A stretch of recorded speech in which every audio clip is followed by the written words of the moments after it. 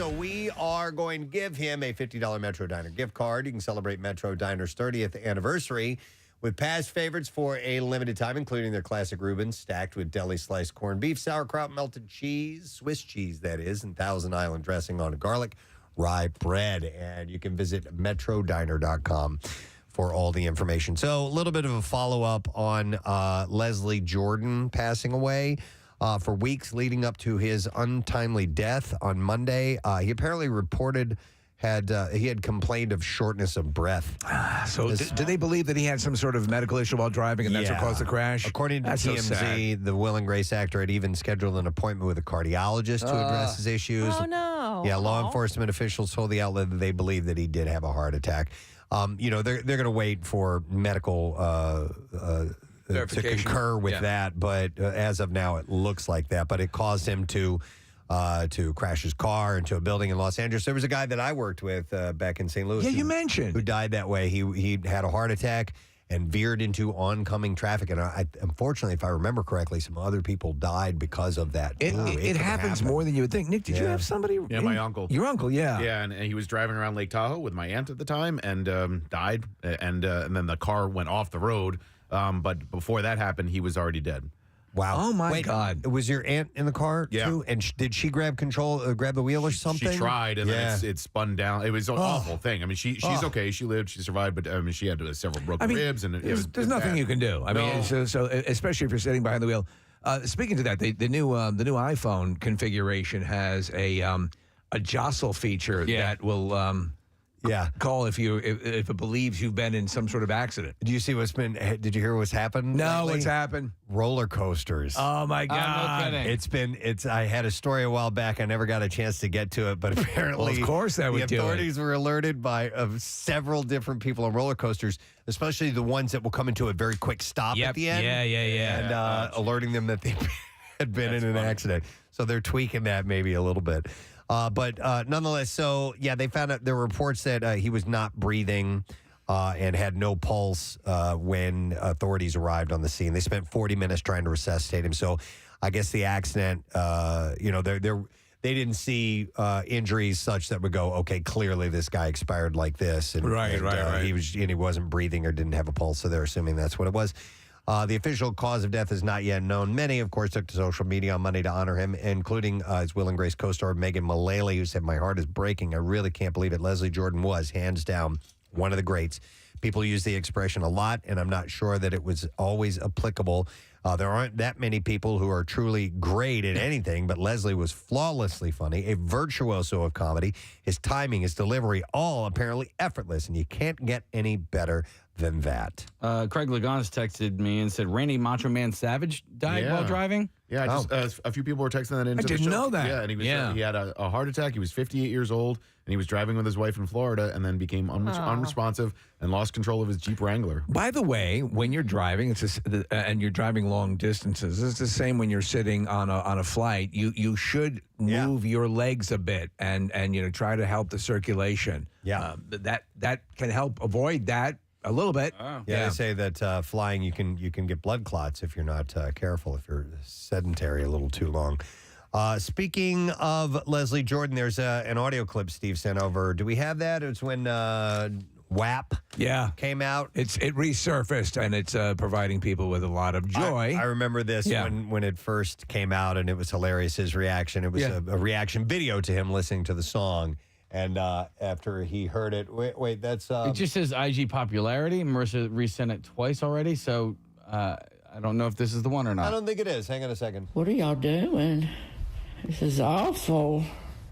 That's from yesterday. It's still March. Yeah, it was from yesterday. He was... it's him... Obviously, you can imagine him reacting as soon as they say wet ass. Right. We have it. Okay, here we go. This is him listening. 7 days a week.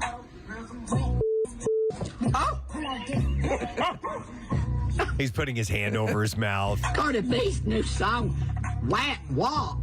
W-A-P, that's an acronym. Oh, Lord, no. I can't believe it. Well, that is just shocking. Oh, my God, there's some whores in his house. There's some whores. Well, that's just, oh, my Lord. I guess Well, I don't judge. To each his own. I guess every garbage can has its lid, but Every garbage can has its lid. I've never heard that phrase before. That's great. But sad news. So we'll see when the official cause of death is out. But they're assuming that it was a heart attack. All Unfortunately. right. I hope he went quick. Yes. Matthew Perry. There's more coming out about his memoir. That's his Friday, right? The Diane Sawyer interview? Excerpts coming out. Yeah. So Friends, Lovers, and the Big Terrible Thing is the memoir. In an excerpt published by The Times, he admitted that he broke up with Julia Roberts in the 1990s because he felt that he would never be enough for her. Hey, I think we've all had that. I think when I broke up with Halle Berry, it was the same. Yeah. Yeah, you can't. You didn't know. And I just met Claire, and I'm like, well, I really like her. Yeah. The actor said that he and Roberts began dating after she did a cameo on Friends. However, Perry had trouble believing that it would last. He said, dating Julia Roberts had been too much for me. I had been constantly certain that she was going to break up with me. And he said that he felt that she was slumming it with him. I could totally see that. Self-loathing it will sabotage you all the time. And it's, it manifests at different times in your life. I think we all succumb to it. So I could see that. But he's sitting on top of the world at this point, you know? But he also was, his addiction stuff was happening at that time. Yep. So he probably did her a favor and Yes. maybe even kind of saw it that way too. But he said, why would she not? I was not enough. I could never be enough. I was broken, bent, unlovable. So instead of facing the inevitable agony of losing her, I broke up with the beautiful and brilliant Julia Roberts. And he also said he couldn't, and he quotes in the book, he goes, I couldn't begin to describe the look of confusion on her face when he ended things. And I also read another, or it was part of the interview coming up, Steve, where he said that overall, going through rehab as many times as he said he has spent around $9 million. Yes. In rehab? $9 million in trying rehab. to fix it. Yeah. The obviously with the book out and all of this, in case maybe you can speak to it, I know my brother probably could, putting it out this open, this much, the spotlight on it this much, do you think that increases the odds that this will take a little bit more? I don't know. Okay. I don't know. Yeah. Because I don't know what his commitment to his sobriety is. Right. You know? Right. Like, That'd be the meter. You hope. Maybe as an insurance, he sees it as an Yeah, he's insurance trying. policy. Yeah, That's I know. what I was thinking. Yeah, that I'll put this out there, Right. and now the world knows I am committed. The spotlight is even, or the microscope is even more on me. Yeah, maybe. But whether that takes or not, who knows? But he might see it that way. With I the don't know. 3,000 times I ever tried to quit smoking, there were times where I professed it. I quit smoking, and then I had failed so many times that any time I had tried after that, I'm like, I'm not going to say anything because the second somebody sees me smoking a cigarette, they're going to say something, and I don't need that pressure on me. So maybe. Yeah, it might be the opposite for him. Maybe all those times he's done it under the radar, and now he's like, okay, It's true. I'm putting this out there. It's So true. Who's to say? Yeah. Who's to say? Jonah Hill is opening up about his mental health in his upcoming Netflix documentary called Stutz. The film, directed by Hill, centers on his therapy sessions with Phil Stutz.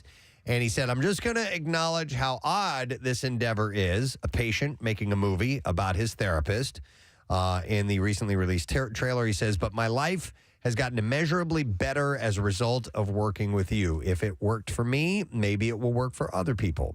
The trailer also shows Stutz imparting his wisdom on Hill. Isn't he married to Norma Stitz? Thank you for that. Stutz and Stitz. Yeah. He said, you can't move forward without being vulnerable. Stutz says vulnerability, connection to the rest of the world.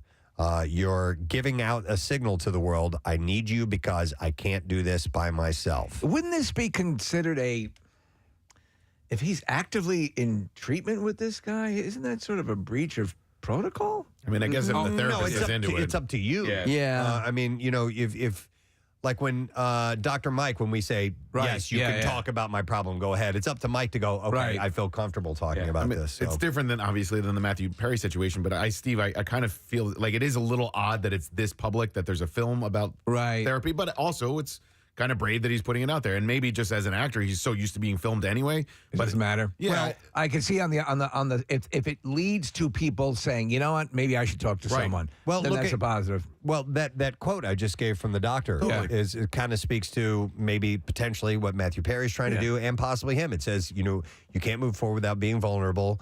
Vulnerability is your connection to the rest of the world. You're giving out the signal to the world, I need you because I can't do this by myself. So maybe that's why he's doing it, In August, the Wolf of Wall Street actor shared with Rolling Stone that he has struggled with anxiety attacks for nearly 20 years. He said the whole purpose of making this film is to give therapy and the tools I've learned in therapy to a wide audience for private use through an entertaining film. There you go. The documentary will begin streaming on Netflix coming up on November 14th. So that might be worth checking out. Kim Kardashian and Pete Davidson are apparently on good terms. Oh, that's great. Despite their I was breakup so worried. in August. A source told Entertainment A source. Tonight, Pete and Kim still keep in touch. They talk to each other all the time. It was Is okay. E.T., yeah. E.T., yeah. Yes. I got a scoop for you. We were monitoring the satellites around your planet, and they've been talking a lot.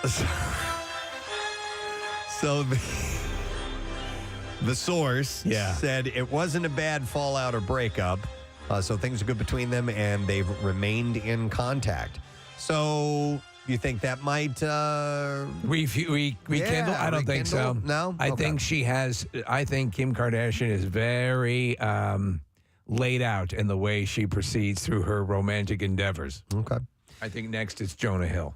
Orlando Bloom celebrated his fiancée Katy Perry's 38th birthday with a sweet Instagram tribute on Tuesday. Alongside a photo of the couple, he wrote, "Each time we take a trip around the sun and get to celebrate you, I'm reminded that on this journey together, and whatever the weather, I'm always smiling." Did he go wakeboarding with his penis out?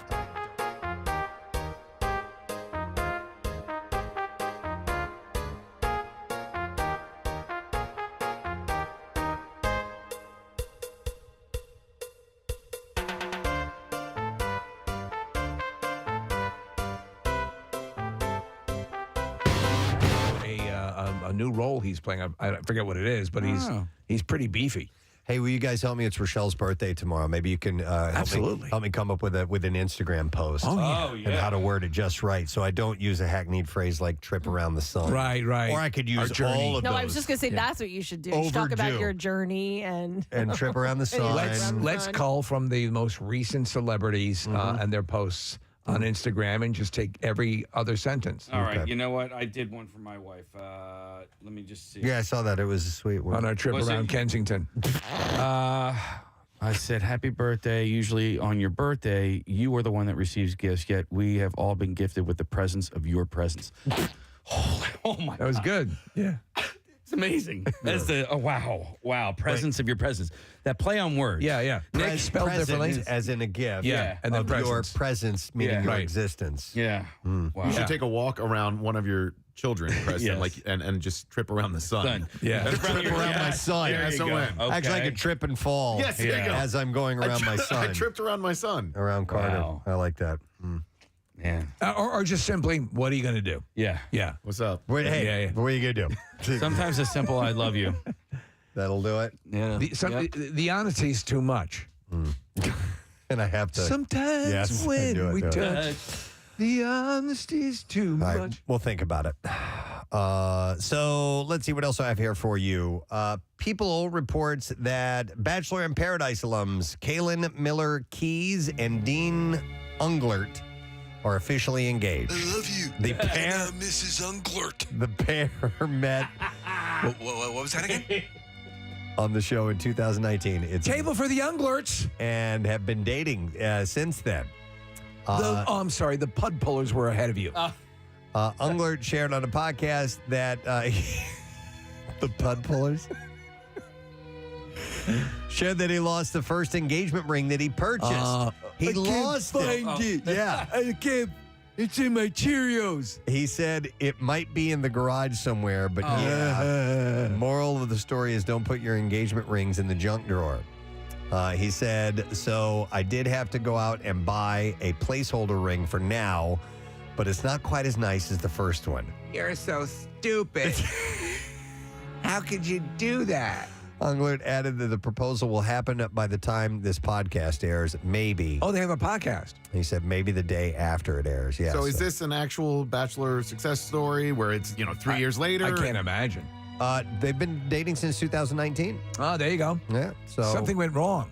They're supposed to break up after a year. Yeah. So, but they weren't. They met on the show. They didn't win it or anything along those lines. I think this is like one of those ones where we can sort of applaud it. Oh, sure. Maybe. He was probably working catering. Yeah, we'll see about that. You want a donut? How about, let's see, what time is it? All right. I got a couple more stories. The Guardians of the Galaxy are getting into the Christmas spirit, and they're doing it with Kevin Bacon. The first trailer for the Marvel Studios Guardians of the Galaxy holiday special debuted yesterday, showing the heroes trying to cheer up Star-Lord, who's sad about Gamora being gone, by throwing him a grand Christmas on Earth. Drax, Rocket, Groot, Nebula, and Mantis each return. At one point, Drax and Mantis seek out Kevin Bacon, who plays himself as a Christmas present for Star-Lord. We have a little clip of this? Yeah. All right, here we go. I just saw on the calendar that right now on Earth, it's almost Christmas time. But Peter's so sad about Gamora being gone. Maybe if we go to Earth for a really wonderful Christmas gift, it would make him happy. We're looking for the legendary Kevin Bacon. We're looking for the legendary Kevin Bacon. I just said that, Drax. Your voice is small and mousy. I think maybe he didn't hear you. You're coming with us as a Christmas present.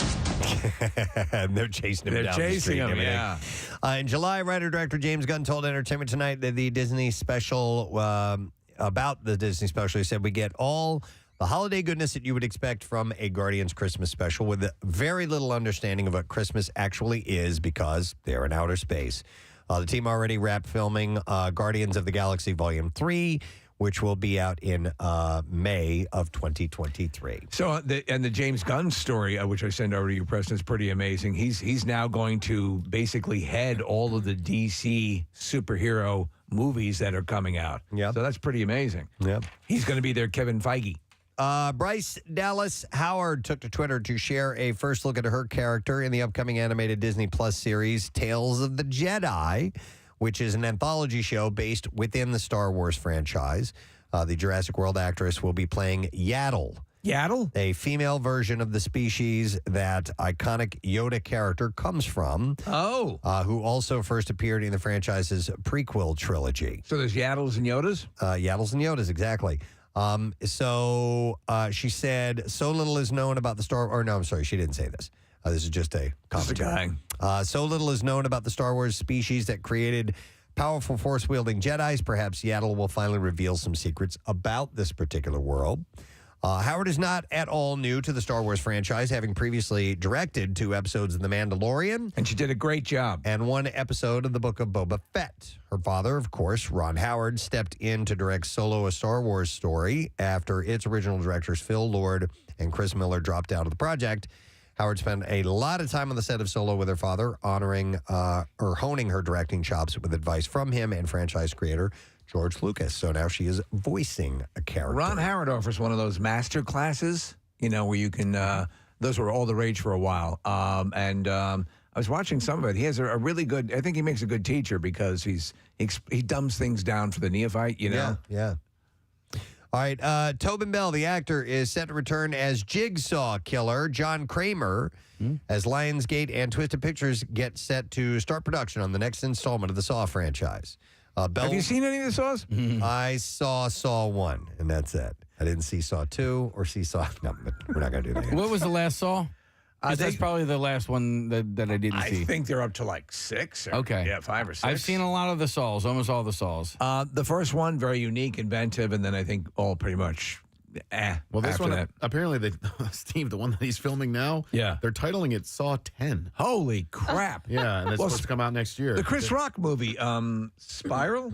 Was that the name of it? Is that a Saw movie? That's in the Saw realm. Universe? Yes. Yeah. Was that called Saw 10s of Swing? Saw 10s of Swing? Yeah. Wow. Yeah. That was an effort. Yeah. Is that Sawsank Redemption? Okay. All right. I see what you're doing here. Come on, Press. The wheels are. Oh no, I'm not even thinking about it. I'm waiting for you guys, and Wait for him to quiet down so he can move along. no. I'm enjoying it. I just want to see if anybody has another one. Is it Saw Patrol? Like Paw Patrol. Paw Patrol. All right, that's where we're ending. That's where we're ending. So the latest one is set for release on October 27th. It's a rom-com, right? Next year. Kevin Grutert is directing the latest project. Lionsgate and Twisted Pictures are hoping with Tobin's return to keep Saw fans guessing all new traps and a new mystery to solve. I was showing Casey a series of videos that Caroline's been watching, and it's essentially they go through all the traps. Right. And how you could have easily escaped from them if you were to put your mind to it. Oh, cool. And it's an interesting breakdown of those. I would like to see a Saw rom-com where he proposes and the ring is in her. And It's she's got in her. Yeah, she's got to cut it out. Yeah. I can't find it! Tobin, as the twisted serial killer Jigsaw, kidnaps people whom he believes do not appreciate the value of life. And Jigsaw revealed in earlier Saw films the terminal cancer patient John Kramer puts his subjects through physical and psychological torture in a series of tests and games to see if they have the survival instincts necessary to stay alive. You know what the name of that song was, right? Salisbury Hill. Yeah. Salisbury Hill. Yeah. All right. And then we'll do. Okay. Yeah, we're Sixpence None the Richer. Nobody? No, Yeah. Nothing? let me see. I saw her standing there. Oh, man. That's the actual. Yeah. So, yeah. People reports that on Tuesday, Sony Pictures Classics dropped the full trailer for The Son, starring Laura Dern and Hugh Jackman. The movie centers on Dern and Jackman's son as he struggles to cope following their divorce, and it's scheduled to release theaters on November 25th. And then one last casting notice. Grey's Anatomy star Jesse Williams will be joining the Only Murders in the Building cast for its third season. He'll play a documentarian who is interested in a case that Selena Gomez's Mabel Morris, Steve Martin's Charles Hayden Savage, and Martin Short's Oliver Putnam are working. I really enjoyed season 2. I loved season 1. I enjoyed season 2 just a bit more. Excellent. All right, let's do clips. A friend of the family follows the harrowing true story of the Broberg family, whose young daughter Jan, it would be Jan, was kidnapped multiple times in the 1970s. In this clip, creator Jan Broberg talks about how this came to happen to her. For me, it was really important to tell the story again with that kind of context, to show the psychology behind how groomers and predators operate. It's a slow process. They don't just target the child, they target all of the family members, the people around the target. Anyway. A Friend of the Family is available to watch on Peacock now. Next clip. Half-brothers reunite when their estranged father dies and discovers that his final wish was for them to dig his grave in Raymond and Ray. Here star Ethan Hawke talks about the struggle of embodying a character. I didn't want to let it go, and I do think part of getting older in this profession is learning how to let those characters go, learning how to let it pass through you. It's really hard sometimes with characters that are in a lot of pain. You invite all the pain into you, but you got to have some way to let go of it. Anyway. Raven.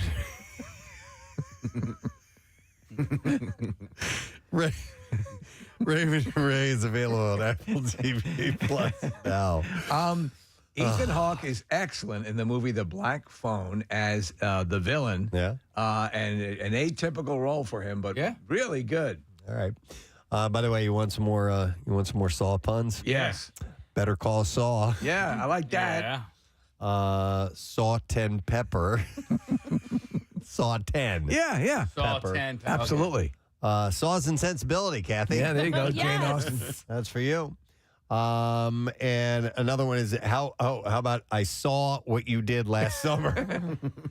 All right. Remember that sequel? I Still Know What You Did Last Summer? What is it? One of the dumbest titles. Yeah. Yes. And what was another one? Saw's Quiet on the Western Front. Okay. Oh, my God. That's all we're doing today. That's it. We're going to take a break. We'll come back in a moment. We have a lot to get to today, friends, we're going to have guests as well. Charlie Manuel stopping by. Yes. Obviously, we have a return visit because we got World Series on our mind and getting him in and John Brazier in today. We're working the mojo here. Absolutely. We'll come back in a moment. Make sure that you stay with us. Preston and Steve. On 93.3 WMMR. A song called Happy Days. Monday, Tuesday. Yeah, the track follows Blame It On My Youth and Generational Divide is the third offering from the trio's new LP, which is tentatively titled Bajmir. Somebody wrote, they texted this, and it says their album is Rim Job Backwards. I thought that was the name of Rim Job Backwards was the name of the album. No, Bajmir is Rim Job spelled backwards. Oh, what? There we go. Thank you. We would not have known that. I like that. Yeah. Bajmir. Or you can name an album Rim Job Backwards. Would it sound that way if you took... I doubt it. Reversed it? I don't think it would. Yeah, let's all try it. We could. Yes. So just say clearly, say rim job. Can you record it and play backwards or no? Yes, I can. Okay, say when. Go ahead. When? Rim Job. All right. Right, so Casey will record that.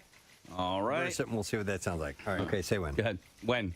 Rim Job. All right, you ready? Yep. Bajmir. Yeah. Bajmir. Yeah. Bajmir. There's a little in there, but Bajmir. Now let me say that forward. And see if it... Okay. Yeah. All right. Okay, ready? Yep. Bajmir. Okay. Okay, let's try that. See if it comes back as Try that. Go here and... Rim Job. We're scientists. Rim Job. Do it again. Do it again. You can even do it better. Rim Job. Rim Job. We are ready to transmit. Bajmir. Rim Job.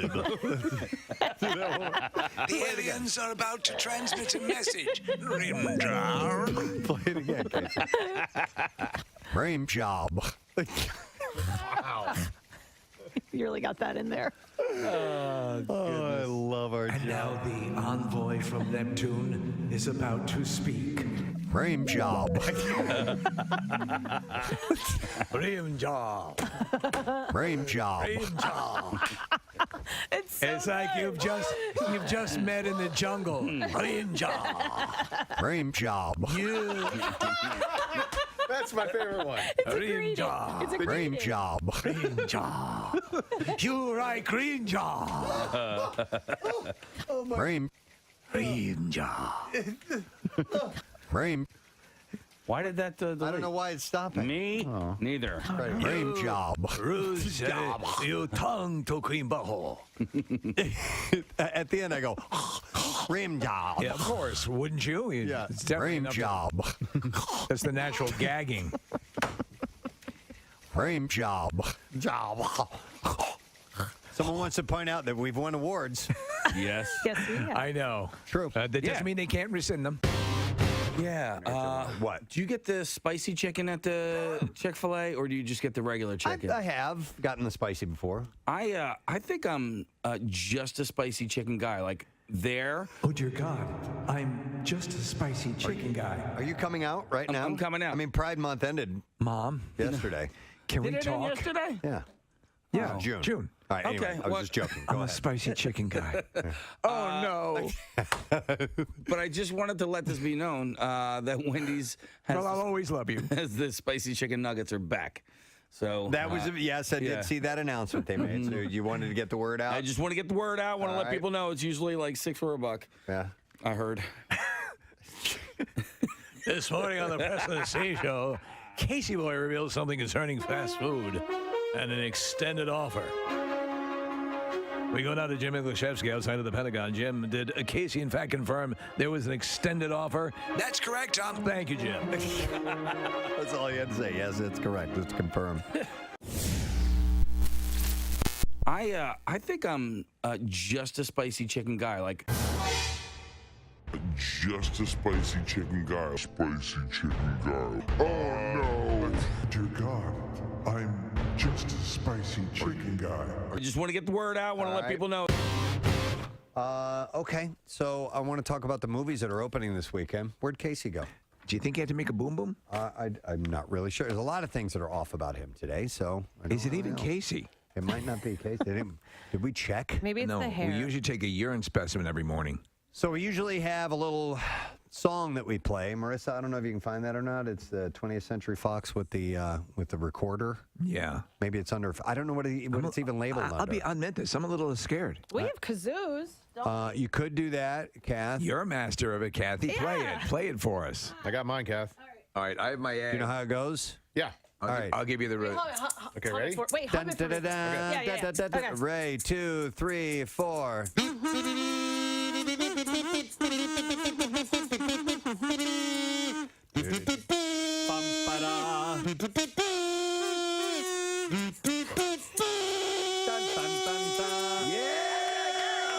Ladies and gentlemen. You were way better than me. Thank you. I went for it. That was sensational. A little lightheaded. You know what I realized? You have a recorder. I have a recorder right here. You want to do it again?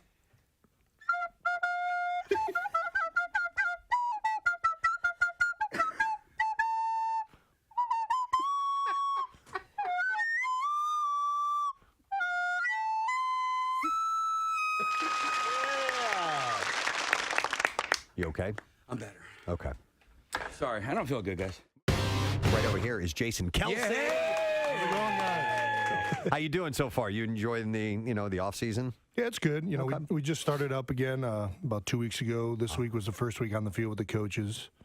So, you know, we're kind of back at it. Kind of seems like there's really not any sort of real off season these days. The nature of the beast is that you just keep at it. Yeah, especially when you're playing playoff games and stuff like that. It shortens down. You know, we're probably 7 months out of the year working, but you know that's.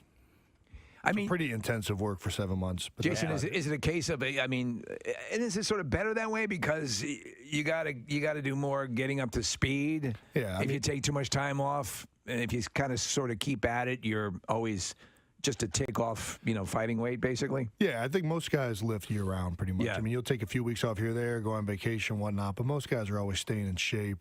This time of the year is especially important for all the new free agents that we got in, all the guys that are trying to learn the terminology, the new playbooks. Well, your brother's like one of the best tight ends in the league. Yeah. He does a great commercial, by the way. He's tackling an eagle in that commercial, or have we talked about this yet? He's dancing in the commercials, the commercial that I'm talking about, where he's sort of fantasizing and he's doing like an end zone dance, and then you realize that he's like standing in the middle of a store or whatever. Yeah. So I wanted to ask you, because you guys are both at the top of your games and the top of your positions, who's the actual better athlete?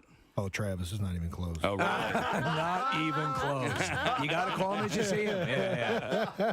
Honestly, he's living it out in fantasy, and you're doing it. Yeah. No, he's a special athlete, and he always has been. Even no matter what it was, basketball, baseball.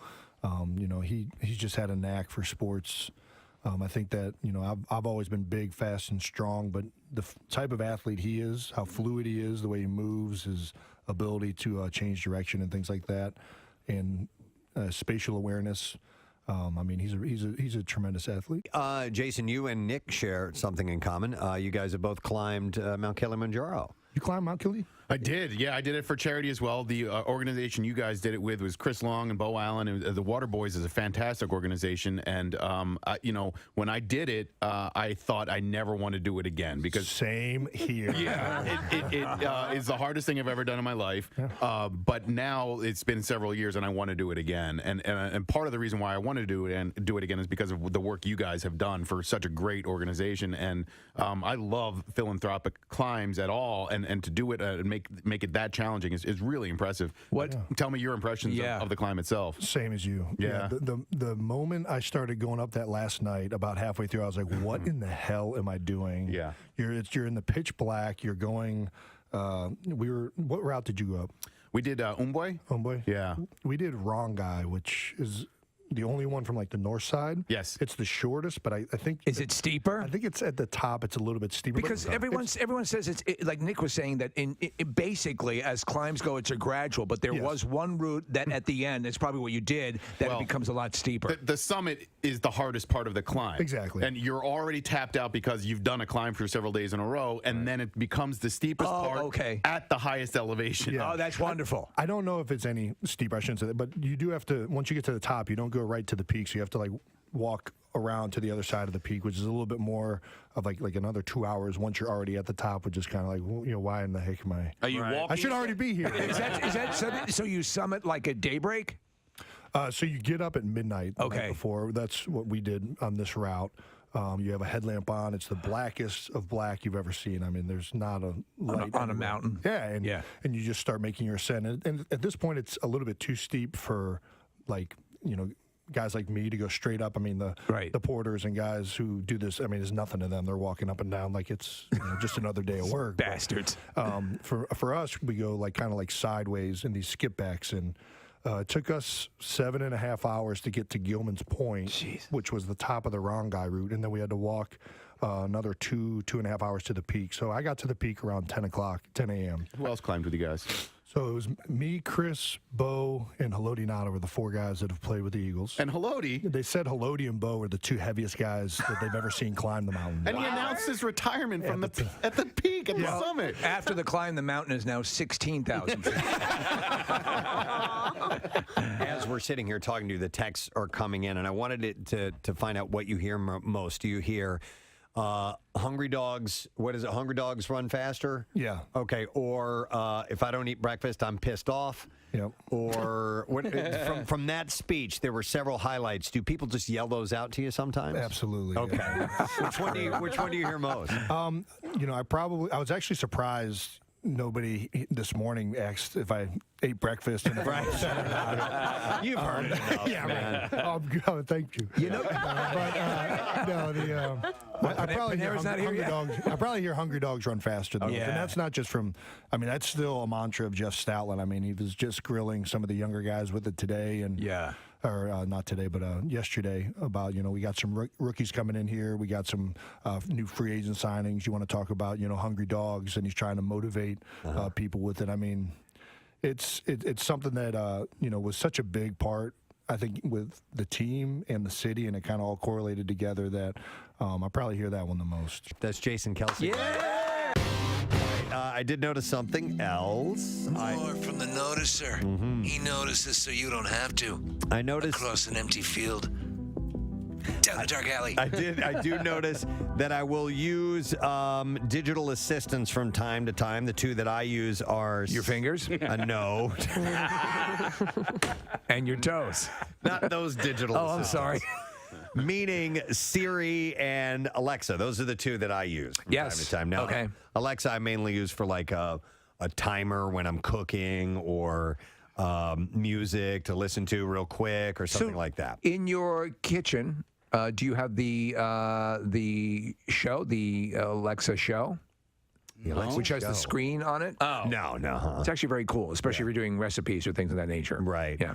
So anyhow, there was a new study that finds which is the smartest of them all, and in what order. This is Loop Ventures. They did a study that had researchers ask the 4 digital assistants 800 questions, and they found all assistants were great at understanding the questions. And they have determined who actually answered the most questions. I have them all, or have had them all. This sounds like I'm bragging about sexual conquest. But, yeah, so go through this. I'm curious to see if it lines up with what I experienced. So they found that the smartest of them all is Google Assistant. Okay. So 93.3 WMMR. Thanks, Kath. We have a new Daily Rush video for you to check out, and the title is Florence Pugh is effing hairy. And the description says, Casey makes mistakes and affair allegation with Harry Styles for Florence Pugh's apparent need for a shave. Because I had said that he was she was effing Harry. And I was meaning having sex with Harry. You were And Casey- paraphrasing what the maid had, and in fact, the maid said that about them, right? Yeah, Casey thought that she was had hair all over her body. But luckily, Tom Brokaw and Booger are back in action and getting to the bottom of it in this particular clip. So I'll be the first to see the new Daily Rush by subscribing to our YouTube channel, sponsored by Xfinity's Gig Speed Internet. You can learn more at xfinity.com. And our buddy Kyle Mack did the editing on this video. Nice. Yeah, it looks good. Is this your first, is that his first Daily Rush video since Nick Murphy departed? I think so, yeah. All right, well, make sure you check that out today when you get a chance. There was something else I was going to mention before we dive into this, and I can't remember what that was. Yes. No, I know. Hilltown Tavern is here. Yes. Oh. And we'll do some giveaways in conjunction with their appearance. So I appreciate them being early this morning. And they brought in shepherd's pie and wings and their mac and cheese and sliders and all kinds of good stuff like that. And Their food's really good. Marissa's going to be doing the appearance tomorrow night with the Army. Bud Light Thursday night kickoff, and you can find them at 326 Roxborough Avenue, Philadelphia. So we'll do some giveaways. We have some gift cards that'll be coming up. But there are some things going in and around our town, so I thought City Beat might be appropriate. Wanted to share some stuff, and He's the meat of the beat you've been come to know as. pass these along to you. Marissa, you're going to get that other story over to me, right? Because Marissa had one. She had one. I had a couple things. I'm like, oh, we can City Beat it. You both have your beat reporter hats on. I'm actually going to start with kind of a bit of a butt plug of sorts. A guy that I communicate with at the Battleship, New Jersey, named Jack Willard, sent me some information. They have an event coming up. It's the New Jersey Spirits Festival aboard the Battleship, New Jersey, and Spirits is a play on spirits, booze, and ghosts. Oh, I like this a lot. So those spirits. But anyhow, the reason I'm bringing this up is because they are asking people to bring food for the Camp Out for Hunger. Wow. Nice. And you get a free Two Bridges tumbler if you do that. And they're serving as a drop-off for the Camp Out for Hunger. And they also, it says you can bring food items until November 9th. So I love the Battleship, New Jersey. I haven't been there in a few years. I should get back. When people would come in from out of town, and that would be an absolute stop because it's so cool over there. So this event is taking place this Saturday, 1 to 5 p.m.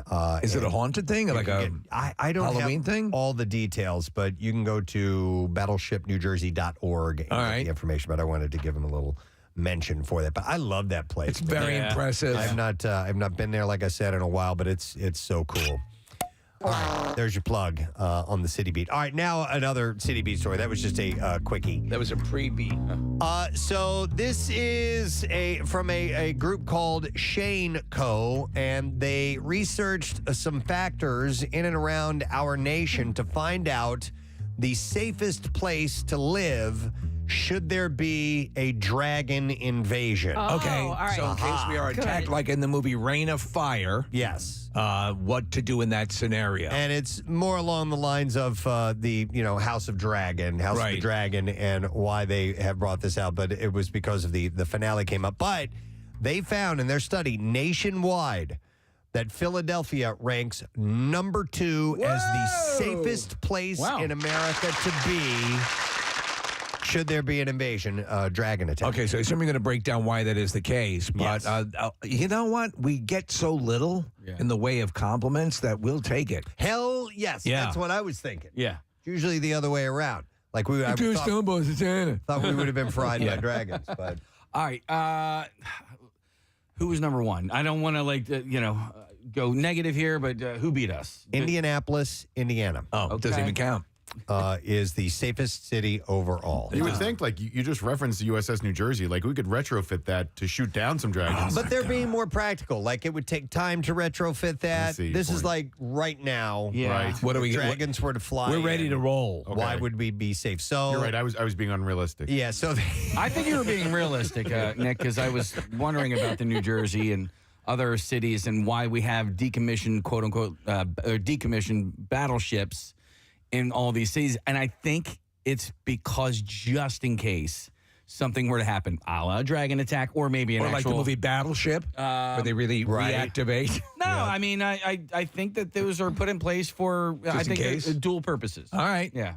Really? I'm not so sure. I would Is the country littered with places that have decommissioned battleships? That's why they keep the cannons on the Marshallu. I don't know, Preston, but I would venture to say that there are probably decommissioned warships in many cities across the country, just on the off chance they're needed to be put back into working conditions. Just in case. Just in case. Just in case those Tomahawk missiles are flying. I'll go with that. Yeah. So back to the dragons, Preston. They researched all the factors that help and hinder the life of a dragon, from basements for humans to hide in to treasure hotspots. They considered it all. So here are some of the things that they used as their metrics. Treasure hotspots. Number of fire departments per capita, population density, nearby aviation facilities, pawn shops, jewelry stores. Yes. Physically inactive population. Strip clubs. Elevation, search interest for dragons, meaning people online. Number of cattle per capita. Oh, because they eat cattle. I guess so. Number of military bases by state. Parkland coverage. Homes listed with a basement per capita. Greenhouse gas emissions per acre. Land area covered by water by state, and the highest peak by state. Like, they went into some serious details about this. So we're led to believe that we would be second best in repelling a dragon attack, correct? Yes, we are the safest. We're the second safest place in the country, and I'll break down why in a moment. But next, they determined each city's score from a total of its 15 ranking factor scores, which were weighted according to their impact on dragon livability. And individual factor scores were then added up and to give each city a final score of 0 to 100. So here's what they found. Of the top 100 metro areas, Philadelphia ranks number 2 for most likely to survive a dragon attack. Oh, likely to survive a dragon. Okay, now I got the framing. Which, what did you think it was? To repel a dragon attack. We could survive a dragon attack, correct? No, we're in the safest place in case there was a dragon attack. Yes. Right. So 38.25 out of 100 for dragon quality of life. Indianapolis came in first with 35.8 as the safest city. It's not that much of a difference. Which they said lower elevations, fewer food sources, and nothing to hoard would have a dragon packing up its treasure trove and flying west, because dragons like treasure. They like usually Smaug. Protect a treasure. Right? Yeah. When they found Smaug, he was in that huge cave of gold. Yep, exactly. That was a good documentary. So Philadelphia, it explains, with its crowded skies from 26 aviation facilities, ranks number 2, followed by Columbia, South Carolina, Wilmington, North Carolina, and Augusta, Georgia. So they said that, so that's part of the reason is because we have so many aviation facilities out of here that it would keep the dragons out of the sky. It would be too much air activity going on. Well, yeah, I think with the state of the art in aviation and our military, I think, we could take on your average run-of-the-mill dragon, fire-breathing or not, right? So American dragons, apparently it says, would flock to mountainous regions. Of course. Any idiot knows that. Of the western U.S., where there is plenty of space to roam and high peaks for them to roost. All right. So you don't want to be in Denver. Right. So Albuquerque is the most dangerous spot. Oh, of course. Casey, you were there not long ago. I was there, and I was at the top of that mountain. Yeah. Oh, my God. I was a sitting duck. If you were a dragon, that'd be the spot, right? Mm-hmm. And it's followed by Las Vegas, Provo, Boise, and Honolulu. Those being the best places to live if you are a dragon. Do you think volcanoes play into it?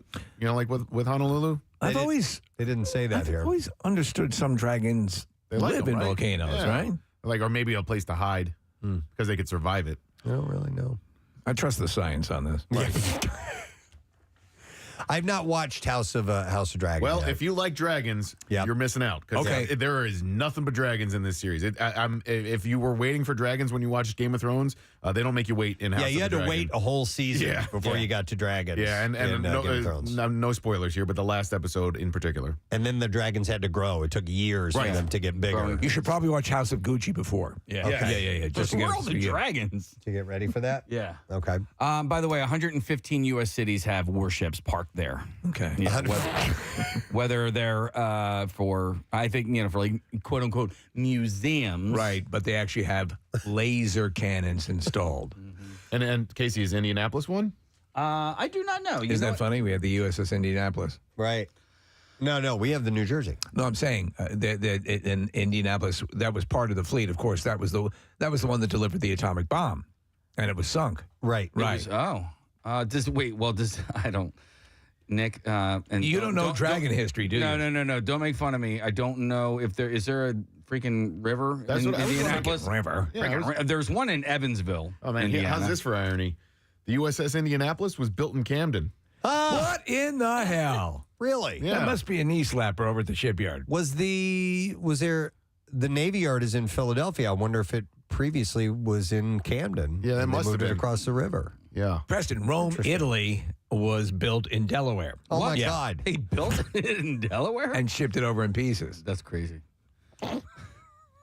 Yeah, so Evansville, Indiana is where they had one parked. All right. I don't know what kind of warship they have there. You believe that they're just kind of... I don't believe. Right. I just... just in case theorize. They can be called into active duty. Yeah, so they have a...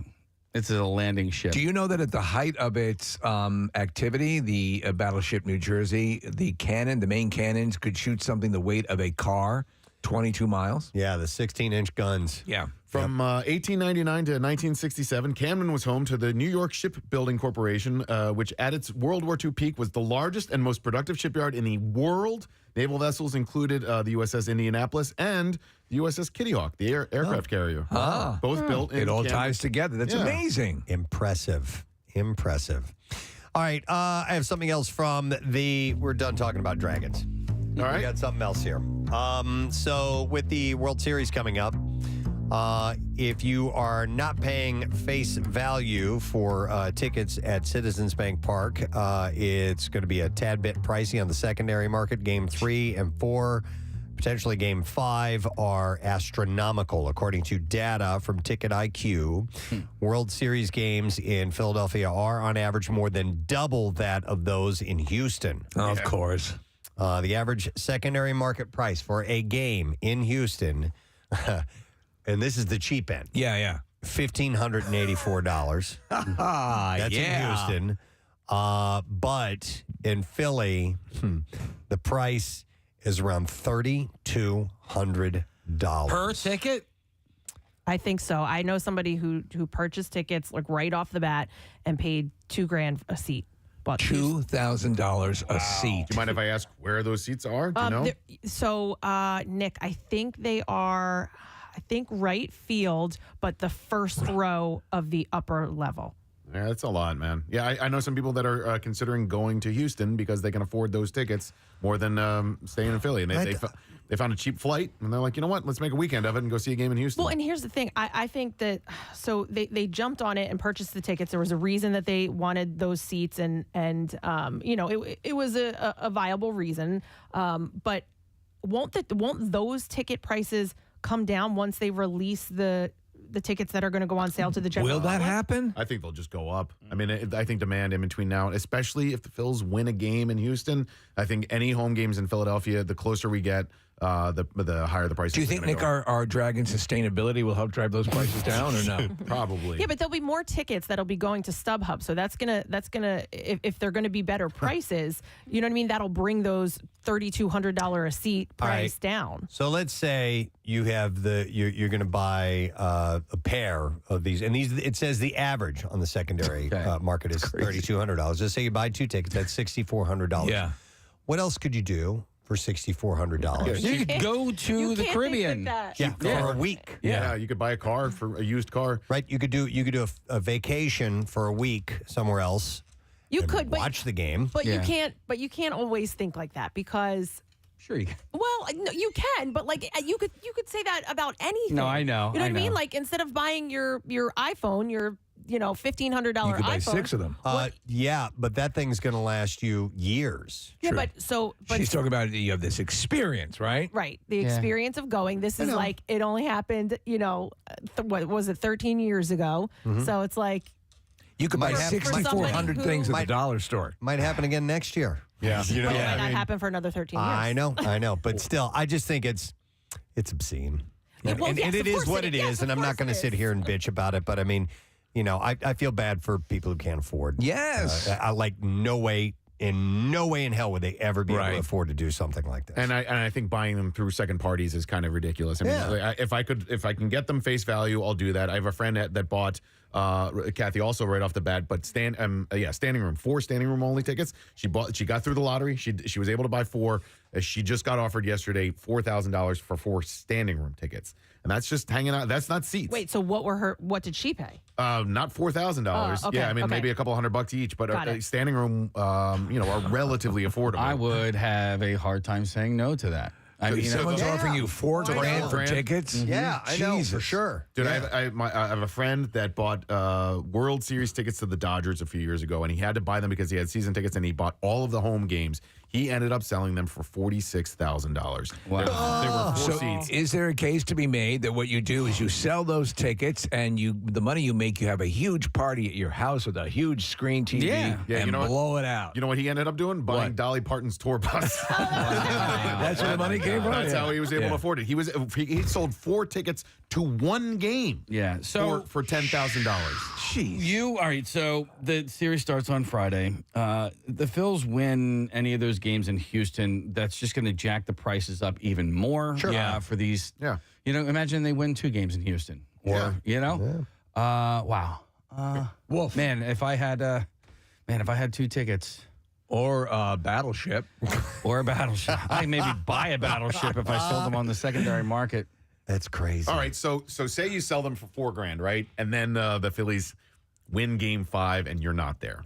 What do you feel on the day after? Like, I feel great. That was the worst $5,000 party I've ever had. I honestly, at that point, I would have been like, man, that check is nice, but I wish I was there the night before. I gave away. So I was at Game 5A in 2008.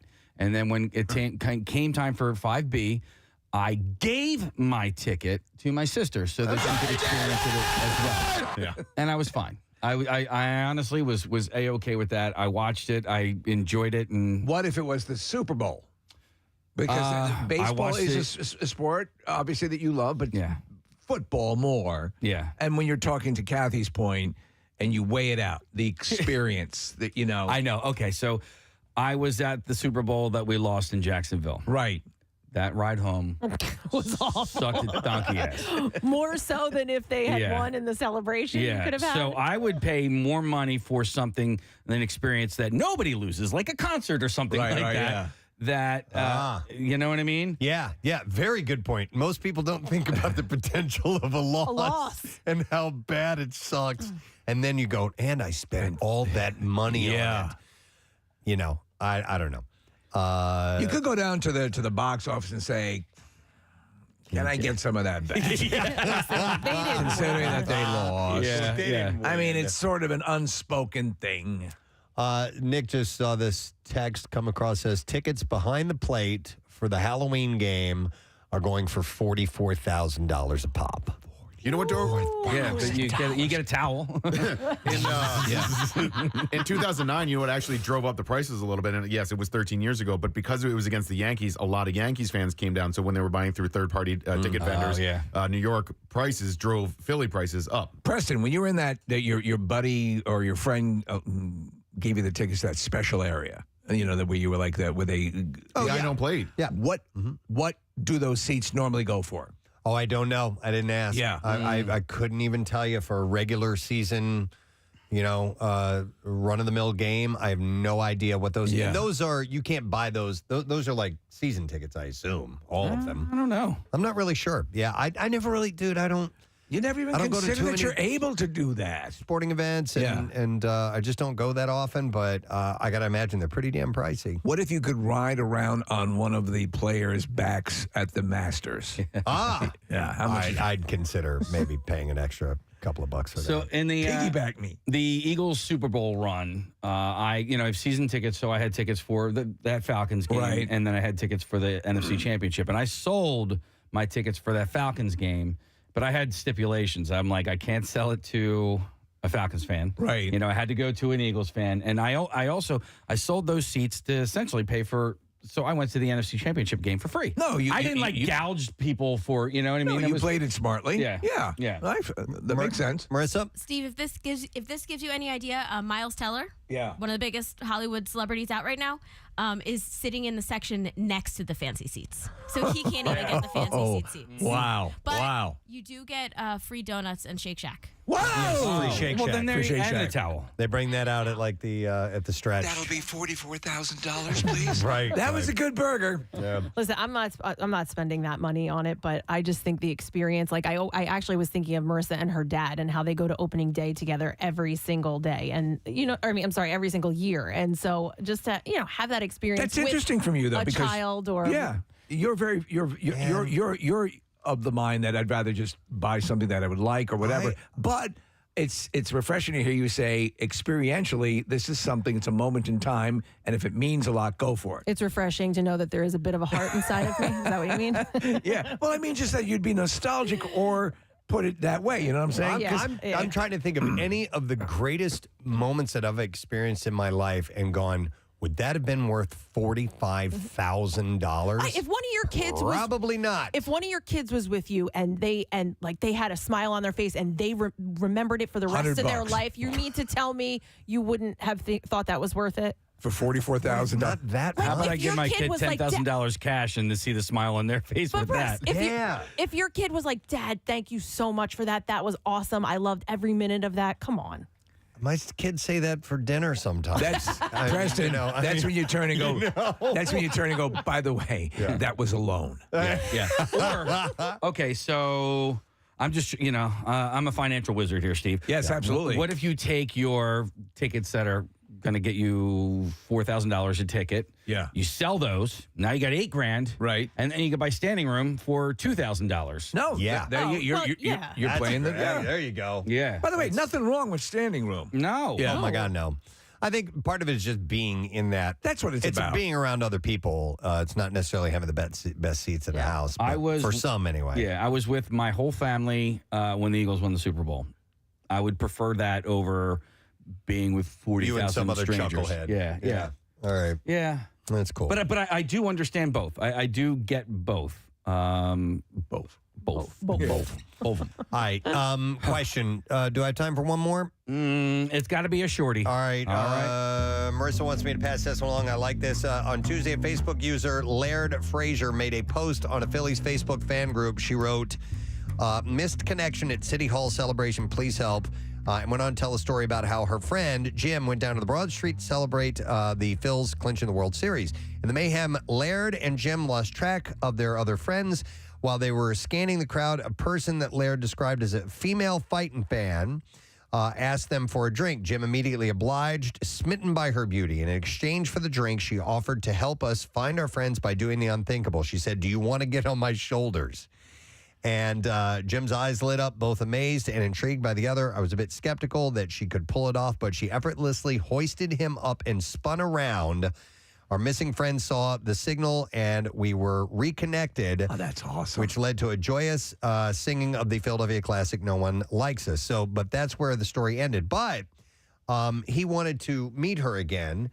And so he threw it out there online. I need to find this gal who put me up on my shoulders. And apparently it worked. Within a few hours, Aaron Sweeney left a comment on the post that said, "Jim, I'm so glad you found your friends," and included a photo of her hoisting Jim on her shoulders. Oh, they're a nice looking couple. And Aaron is the female fighting fan. And the comments went wild after that. So no word on whether they have hooked up for a date or anything like that, or if they're going to, but let's hope there's a love connection that comes out of this.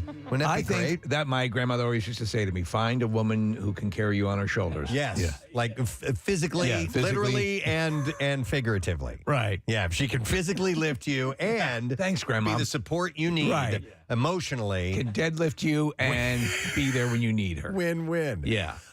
So, you know what? We need to get an update on these two. Yeah. Yes.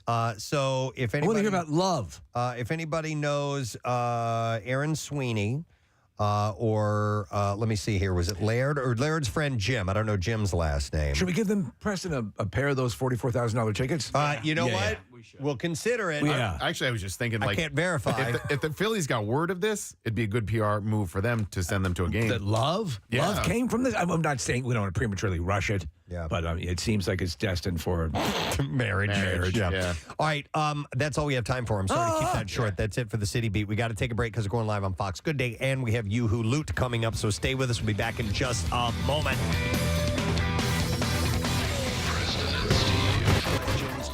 And questions contextually went to Google. I can't stand when I ask Siri a question and she just gives me a bunch of websites to go to. I'm like, dude, just give me. Do not like that. However, though, Google Assistant will most often default to Wikipedia. There are obviously silly, ridiculous things that you don't need it for, but you use it for anyway. I still do, yeah. What do you think for you is the most practical purpose for using any of these? Well, honestly, for the when I'm sitting, for example, if I'm sitting and I'm setting up something for the media. You know, I'm watching TV or whatever, and I'm looking down at something, or I need the lights on, or I'm turning lights on and off. Okay. Playing music, playing I think that's the radio. What I would use it for. Playing. I walk into a room. I constantly use it for weather. I constantly use it. I'll get a quick news update. Yep. So I'm interfacing it with that. And if you look at if you find out on your app on your phone. It'll tell you your last 70 requests, and mine are always sort of the same thing. Okay, you know, I mean, it records everything, so you can find out every single request that you've asked. I am using them all the time throughout the day. But you know what? Like, you're busy, Steve. I know somebody, Nick, who can probably come over to your place, who I think is in between gigs right now. Gary Lauer is not doing anything right now. His house is closed. You know what? Honestly, you don't even need an echo. Just have Gary hands. Yeah. It's pretty hot out there. Just have your own Gary. I'll turn it on for you. Lights on. All right. Hey, Gary, lights on. All right, 1 second. There you go.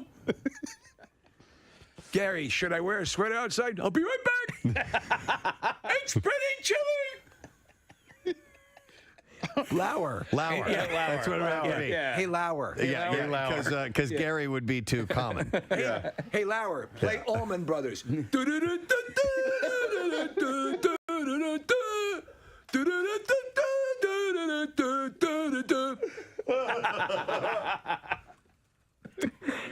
Lauer, switch to Skinnerd.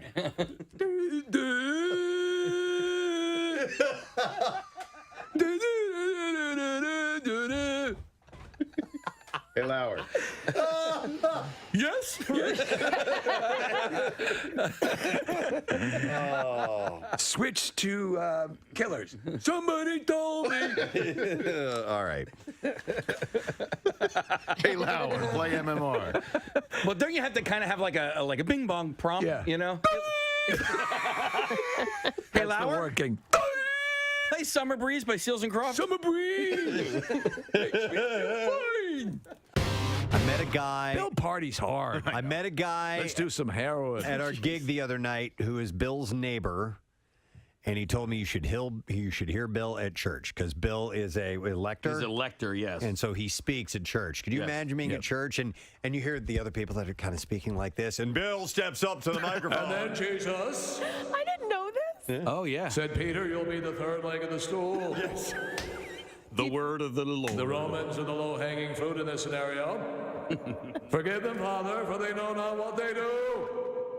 David actually slung some fruit instead of a rock. Who had the roast beef? But, I give this resurrection an A+.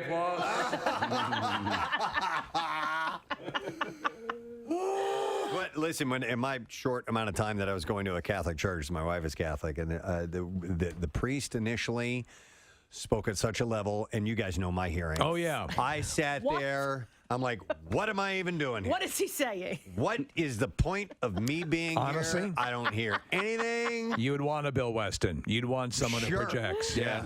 It was just I'm like, the whole time I think this is a waste of time. Listen to me, Preston. Yeah. We've got a priest at our parish that performs each Sunday. Oh, it's about him then, huh? He's very nice. He shakes everybody's hand afterwards, and he's a nice. But it's. I'm going to improve on the show, word of God. And you want to be able to hear. You can come to my church, Preston. Right. Okay. Does he do close-up magic as well? No, but he's interactive. The kids get to come up on. Watch me kick the cap off this block. Now, as Jesus kicked the Canaanites Steve, he kicks the bottle. He kicks the cap off of the wine. Snuffs out the candles. That could work too. Yes. That could work too. I mean, who wouldn't find that entertaining? Kicking a few Eucharists into the mouth. Watch this. When I was on an Hold that Eucharist up about just so.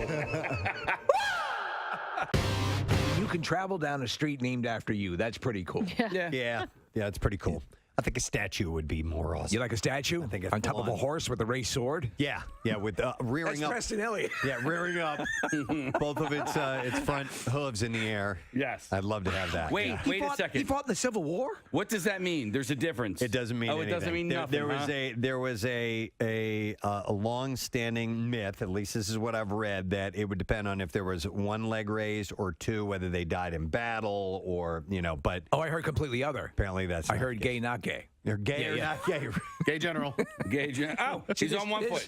Ladies and gentlemen, this general was gay because both the horses' front hooves are up. I don't think that's accurate. No, trust me. No, it's true. Yeah, I read a book. Yeah. What does it mean when all four hooves are on the ground? Polyamorous. Yeah, exactly. They could anything. Anything goes. They're just looking for love. All right, so they're gonna fix that. By curious. If they're standing alongside the horse. Thank you, Kathy. You know what's interesting is sometimes when just by knowing that something still exists, even though you don't really use something any longer, can be comforting. And then when you find out when that thing is going away, even though you haven't used it for a long time, it's very sad. What? Mad Magazine is going to stop publishing issues this fall. Yeah. And we were subscribing a few years ago, like 3-4 years ago. My kids, like one of them picked up, saw a Mad Magazine, got it, liked it, and I'm like, oh, done deal. We're signing up for this. I love Mad Magazine. Mm-hmm. And we haven't been subscribers for a couple of years. But when I heard this, I was so bummed out. I loved Mad as a kid. It was just my favorite thing to get in the mail. Likewise, Mad Magazine was the best. I also got Cracked Magazine. Yeah, I did too. Then I progressed into the National Lampoon. Mm-hmm. So that was, and that helped instruct my comedic chops along the way. So many comedians, so many people, just people in general who love humor, loved Mad Magazine because it was a subversive comic book for kids. Adults read it too, but it was obviously... Yeah, because it would flirt with adult material. It would, all the time. Not blue material, but it would... Political movie parody, stuff like that. But it was very cool. And it had a litany of great artists and features. Spy versus Spy. You had... Don Martin, Mort Trucker, Al Jaffe. The fold out, the fold in, as they called it in the back, you would have a picture, you could fold it to become another picture. Alfred E. Neumann, of course, a legendary character. They had the TV series. But man, when that would come in the mail, do you still subscribe to any magazines? Do you get magazines at last home? magazine I used to get at home was because we signed up for one of our family members was selling subscriptions, so we were getting Entertainment Weekly, and then that sort of went away. But in my heyday, I subscribed. I used to get Famous Monsters of Filmland, Starlog, Fangoria, National Lampoon. I was getting lots of magazines at home fairly frequently. I used to get Entertainment Weekly for work. Oh, yeah. I used to get that, but I still subscribe to a couple. I'm Golf Digest and Golf Magazine. There you go. I still want the hard copy magazine in there. I have a hard time reading magazines, a full magazine online. You know what I mean? On the crapper. Now articles, I can see, picking up here and there through aggregator sites and stuff like that. But if I want to dive into a full magazine, what they have to offer, I still need the hard copy. So, did you ever subscribe to dirty magazines? Because I did. The only one I ever had. Playboy. I had a prescription. God knows I needed it. Son, you need something for your boner. Take 2 Hustlers and at night cut it in half. Cut Beaver magazine in half. I had a subscription to Playboy, but that's the only one that I could ever. That one I could get away with. You could. But You're not embarrassed about it. I couldn't subscribe. Penthouse, maybe. But then when you get into your Hustlers and We and, whatever the other magazines Cherry. Wouldn't it blow your mind that people would get home delivery? Like, because I remember, there were subscription cards in these things for the other magazines. Like, who's getting Sweaty Vagina magazine at home? You know, yeah, here's your bills, and that looks like a good issue. Now, obviously, they would seal them specifically for the mailing, but still, you could tell what it was. I never had subscriptions. The only one that I had were there's other two I mentioned earlier. But like, I was totally into scary movies when I was younger. So Fangoria. What's the other one? There was Fangoria, there was Starlog, there was Six with the Preston and Steve Show. We're just a handful of minutes away from a chance to win $1,000. That's like 1/3 of a World Series ticket. Yeah. So listen, you'll be part of the way there if you win with MMR's Yoo-Hoo Loot. It is coming up in mere moments, so get yourself set for it. But first, we're going to go live on Fox Good Day. We'll hold off on traffic for now, Kath, because they're going to be ready in about 10 seconds. And see what these guys want to get into. In fact, now, and here that's we not go. because I'm throwing it to Preston and Steve, because they do have very heavy conversations sometimes. We do. But we found this survey that said the way you order your steak, how it's prepared, rare to, well done, really affects people's opinion of the other person. Like, maybe it could be a deal breaker when dating, Preston. Okay. Well, I can't say about the dating thing. I remember there was a time. I do have to admit, I do slightly judge people if they order steak, like a really nice cut of steak, cooked well done. And there was one time, and what changed my mind is I was always kind of a well done person, and I went to a restaurant where they refused to cook. The chef refused to cook anything over medium rare. Yeah. And I was like, You got shame. okay, whatever. All right, I'll have it. And it was one of the yummiest steaks I've ever had. And I'm like, And you married that waiter. I see what it's all about. And we got married ever since then. So I do have a little bit of judgment if somebody orders. I do too. Yeah, something that's overcooked, just because I think you're sucking the flavor. You're taking the flavor out of it. What do you care what I eat and how I eat it? Wow. Because listen, I just got chastised. If it was a deal breaker, I'd be out on every date. I am medium well, and I've tried it other ways. I don't like it, and I don't want to eat it that way. So she Preston, seems. do you like the blood coming out of it still? Preston? Oh yeah, I don't mind that at all. Yeah. Still mooing, as they say. Yeah, if in fact when I cook steaks at home and I put take it off the grill and put it back on the plate, after about 3 or 4 minutes there should be a nice little puddle of blood underneath. Yeah, and a bereaved family member standing next to it. Oh gosh. Well, That was my husband. Yeah. Oh gosh. Asking for it to be well done or asking for like ketchup? You know what? Years ago, Alex. Say in this survey. Yeah, years ago, like I think I the extra salt, ketchup, that'd be me. And now, and as Preston had the epiphany, I had the epiphany. You don't get the taste of what you're eating at all. Yeah. And now I do none of that. And medium rare is the only way. And I don't eat a lot of steak or eat, like with a burger, it's medium rare. That's the way I feel you're tasting the most. Steak sauce would be to salvage something that is not very good. And it's just like, I need to make this appealing. Give me the steak sauce, Yeah, I am extremely rare. Very good, Mike. Once it Extremely. So what is pink, that? as they Is that even say. cooked at all? Is that seared? It's got a warm pink center. And there's blood. There's got to be By blood the way, there. and people who may be butchers who are watching the show here, listening to the radio, I don't think that's blood. It's not. No, it's lipstick. Yes. Lipstick on a cow. Then what is it? Just the juices? I think it's just juice. Yeah, I think you're right. I did read that one time, Mike, that it's not technically blood. It is. So when they say bloody, they're not. It's not. No, but I mean, it's a red liquid that comes out of there. It's somehow or another, it's colored by the bile, the meat. So that's why like in chicken, you don't get that redness of any kind of liquid underneath, even though it's clearly muscle that you're eating. So. A different story. Like if you squeezed me real hard, I don't know what color juice would come out. Oh my gosh. I'm guessing some yellow would come out too. Probably. Thank you guys. All right. Bye, guys. We'll see you later. All right. We are going to take a look at traffic because it is already time to do Yoo-Hoo Loop. So I want to get this quickly, and then we'll move along. Kathy, what's going on? 295 southbound traffic lights are out at Haddonfield Berlin Road, so that off-ramp is closed right now. 295 northbound, Slowing from 551 to the 42 freeway. On the 42 freeway northbound, you're jammed Blackwood Clementon Road to 295, 55 northbound. Heavy from 47 to 42. An accident in Exton, Route 100 northbound. You're jammed Boot Road to the 30 bypass because of it. 30 bypass eastbound jams Reeseville Road to 113.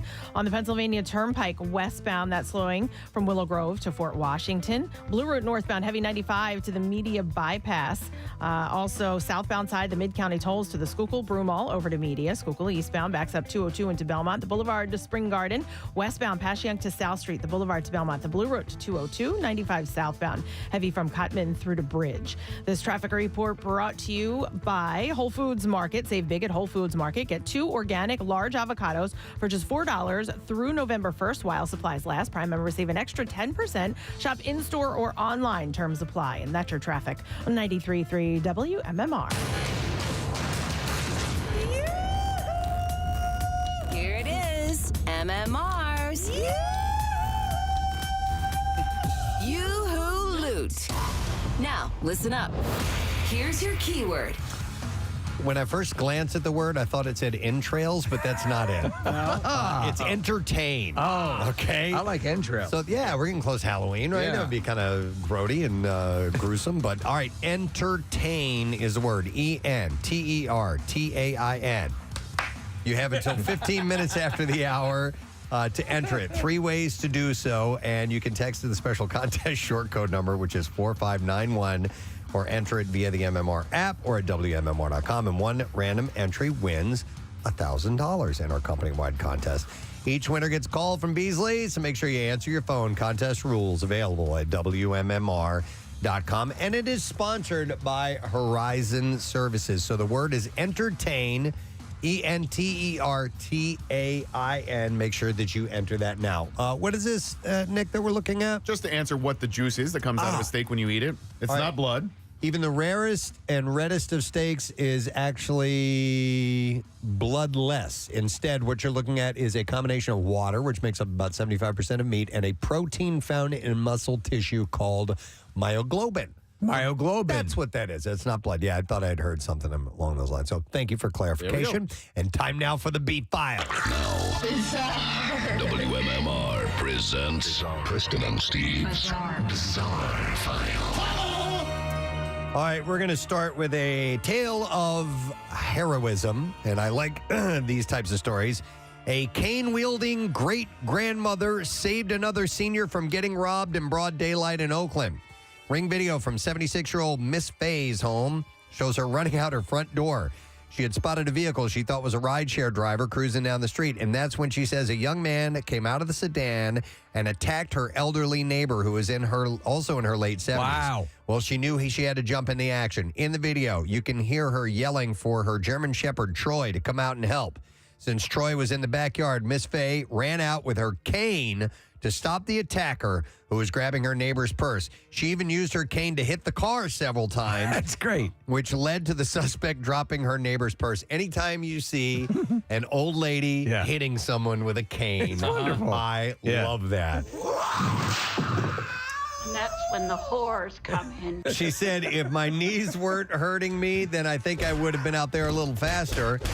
When asked if she was scared to intervene, Miss Faye says, not one bit. She said, I never thought about it. Fear never crossed my mind because I'm crazy, I guess. She did a crane kick, too.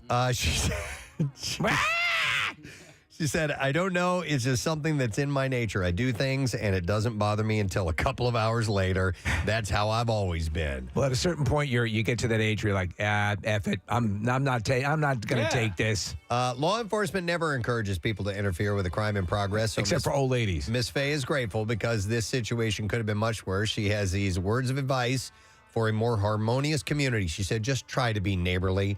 Watch out for your neighbors and surroundings, even for your personal self. But so many things have been happening lately, not just in Oakland, but all over the world. Just be aware of your surrounding. That's all that I have to say about that, she said. I love that attitude. The neighbors have been calling her a hero, and they've been bringing her pies and other food to show their thanks. And according to her, the victim in this crime is a little bruised, but is now doing okay. So that's awesome that she came out and beat this dude with a cane. I guess they're right. Senior citizens, although slow and dangerous behind the wheel, can still serve a purpose. There you go. All right, a Georgia TikTok user says 2 men discovered that they were both fathers to a young girl when they came to pick her up from the school where she works. They are both fathers to the same girl? So I'll explain. In a series of videos posted by Sheena Jackson, who said that she works in the front office, the men came in before dismissal earlier this month, each claiming the girl was their daughter and that they wanted to check her out for the day. Jackson said in the video, and so they both look at each other, and the dad was like, "Why are you checking out my child? Who are you?" And he was like, "Who are you? What do you mean? I'm her dad." Your child's in my peanut butter. Jackson said that both of them were listed as emergency contacts for the girl and that their IDs had been checked. And the principal of the school told Jackson to call the mother. Oh. And Jackson said the mother started screaming and crying while the dads were going in. The men were separated as they waited for the mother to arrive at the school. And when she got to the school, the woman said one of the daddies ran in the parking lot to her, like, "What is going on? What's happening? Why didn't you tell me?" So we ran out in the parking lot with him, and he said he hit her. He hit the mama.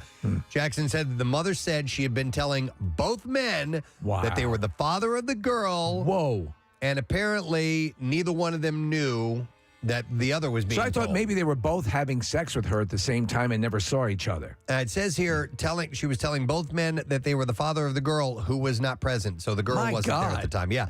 She said nobody ever knew anything. It was crazy. But at the end of the day, the police were there. One of the daddies got locked up.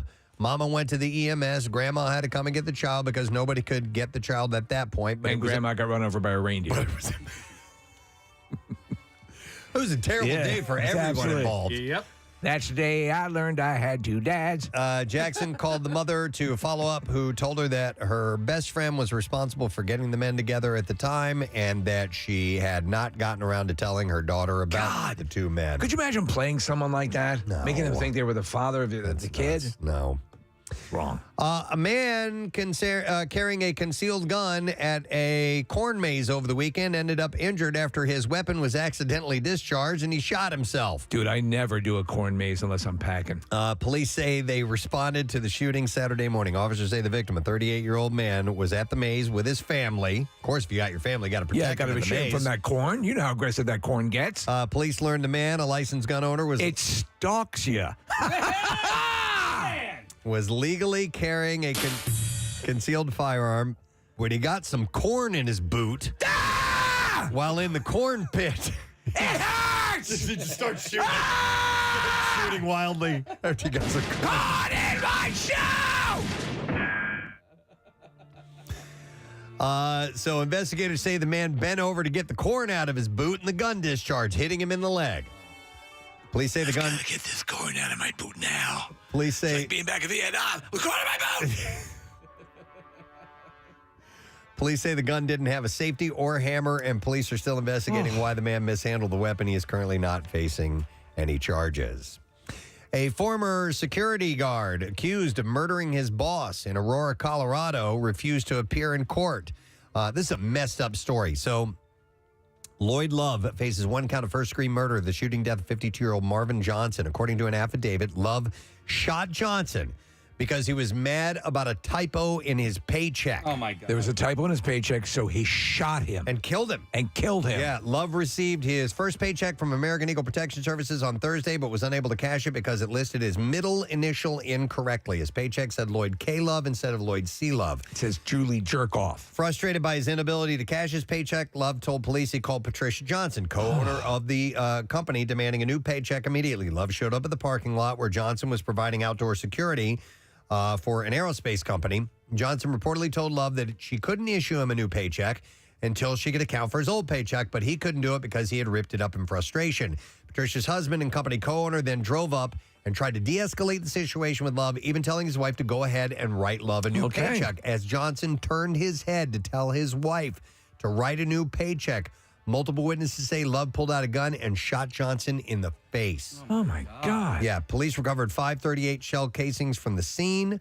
Love ran from the scene, called his girlfriend to pick him up a few blocks away, and told her he did something stupid. He wouldn't tell her what it was. The SWAT team tracked him down. They got him. Well, lives ruined, destroyed for that stupid move. And apparently, he's been diagnosed with bipolar and schizophrenia, but his girlfriend said she's never seen him take the medication for those mental disorders because he did not like the way they make him feel. Apparently, Love had never even met the guy, the co-owner who came up and shot and killed him. I hate to end on a terrible story like that, but we are out of time. I have some other bizarre file stories on the way. I'll give you an update on one of the stories you had, Preston. Apparently, that whole story about the two dads, she made it up. What? Yeah, she admitted to it, and this is breaking news, I guess. That's even worse. Okay. Yeah, she claimed that this had happened, and then she admitted that it was all a hoax. Wait a second. So the whole thing never happened at all. Never Preston, happened. this just came in. The guy didn't have corn in his boot. What? What? He had asparagus. Breaking news. When you go down to that cornfield, apparently there was no corn in the boot at all. It was an asparagus tip. All right, well, I'm glad we got clarification on these things. It's important that we have news you can almost trust. Journalistic integrity on the Preston and Steve show. All right, as we take a break, and that's what we're going to do, I would love to give away a $25 gift card for the Hilltown Tavern. Steve, you're just singing the praises off Love air. their food. Really good place. Marissa is going to be there tomorrow night. It is the Bud Light Thursday night kickoff. We'll take call number 10. We'll give you a $25 gift card, 215-263-WMMR. She'll be there tomorrow night from 7 to 9. It's in Roxborough. You can end up wearing a pair of tickets to watch the Eagles play Washington November 14th and the signed Darius Slade jersey. Cool. Nice. Courtesy of Bud Light. And you can click events at WMMR.com for details. So caller 10, you get that, and then join Marissa tomorrow night, 7 to 9 at Hilltown Tavern. We're going to take a break. When we get back, is Charlie Manuel here? Yeah. Is he in our Acme Lounge? I believe so, That is fantastic. We're getting him back in the studio again. So we're getting ready for the World Series to kick off this week. We'll be back in a moment. Stay with us. Preston and Steve on 93.3 WMMR. Acme Markets. Another one? Am I missing them? You're missing Okay, one. There was all right. Fangoria, not Fantasia. It was Biggins? yeah, Jugs. Jugs, and they're Areolas. people that are reminding us the names of Butthole. some of the other. I subscribe to Butthole magazine. What's this one about? It's a picture of a guy with a pipe. I'm a butthole reader.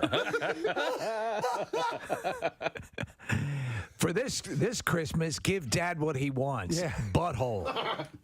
Steve, what are you reading? I'm reading Butthole, Preston. She's telling me how I can set up my stereo. Apparently, you have to run the cords through your butthole. Oh, yes. Oh, what are you reading there? Oh, I was just reading Butthole magazine, telling me how to get a more effective home theater.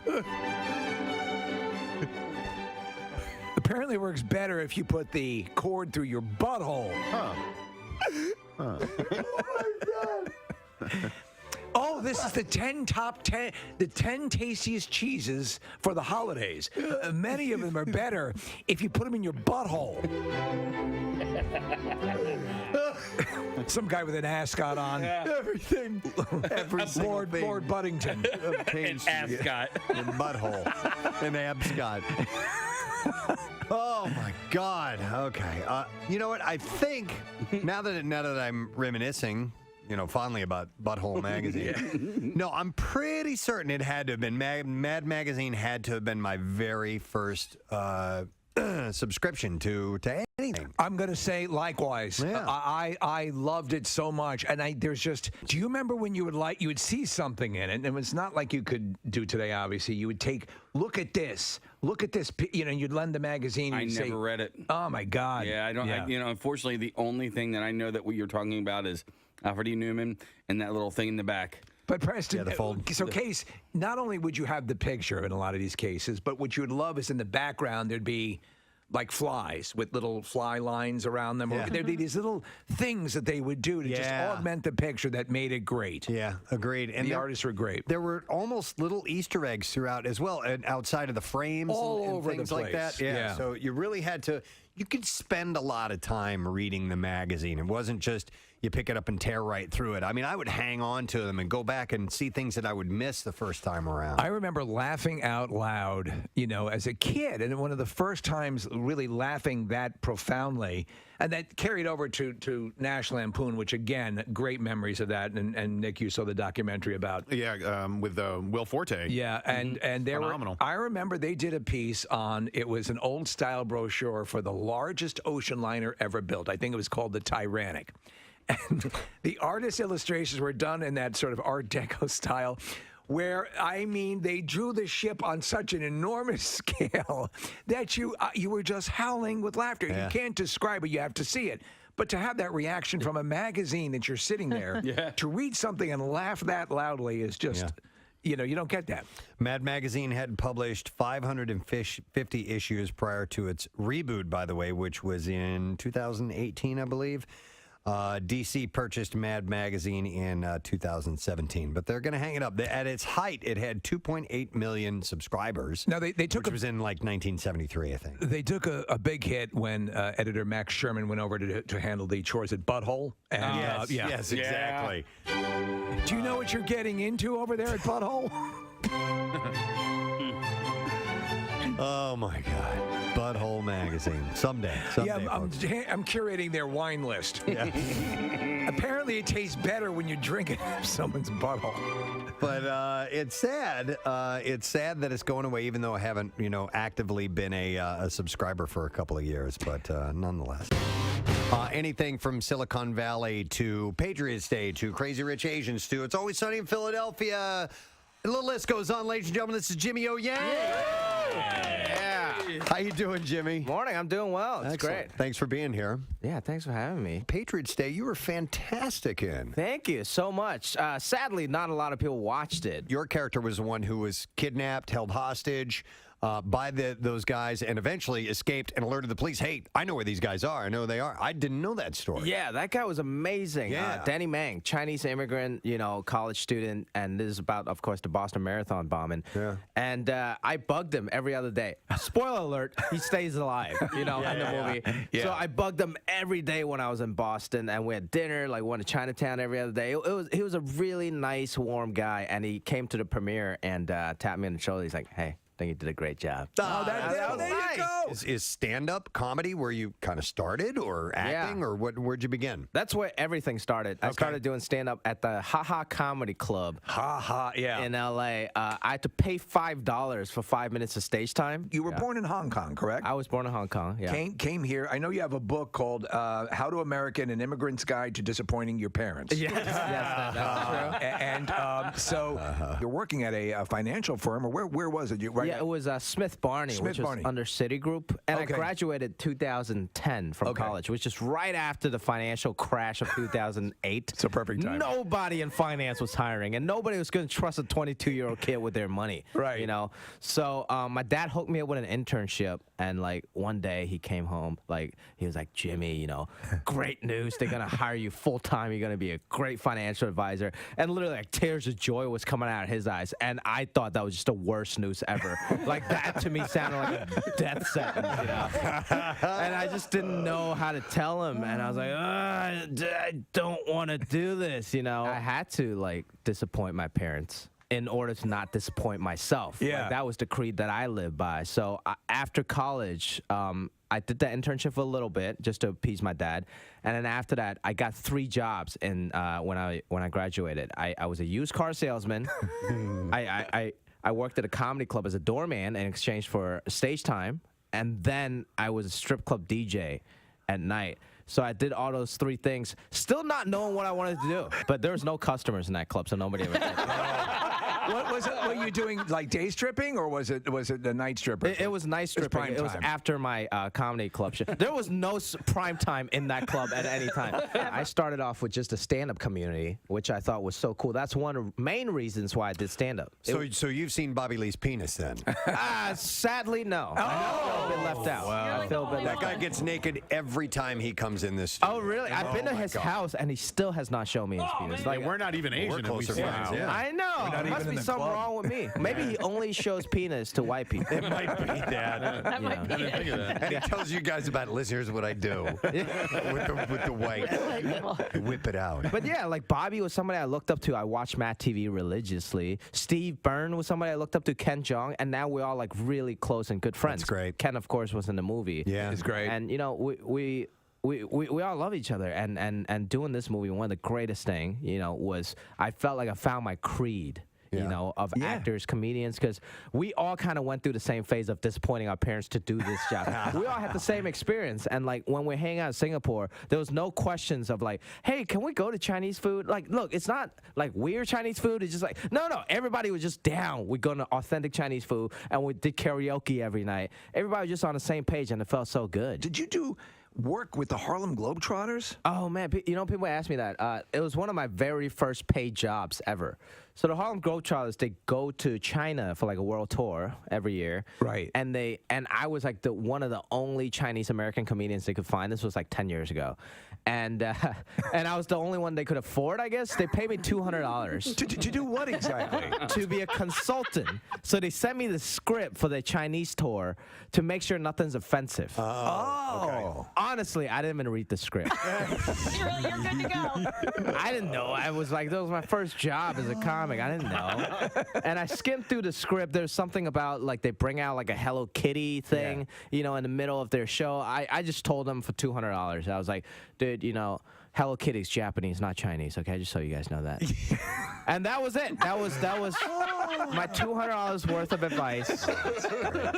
And now on my Wikipedia says that I wrote for the Harlem Globetrotters. So. Silicon Valley, they know not on their radar. They Yes and no. My dad understands comedy a little better than my mom. Like he loved it. My mom watched it for the first time. He's like, "Hey Jimmy, can you not hunch it back?" He's correcting your posture. Yeah, I was like, Ma, I'm playing a character in the show. It's like, okay, play someone who doesn't hunch his back. Another day, another Korn story. Korn has announced that the band will release its 13th studio album, The Nothing, on September 13th.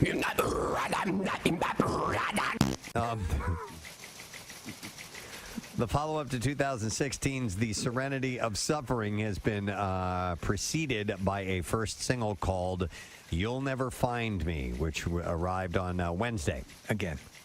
Oh, okay.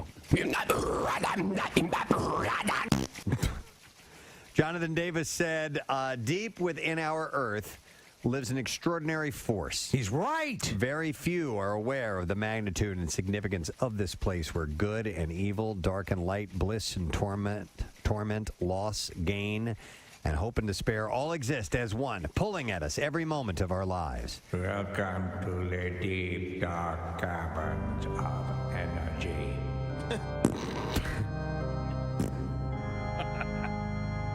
You are here because of corn, yes? You are one of us. You make the hallowed sound. It's not something you Everyone. It's not something that we can choose to navigate, he says, but what a bunch of crap. And it's the only place where balance between these dynamic and polarizing forces exists, where the soul finds its refuge. Welcome to The Nothing. Did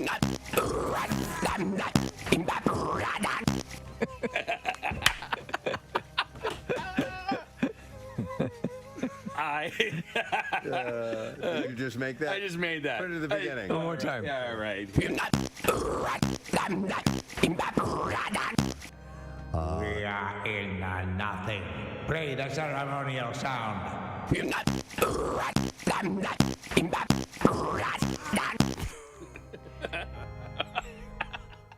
Enter.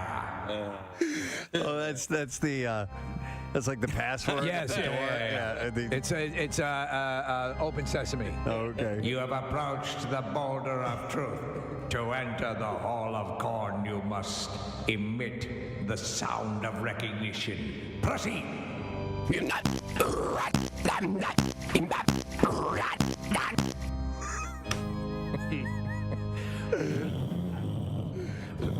Slowly, the boulder rolls to one side. Enter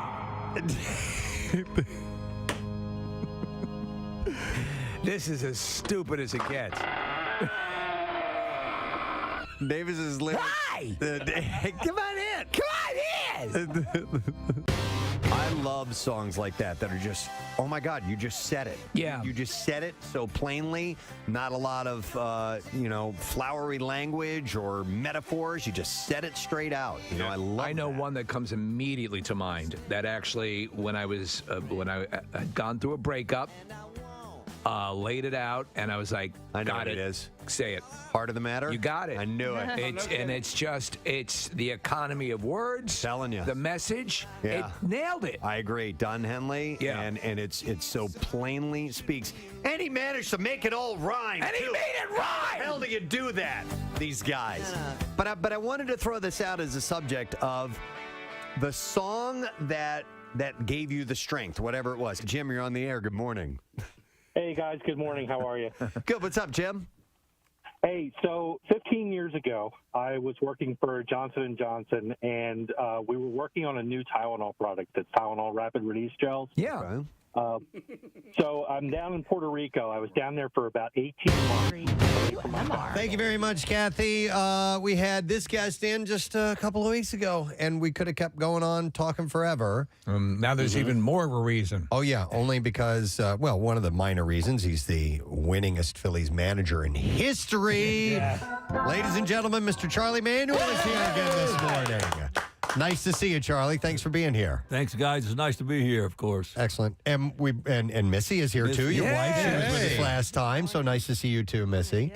Things have changed a tiny bit since we last saw you. Yeah, they gotten a little tighter. Yeah. Oh, my God. Wait, what series were we in or going into? It wasn't even the playoffs yet because we were wondering if they were going to make the playoffs. Okay. Because Charlie was in promoting the line of T-shirts. Okay. And they hadn't clinched yet. And now here we are going to the World Series. That's crazy how things can change in just a short amount of time. Charlie, I wanted to ask you right off the bat because I know you are a huge fan of home runs. You're a huge fan of the long balls. And there were 3 epic home runs in that series. And I want to ask you what your favorite one was. And those epic ones were obviously the Bryce home run, the Schwarber 488-foot home run, and the Real Muto inside the park home run. Of those 3. Of those 3? Yeah. I would say Harper's. Yeah. And second would be Reese. I thought Reese's home run, tied the game up. But the one that tied the game up, he later on hit another one, I think, in the game. Yeah. But at the same time, the one that tied it up, we had to keep up pace, and we showed that we could definitely rebound and come back and win the game. And we stayed right with it when we got behind. We didn't try too hard and stuff like that. But Harper's home run that won the game, it definitely turned the whole game around, of course, and also it turned the thinking around too for both managers. Sure, I'm glad you mentioned Reese's home run too, because that was one of my favorite moments. I know Bryce had the hero moment, but without those other runs, it wouldn't have been. It would have been for naught. Right, so. right. Both of the home runs Reese hit was very important. Yeah, and not only that, he really. It was a good time. He's starting to come out of his little funk, and he's really and actually he's hitting home runs. I mean, he hit 4 and he's starting to really open up, and it might be at a good time. Yeah. So I remember in 2009 when Chase Utley was playing out of his gourd, and when you guys went to the World Series and played the Yankees, Chase played really well. He was hitting. But that was in a series. Ultimately, sadly, the Phils ended up losing. What Bryce has done in this postseason, to me, is the best consistent hitting I've ever seen as a Phillies player. Do you think that that's accurate?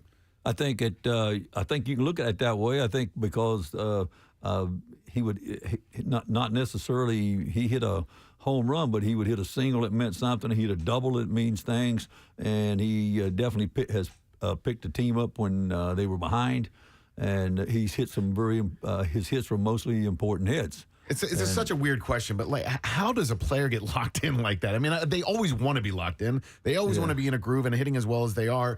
It's just so damn difficult to hit a baseball and to hit it as consistently as Bryce has over the last couple weeks. How does he get into that zone? Because if you look at him, he over a course of a year, when he is in when he's right, he consistently makes hard contact.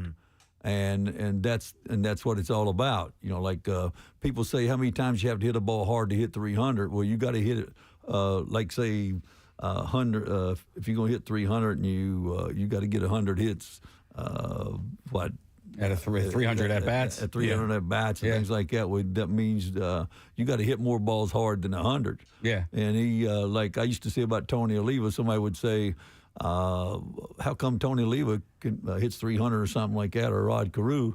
Carew used to bunt a lot, but Oliva used to hit balls. He used to hit 300, and he'd hit 2, 3, 4 balls a night hard. Good hitters do it. Hank Aaron, Willie Mays, those guys like that, Ted Williams and them. Yeah. And people don't realize that's the part they don't talk about. Right. And but then we get back when you talk about baseball and it keeps going in depth.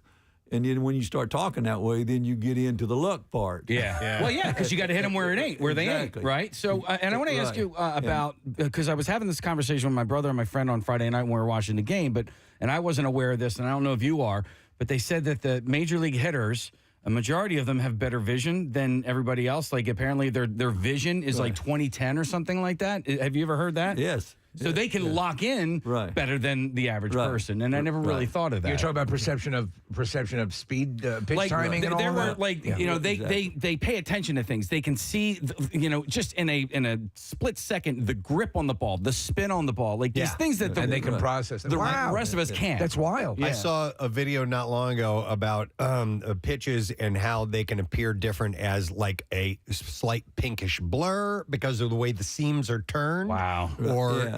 Or they might have like two lines That's down the side, crazy. and you can tell that this is going to be a sinker or it's going to be. It's insane. Right. And you've got to have great eyesight for that. Exactly. You and as quick as you can pick the ball up out of the pitcher's hand, and that's called depth reception and things like that. And some hitters have better depth reception than others. Yeah. But at the same time, too, I say that's where the reps come in. Right. And that's why I don't like the rest. I think if you're in shape, you do recover. Right. Yeah. I think that's why that we can sit and talk about old time guys that that hit so high because it wasn't because they had great speed, but it was because that they consistently hit the ball hard every day. Yeah, so you mentioned rips. I want to ask you about yips as well. And by the way, I was wrong. Real Muta's inside the park home run was against the Braves because whoever was in right field didn't play his position properly. But anyway, so you had mentioned 2009. I want to ask about 2008 because Chase Utley had yips. He was having a hard time throwing that ball to first base, if you recall. And but he also had that really, really great play where he faked he was going to throw to second, got the guy to bite home, and then threw the guy out at home. So I want to ask about just that whole process of like thinking too much, during especially during fielding. Yeah, most of the time when Utley was having that trouble throwing to first base, it was on double plays. And when he come across a bag, like he wouldn't square up, like he would come across a bag and actually his body and his arm was kind of over angled toward the dugout. Okay. And he wasn't getting through. Yeah. And I didn't say anything to him, because I didn't want him to have deep thoughts about it, but eventually, like somebody asked me about it, and I said, if there's anybody who's going to straighten it out, it's going to be Utley. Yeah. And, once he started, I did tell him one night about angling the ball to first. I don't know if that helped him or not. He probably tell you did. But at the same time, once he started, he corrected it, but he worked on correcting it. And one thing about Utley was, Utley, when he first came to the big leagues, we did not like him. I'm not saying I didn't like him, but he wasn't liked at second base because of his arm. And he made himself, I'll tell you something, Chase Utley definitely worked hard on his fielding, and he became definitely above average second baseman, or actually a good one. That's wild. I always loved his swing, too, because it just seems so effortless, and the ball would pop off of his swing, and it never...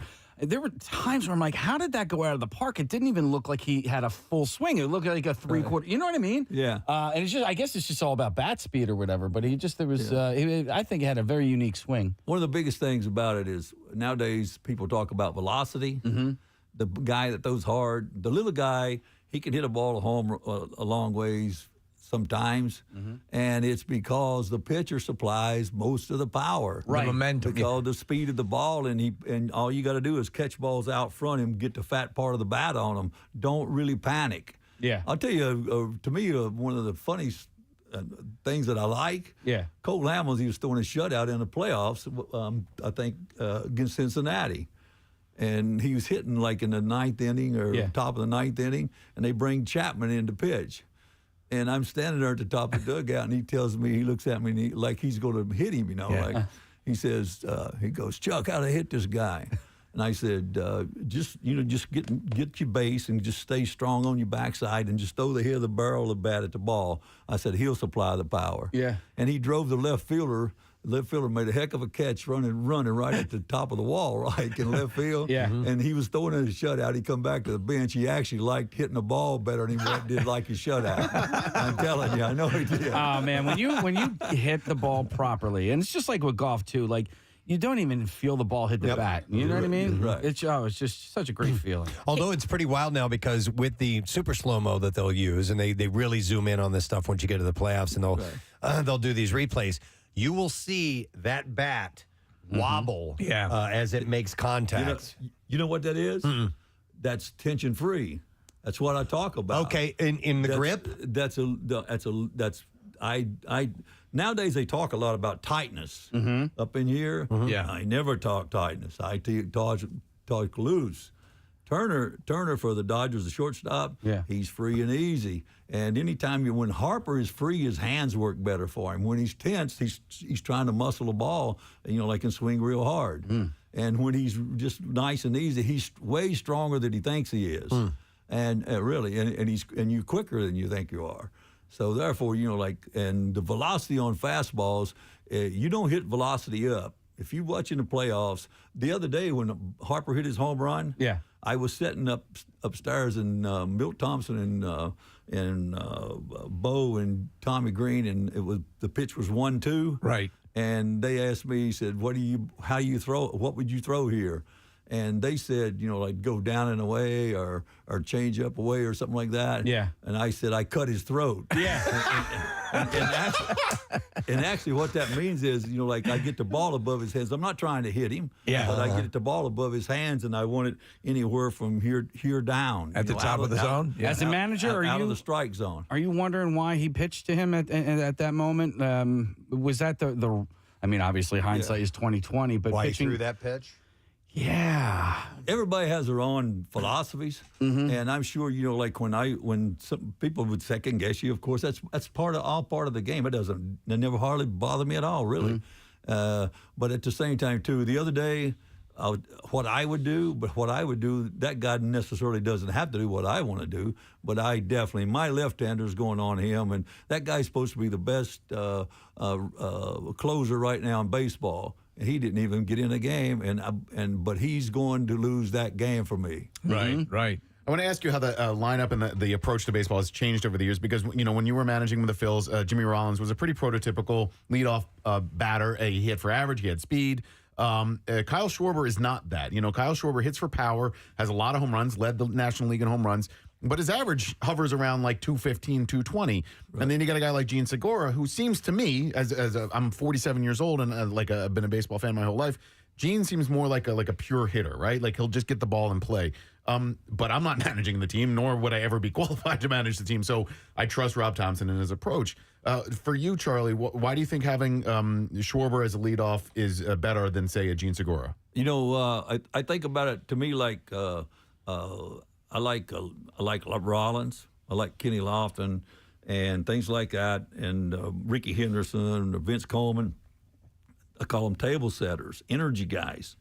One of the downsides of Jimmy, every now and then, he'd lead off a game and the count would be 3-1, and he'd pop up and kind of casually run to first base, and you could feel the air kind of suck out of the dugout. Right. I'll tell you something, but actually, to me, at top of the lineup, like when we had Victorino at second and Jimmy first, that was our speed and that was action, and people, I think our crowd really fell in love with our team because of how we played. And the ball, we definitely had little ball. Although we hit a lot of home runs, and we had the best little ball game in baseball, I felt. And our offense proves that. Then, like we had balance in our lineup with guys who, like hit for a high average. Yeah, I always will take a high average produces a high on base percentage. Anybody should be able to see that. I think if you can't understand that, I think you're out of the game. But at the same time, Schwarber, I cannot argue with the fact of him leading off because of his production, his run production, and his run scored. And if you look, like he might be at the top of the league in leadoff hitters as far as production goes. Run production. Right. Gotcha. So when it comes to turning the lineup over, right, and this is the part of that whole philosophy, when you put somebody like Segura at the end of the lineup, so the leadoff batter is only batting first, that first inning, right? So you don't know. You need somebody that's going to be on base when Schwarber comes back up, right? So you need somebody that hits for average or the decent in average at like your 8, 9. I mean, is philosophically speaking, is that proper? Yeah. Okay. I would say, yeah. Kathy? Casey had brought up overthinking. And so I was a diver growing up. And one of the things that bothered me the most was when the divers got on the board, you could hear a pin drop. It was so quiet. And there was a meet where it was loud. The swimmers were there. They were loud. And it was the best meet I ever had. The energy, everybody's talking about the energy in the ballpark and how the iPhones are going off because of the audio levels and all of that. How much does that play a part in them playing as well as they do?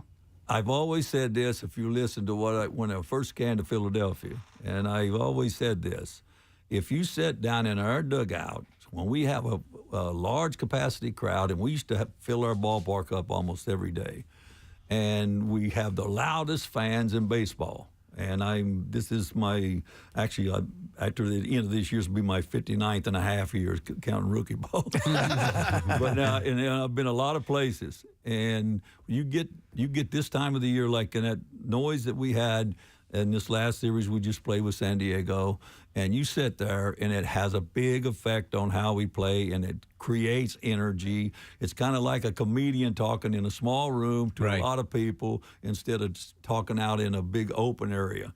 And it's unreal, and it definitely motivates you. I was chatting with Missy before the interview started, and we've both been lucky enough to go to a few games over the last couple of weeks. The Phils had a pretty good team this season, but they didn't sell well for a lot of the year. The attendance was not great. To be able to go to these playoff games and see the place sold out again, to feel the energy. I was there when Reese had that home run in the first game against the Braves. That was the first home playoff game in 11 years. And then to be there on Sunday when Harper hit that home run, you can tell. I mean, listen, this is certainly an Eagles town, but it's also a Phillies town. And when the Phils are playing well, that place went nuts. And I think Fransky described it as bedlam at the bank. I mean, it's so cool to see that many people celebrating the same way at the same time. Right. Yeah. I look at that as like where we're at right now with our team and how we set up. We should have that for the next 4 or 5 years. Because we got some big-time pitching prospects in the minor leagues. And also, if you look at our position players that we've already tied up and things like that, and the fact that if we make a real good showing in the World Series, of course we want to win, and I think we can win. But at the same time, too, for the next few years, we only going to need, like on our team, we're going to need 1 piece or 2 piece. We're not going to need to go out and get 3 or 4 players. Yeah. So that's big. It's interesting because, and you were talking about the home runs earlier, and I remember as a kid, all the home run guys were big and beefy and huge, and that's what you were saying before about the mechanics of the swing and staying loose. Is that why we see people who are not what you'd normally classify as home run giants batting the hell out of it? No, the reason is because nowadays, if you go back and you do a lot of researching, the bats are smaller, right, and they're harder. Like actually, where I swung a 35-inch bat, that would be a big bat today. But now, like the guys swing like 34-inch bat, 31 ounce. things like that. The bats were usually always bigger back then, but the ballparks were bigger. True. Ballparks were definitely much bigger. Right. People want to see home runs. Yeah. You used to run out to the mountain and tell your pitcher, just keep the ball away from this guy. He can't hit it out of the ballpark to the opposite field. Well, you can't do that no more. Right. And also the ball's harder, and the velocity on they say that they say that velocity's better, bigger. I like velocity, but it is not. They used to clock. They used to clock the ball when it gets to the plate. Now they clock the ball out of the guy's hand. Okay. And if you get that, my watch has it on there. Boa can do his watch. I haven't learned to mine yet. I'm sophisticated. But now you could get both readings on it. You know what it was when it left the guy's hand and what it was when it came. What's the difference? It's going to slow down. Yeah. The difference is it's still the same speed, about the same speed. Like if a guy throws 99, sometimes his fastball will be 94 when he gets to the front of the plate. Okay. 93, 94, 95. He's not in the old way of thinking. He's not throwing 100. Right. I mean but there are guys that throw 100. But there again too is when you put that. When I was talking about how you hit velocity and you hit it down, and you put that in smaller ballparks. Our ballpark here in Citizens Bank puts me to mind is similar to when I played baseball in Japan. Oh, okay. And that's about how the fences are. So how? Really, like that, and also like Cincinnati, Baltimore. But also too, when we think about the ballparks, you got to think Mets have bought their. What is that? They brought the walls in? It's City for like twice. Yeah, Padres did too. The Padres right field was closer than it was when the ballpark opened. Yeah. Oh, wow. And so Mike Schmidt, how many home runs does he hit if he plays all his games at Citizens Bank Park? I would project more. Yeah. Quite a bit more. But let's go back to San Diego a little while. Right. San Diego's ballpark, first, like when they first opened it up, and you take us in there and you put San Diego's team on there, and we had Howard and all those, our big boppers. Hey, we shrunk that place up. We used to hit balls out there everywhere. And that's a good sign of how you hit the ball. Now, like I always thought when Jimmy Thome came here and we moved into a different ballpark, it was hard when we had Howard and Thome, because for myself, I wanted to get both of them in the lineup. If we'd had the DH, we'd have my God, right? We could have definitely. Yeah. But the size of the ballparks and the facilities and how it's played definitely is built for home runs. It's all these variables in place, right. But it's been obviously one of the things. It is a sport, but it is also an entertainment that relies on. As you said, Nick, when they weren't selling tickets and, you get results and you fill those seats. I think a good team like we see playing right today is what's going to bring your attendance back. Yeah. Because it will be successful at win.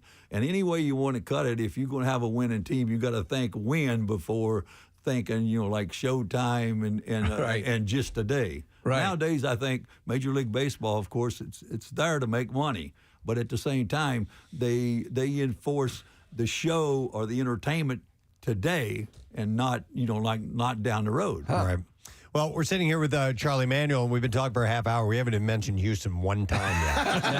We haven't even talked about that. We've been talking about how much fun it's been up until this point. So, what do you think about the games ahead? And there's 1,000 different questions we can ask you, but I just want to get your overall tone of it. Two things.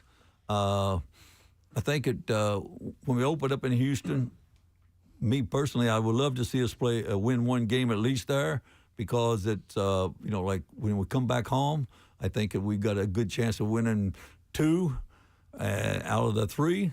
And then that would give us, if we win one more back in Houston, I say I say the World Series is going 6-7 games, and I think the Phillies going to win. All right. Alexa says that the Phillies are going to win as well. Oh, really? Yeah. I wonder what they say in Houston. You can take, you can have odds. we can have baseball people. Yeah. We can have analytics people sitting here. Nobody knows who's going to win. Exactly. And then we're going to get back to argue with you about the luck, so we won't even get into that. I say the Phillies in 7. Yeah, there's the unknown factors. There's the luck. There's also the kind of David and Goliath setup this is because they've been to the dance several times recently. They've also had a much better record than the Phillies did this year, but the Phillies have gotten hot. Right. And if there's anything that can bring it home, is it when a team gets hot. Right. I got something else to say about Houston's team. Houston's got a tremendous team, and they got a great pitching depth, and they got a good offense. And there's one thing about their team that I'm curious about, and I'm going to be watching, and that's Altuve.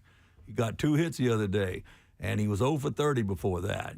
And he's always, if you go back and look, he's always played big in the World Series. Right. And and I want to tell you something. And if we can, he is one of the guys that we got to keep off the bases, and also, get him out at the plate, because he can definitely help them. You ever see Altuve standing next to Aaron Judge? It's a really funny photo. Altuve is probably like 5'6", 5'7", and Aaron Judge is like 6'9", 6'10". And there's a photo of him in the studio. Oh, that's great. That's funny. But both of those guys are perennial MVP candidates. And I was really impressed with how the Astros shut down the Yankees lineup. Yankees are a good team, right. and can hit well, and so and Phils have a big challenge in front of them, but I like their chances. Aaron Nola and Zach Wheeler at the top of the rotation, I think, really give us a good chance. Yes, I like it. I like everything that we're doing right now. I mean, we're definitely playing the game right, and we're hustling, and we getting some breaks. But there again, that's taking advantage of that. Yeah. And I say the Phil's are going to win. I say actually, especially if we can. 6 or 7 games. I'll make it 7. Yeah, let's go for it. You talked about the your home crowd fueling you once the energy up and the noise is loud. How about being away and shutting the away crowd up? How does that feel when you're on the receiving end of that? Well, I'll put it to you like this: when Schwarber let off the game, what game was that? And he blasts a home run right out. That was against San Diego. Yeah.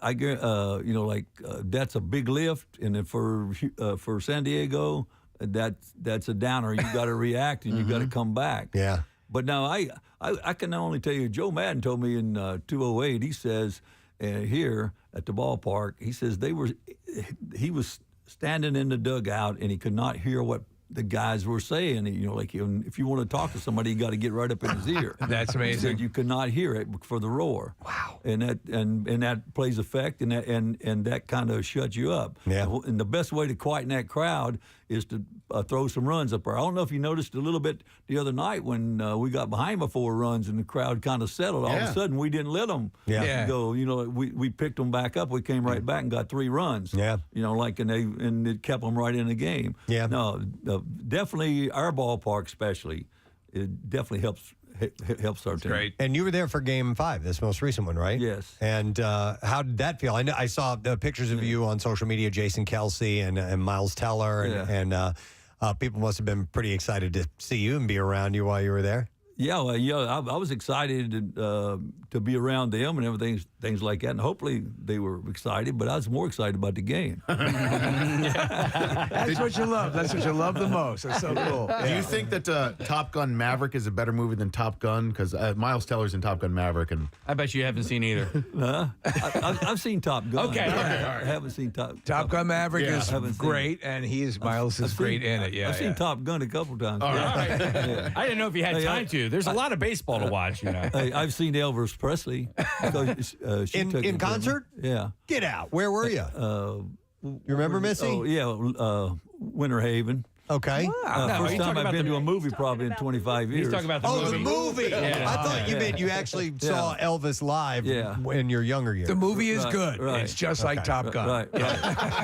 Right. Hey, I did learn something this morning. Okay. About what monsters attacking our city or something. Oh, yeah, dragons. Yeah, dragons. We're safe. We are dragons. Dragons are monsters. He's right. Monsters, yeah. I did learn about that. Yeah. News, you can use that. Do you think that will help provide the team with any solace to know how we can? Okay. Hey, that right there. Yeah. They'll feel good about their family and things like that. So they're safe. Yeah. Listen, if in the World Series Dragons attack Houston or Dragons attack Philadelphia, we're better off. Yeah, exactly. I love it. Hey, Think about the safety. Yeah. Oh my God! All right, Charlie, thank you so much for bringing the time, Thank and you. Missy for coming by this morning. It's great to see you guys again. And will you be at some of the games coming up, or are you going to be at the World Series games? Yes, I'm going. I'll be watching every game. I'm going. Missy and I are going to Houston. Awesome. Nice. And the T-shirts, they're still. Oh yeah, yeah. We want to make sure we give a nice push on those. Are still for sale. Get a little bit closer to the mic there, Missy. HogIslandPress.com. HogIslandPress.com. Charlie witticisms on the T-shirts. Yeah, Philadelphia is for homers. Yeah. That's one of them. All right, so excellent. I like the Bryce is right. That's terrific. That's excellent. Hey, I like Robbie Thompson's too. What does that one say? I ride with Philly Rob. Oh, that's not Hog Island, but that's a good one. Yeah. I ride with Philly Rob. I like that. Nice. That's good. All right, great to see you guys, and go Phils, right? I love it. All right, Charlie Manuel, Mr. Manuel, on the Preston and Steve Show. And with that, we're going to take a quick break, and that's not all the Phillies love that's happening. Our buddy John Brazier, well, he is Good Luck Charm. Good Luck Charm is going to be here with us. We'll be back in just a moment. Stay with us, friend. Preston and Steve on 93.3 WMMR. Preston and Steve's 25th We're thinking we're going to have to tell them to delay the launch and everything. And we're winding up the day around 8 o'clock at night. We're on our way to a small hole-in-the-wall restaurant. And as we're walking into the restaurant, we hear Rocky going the distance. And so forth. And you got a headache? Are you ready? You got a headache? You want an immediate relief? Then you got to have Tylenol. Rapid release! Come on! Rapid release! You can't wait? Your head hurts! But Jim, it was the weirdest thing, and in Puerto Rico of all places too. It was hilarious. Regular Excedrin stinks. But it gave you the strength because you were missing your daughter, and you just to keep on going, right? I love you. Exactly. I miss you so much. But Daddy's working on rapid release Tylenol.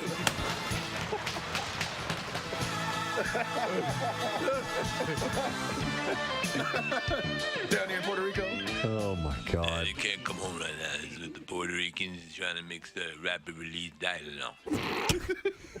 I hope no one's calling in for sympathy. Not gonna get it.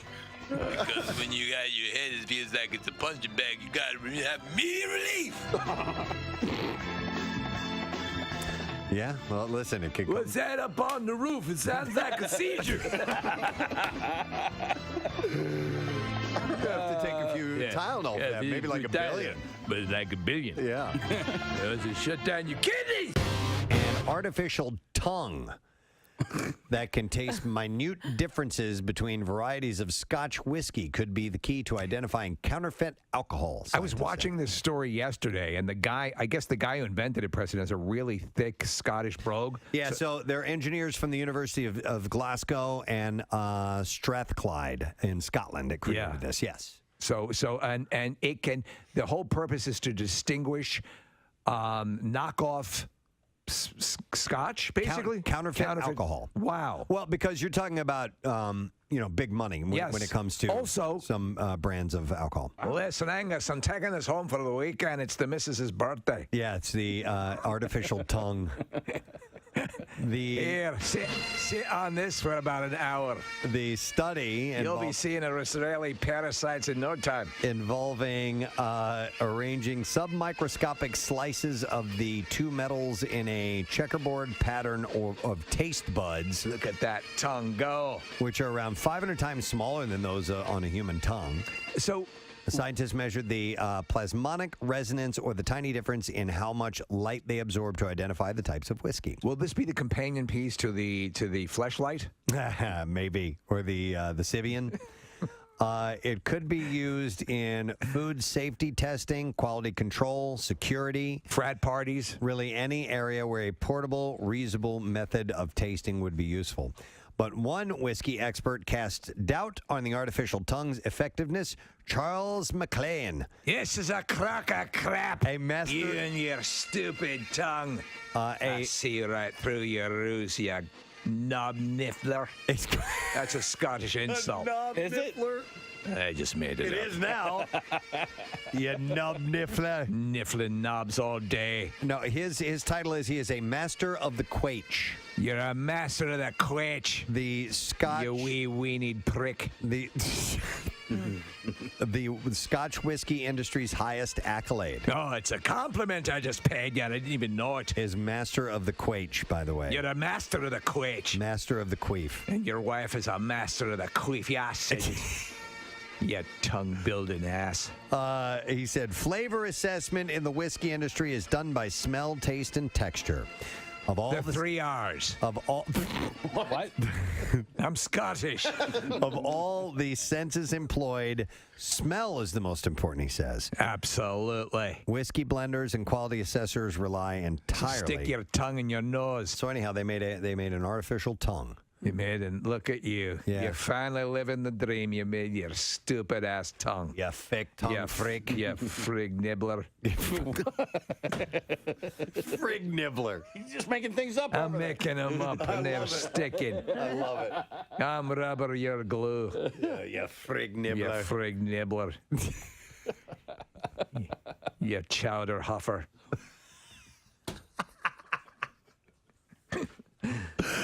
When an angry Scotsman says it, carries more weight. You lollygagger. He's a carb tickler. That's a compliment.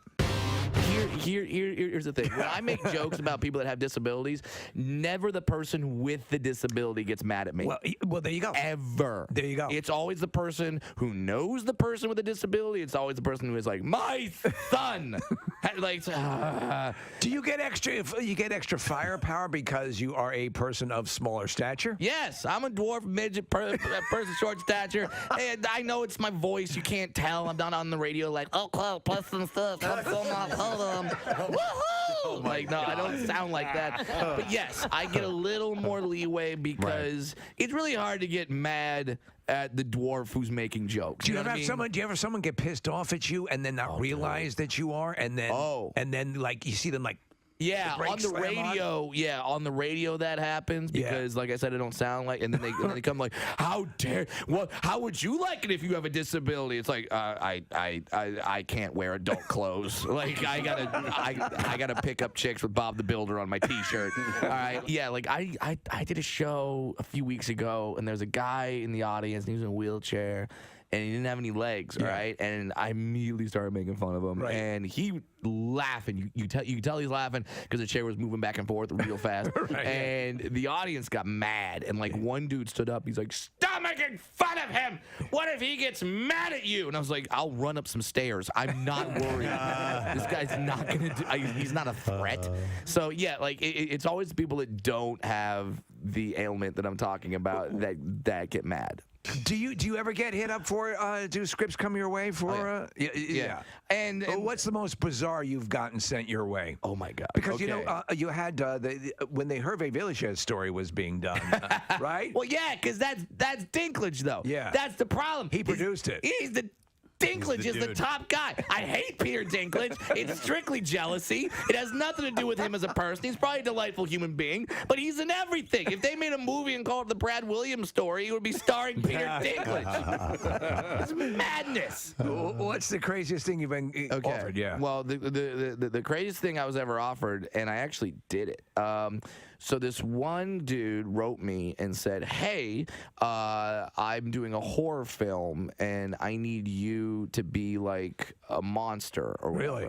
And I was like, "All right, cool." And I had to sit in the chair. They put the mold all around me. You have to sit there for however many minutes. It's claustrophobic, right? Yeah, so the mold sets. It's really kind of scary. And then you do it, and then he goes, "Okay, this could be the monster mold." And I did the film. It's like some low budget independent. Yeah. It's nothing anyone's seen. What I didn't know is that the guy took the mold and sold it to somebody who turned me into a sex toy. Are you kidding? That is There's a Brad Williams sex doll? Yes. Well, not anymore because I sued them. Were you flattered? Unbelievable. Were you slightly flattered? Slightly flattered, but like, dude, it was freaky because someone gave me the website. Did you get one at least before you sued him? Because you could literally go F yourself. Yeah, exactly. Oh, yeah. My wife could have something to do while I was gone. But yeah, like I looked at this website. It was me. It was me. And I just thought to myself, like, how weird is this going to be if someone on the street who bought this sees me walking the other way and just goes, whoa, like, and it just like has this weird reaction. I'm like, why are you acting like that? He's like, I usually put my penis somewhere on you. That's great. Was it being marketed as Brad Williams? Or? No, I'm sure not. Yeah. No, it was marketed as like a midget sex toy. Like, this is how you could bang a dwarf. And What I'm a just world! Like, Wow. Yeah, and I'm What just a like, world. wow. So yeah, I had to get my legal team involved in that. Oh my Brad, what were they going for? Do you know? I'm just curious. It was like $125. It was like an expensive sex toy. Wow. I once was asked to play in a charity golf tournament, and I thought, absolutely great. I'll go play in the charity golf tournament, and I do. And they had these golf carts that had the names of all the celebrities on the golf carts. So I'm walking, and it's like it's Bill Engvall was in it, and like some guy from Greece, not John Travolta. So who the hell cares? And then I see my golf cart. It says Wee Man on the golf cart. It says Wee Man on the golf cart, and at first I was pissed, and then the group I was playing with start walking towards me, going, "Oh, we're so glad we got Wee Man. All our friends got lame celebrities. We got Wee Man." I'm like, "Oh God, now I got it." Yep. Now I can't be like, you actually did get a lame celebrity.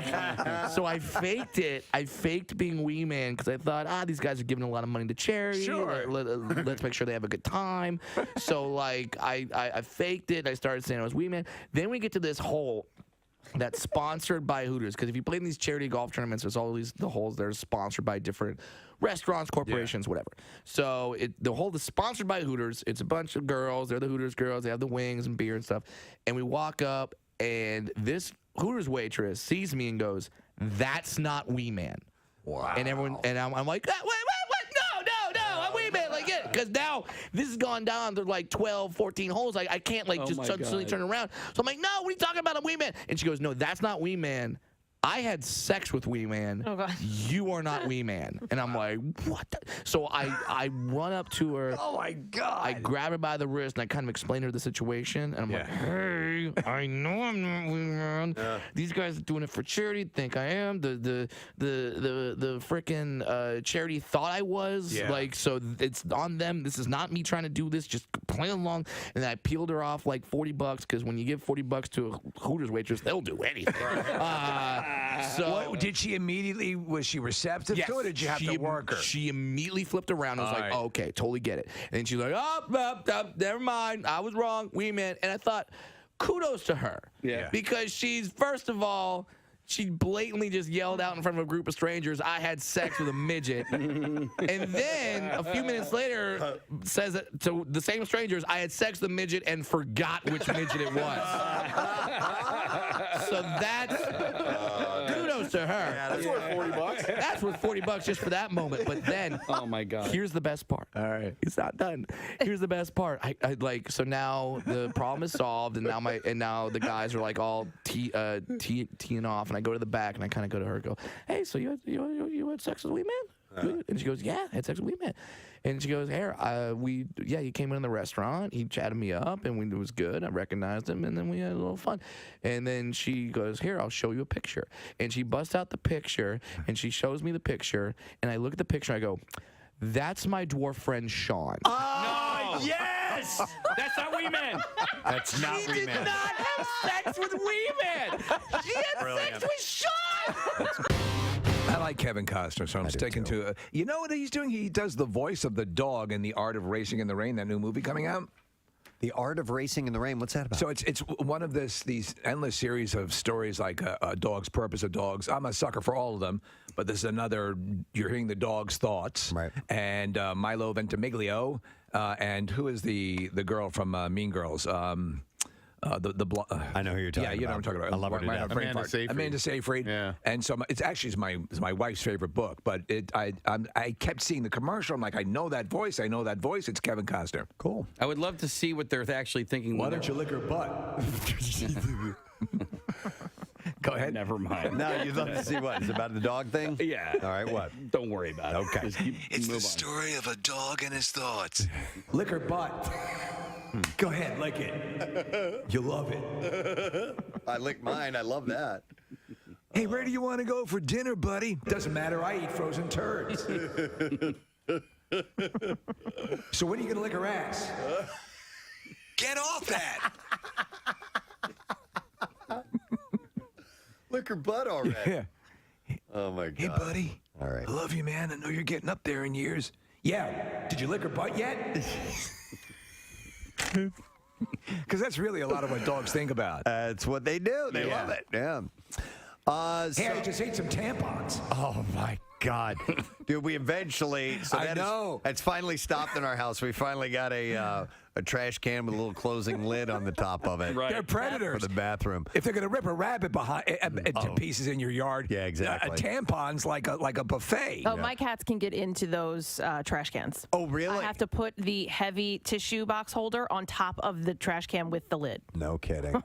Okay. Pets are so fun and Aren't cute. they? Aren't they adorable? They're eating your tampons. Yeah, they rip animals apart in the backyard. Buddy, is your paw hurt? Yeah, it doesn't feel too good. Did you lick her butt yet? I have a question for you, Steve. Lay it on me.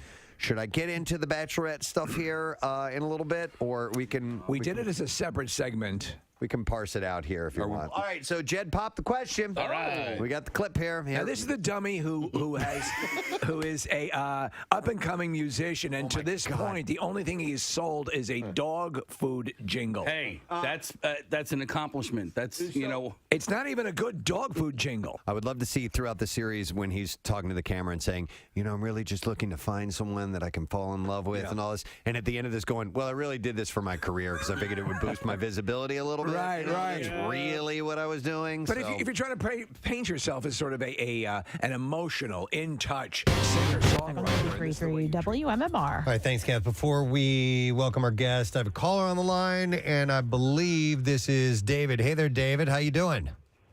I'm doing amazing. You are. You sound amazing. Why so amazing? Because I just won $1,000 on... He did it.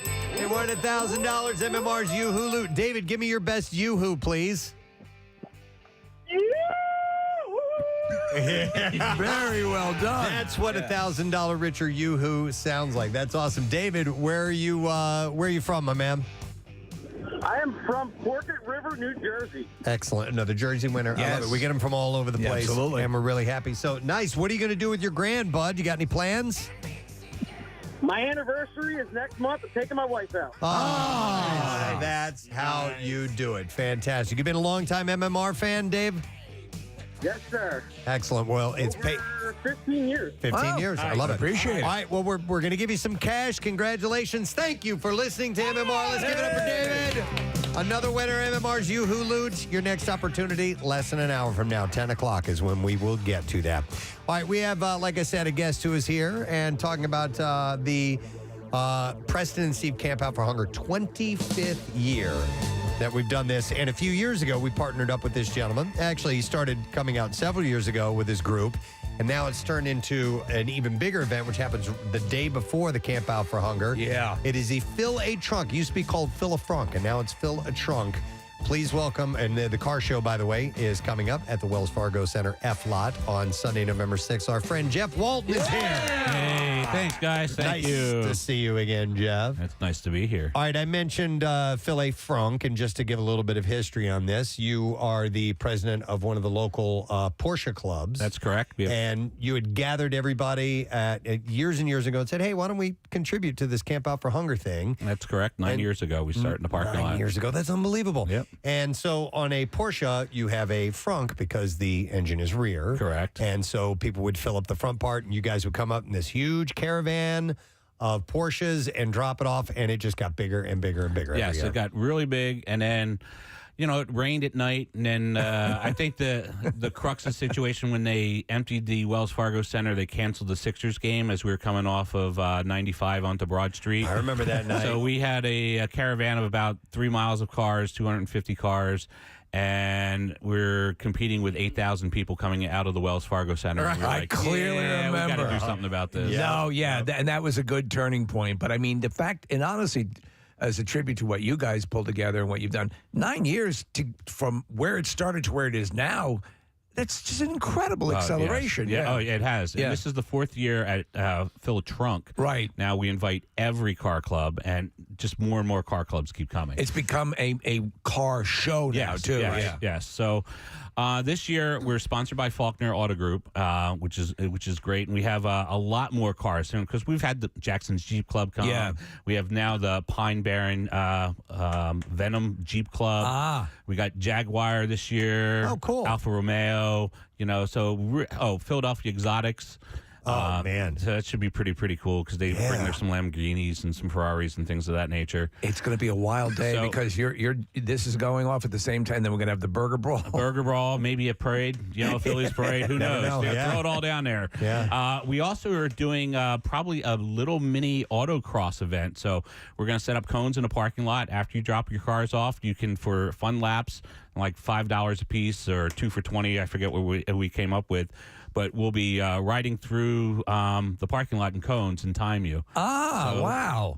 Pretty cool. So see what your car can do. If you have a vet and you don't want to run through the cones in the parking lot, come on down. That's crazy. Yeah, it's going to be fun. Oh, I love it. All right, so the event, like I said, is Sunday, November 6th. What time is the plan for the whole thing? The gates open at 10. Okay. And then the first group of cars will go off and unload at about 11 o'clock. So, like I said, we have everything. We have Jeeps, we have trucks, we have Mini Coopers, Tesla Club, Vets, Mopar Muscle. They come out, Mustangs. If you have a car club, come on down. Yeah, it's amazing. I mean, I got the first time you did it this way, I was there and hung out for a long while.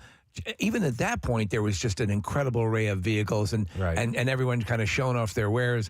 And it's only gotten bigger. And now, like, it's been just sitting there waiting to unleash itself. And so it's going to be awesome this time around. It is. I hope, and plus with Burger Brawl. Burger Brawl. So you got all the burgers down there. They have bands, and it's a charity for them. It's a charity for us. So it's going to be fun. Now, wait a minute. There's a coupon code, Burger Trunk 22. That is correct. What is that? That gets you $5 off a Burger Brawl if you bring your car down and. Isn't that wild? All right, so this is what I love about Jeff. Jeff saw he saw this issue years ago where it was getting too big for them to come down in the evening. So he amended it. He changed He's it. a problem solver. Let's do this. Yeah. So now you've tied in with the Burger Brawl too. You got a hold of those guys? Yeah, we got a hold of those guys, and I love it, man. Yeah, you're an idea guy. So hey, why not, right? More the merrier. Yes. Come on down, burgers and cars, man. Can't beat it. Dude, thank you for all the years of partnering, getting on board, continuing to wave the banner and make things bigger. It's just fantastic. Just another thing. We just want to add more things, more activities, more events, more reasons to be there to contribute to the event. Exactly. And Casey and I are going to be down, so I'm going to drop over to visit you. Okay. And then we're both judging Burger Brawl, and it'll be, and then we do a little thing called the full Camp Out for Hunger today. Right. And then Monday, maybe I'll stop over and say how much we brought in for all the car clubs. If possible. We're a little less than 2 weeks away. I haven't checked the forecast yet, but it's a rain or shine event. So no matter what, the event's going to be. That is correct. Excellent. Yes. All right, Jeff, you're the best. Appreciate it, guys. Is there Do you house a website where people, I mean, we have it all at PrestonandSteve.com, but I also want to drive some traffic to you. Right. You could just go to fillatrunk.com. Okay. You can donate. Even if you're not coming, you can donate and pick your favorite car club, and that those proceeds will go towards your favorite car club for poundage to see who comes in with the most. Well done. Awesome. That was awesome. Excellent. Great to see you, Jeff Walton, guys. Appreciate it. Fill a Trunk, Sunday, November 6th at the Wells Fargo Center F Lot. Fillatrunk.com. All right, on to... A nice long conversation with Charlie Manuel. It was so funny. One of the things that we didn't mention on the air was we were off air, and Casey just goes to Charlie after he talked to him for like 30 seconds. He goes, "Can you be my dad?" He just wanted him to be your dad. Come on, and man. Missy goes, "He's everybody's pawpaw." Yeah. That's what he is. But the next guy, he's just our buddy. Please welcome our friend John Brazier. Hey, I told you guys I told you guys I'd be back in. Yes. And if I'm back in, we're in the World Series. Yeah. So I'm saying right now, if I'm back in next week, that means we might be in the parade. Yes. You got to plan that. Make sure that goes right. And I got to tell you, Charlie Manuel is the greatest human being ever. I'm telling you, one of my favorite people on this earth. Yeah. Right from the get-go, just a genuine man. Everyone loves him, and deservedly so. He's got great stories. When he was a kid, he grew up in Buena Vista, right? So I guess in Lexington, which is a town right near, President Eisenhower came through, and there was a little parade in this tiny little town of Virginia. And Charlie happened, the car stopped right where Charlie was. Charlie was probably like 12, 13 years old. And so they rolled down the window and said, "Sir, can you open the door?" Right? And it was President Eisenhower or Truman, one of the two. And Charlie opens the door, but the problem is for him is that Miss America was in the seat next to the president, and so he lets Miss America out, and he almost closes the door on the president. That's a great story. Completely genuine. He's the best, absolute best. Love the guy. Well, before we get into what's coming up for the series, tell us a little bit about Game 5, and you know, because you were there, you were actually hanging out with Miles Teller. You were kind of escorting him around, well, right? see, I've known Miles for, I don't know, 7-8 years. He came down to spring training, and someone, I guess, said, "Hey, John, can you take care of this guy? He's an actor." So got to know him down there, and then from that point on, he's come to spring training. He's come to Phillies games during the season. He lives in, because now he lives in California, but he was down in Florida. He grew up in Downingtown, and then I think he moved to Florida when he was younger. But he still kept his Phillies allegiance. Clearly. He's a diehard fan. Clearly. And he's a really good player. He went down in the batting cage 3 years ago and had a hitting challenge with Jake Arrieta, and they were cranking the pitching machine up to 95, and he was as good, if not better, than Jake Arrieta. I mean, it's serious. We have a lot of celebrities that come down there. There's nobody that comes close to Miles. So anyway, the funny thing is when he came up this summer, we had Top Gun night, and we're in a meeting, and someone said, "John, do you need security for Miles Teller?" I said, "No, I got it, just like I've had it the last however many years." Well, sure enough, we did this Gold Star family seat dedication. I'm up there. Next thing you know, before the game, about 200 people start swarming in. I text the security guy. I said, "I'm sorry, man. I totally misread this one. I need some help here because he's getting killed right here." So, the biggest movie of the summer, you know, right? It surpasses Titanic. I mean, it just is huge. And then he had the show The Offer, which was big for Paramount Plus. Exactly right. So he was down in the Diamond Club. So I remember I'm very superstitious during the game. So on our first home game, Friday night, it was a tight game, as you remember. It was just we didn't have a big lead. I'm in my lucky seat up in where I sit. I got my lucky hat on. I'm not changing. I'm not talking to anybody. Right. And Miles sends me a text, said, "Hey, can you come down and watch the, bottom of the ninth or top of the ninth? Because I'm going to have to get out of here, right? Security wise." I said, "Sure." Well, as I'm walking down there, I said, "Oh my God, I'm going to blow the mojo. Phillies are winning, and my lucky, I got to leave my lucky seat, and I'm going to cause the Phillies to lose here." I go down there. There's an empty seat. I'm right next to him. Sure enough, the first guy, Josh Bell, gets a single. And then next thing I'm thinking, oh, my God, all hell's going to break loose. And then the one guy gets thrown out, if you remember. Remember, he argued a check swing, gets thrown out. I'm yelling at him, forgetting that I work for the Phillies because I'm real close. And next thing you know, we win on it. I guess we struck for the third out. We struck the guy out. Miles punches me in the chest, gives me this huge, and he's a big guy, gives me this huge bear hug, lifts me up, and I'm screaming like I'm an 8-year-old. You were the envy of every girl. I guess so. And then there's so many great moments during that whole series. And I think a lot of fans in the Delaware Valley probably, this story might be similar. But when Bryce Harper hit that home run, I mean, that is probably going to go down in Phillies lore as one of the greatest moments, not just in baseball, in Philadelphia sports, right? The most iconic, memorable moments. And I was with my daughter. My wife is also very superstitious, so she's in the back of the suite pacing. I'm right next to my daughter. Bryce Harper hits the home run. And same thing. I'm like an 8-year-old kid. I grab my 14-year-old, and we're jumping up and down for a full 2 minutes, like just jumping up and down, like just like a pogo stick, and going, wait, yeah, Bryce Harper, right? And I'm sure everybody's doing that. But sports do that great thing where you have that bonding moment with your kid, right, or your wife, or your dad, or your uncle, family. It's that memory it's that memory that I'll always have with my daughter. It's really going to be a bonding moment for the rest of our lives. It was a fun Kathy, moment for maybe it was worth $45,000. That's what we were talking about, the price of tickets, and I was saying, but on the secondary market, somebody who's going to pay a price like that, maybe they're getting a moment like that, and so the money's worth it. Yep, absolutely. At 5:48, I think is when he hit the home run, because at 5:49, I got about 12 texts. And one of them was from my son. I went to the game with my girlfriend, and my son, Ben, who is 16, just says, Bryce Harper can have my future children. and I was just like, man, I love this kid. And so the fact that I was able to bond with him just over the phone, he was in one place watching it at home, and I was lucky enough to be there.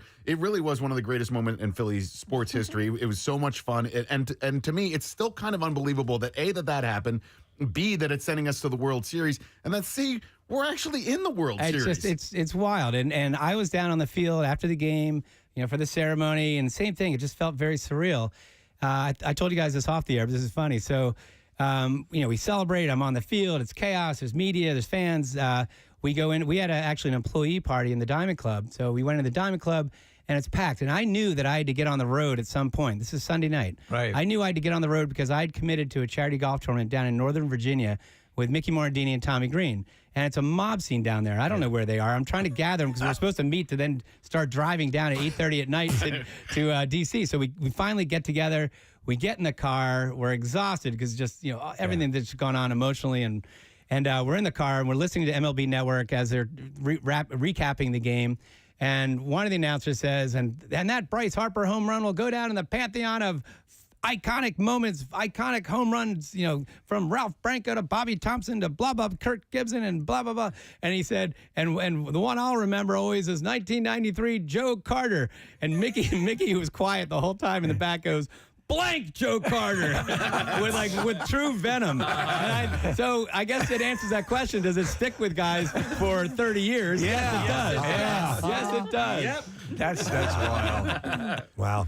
And John, do you realize that if they win the World Series, that means you will have another ring that you can lose? Yes. Well, I'm guaranteed to get at least a National League ring, so that one I can lose.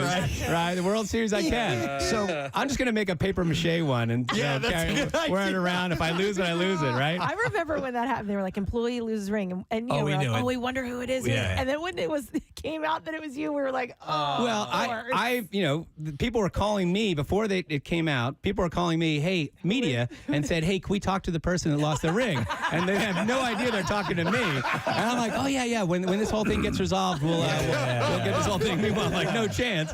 And then I remember the police sergeant who's going to have the press conference said, hey, we found your ring. We're going to have a press conference. I'm sure you don't want to be there. I said, no. He said, but we're not going to mention your name. Everything will be fine. We'll just, do it very quietly. So I said, no problem. So I'm in my office and I'm watching the press conference on TV, and I see this police sergeant says, and we're very happy to get the ring back to our victim, John Brazier. And I'm like, no. And next thing you know, my phone's ringing off the hook. My boss sent me home, right?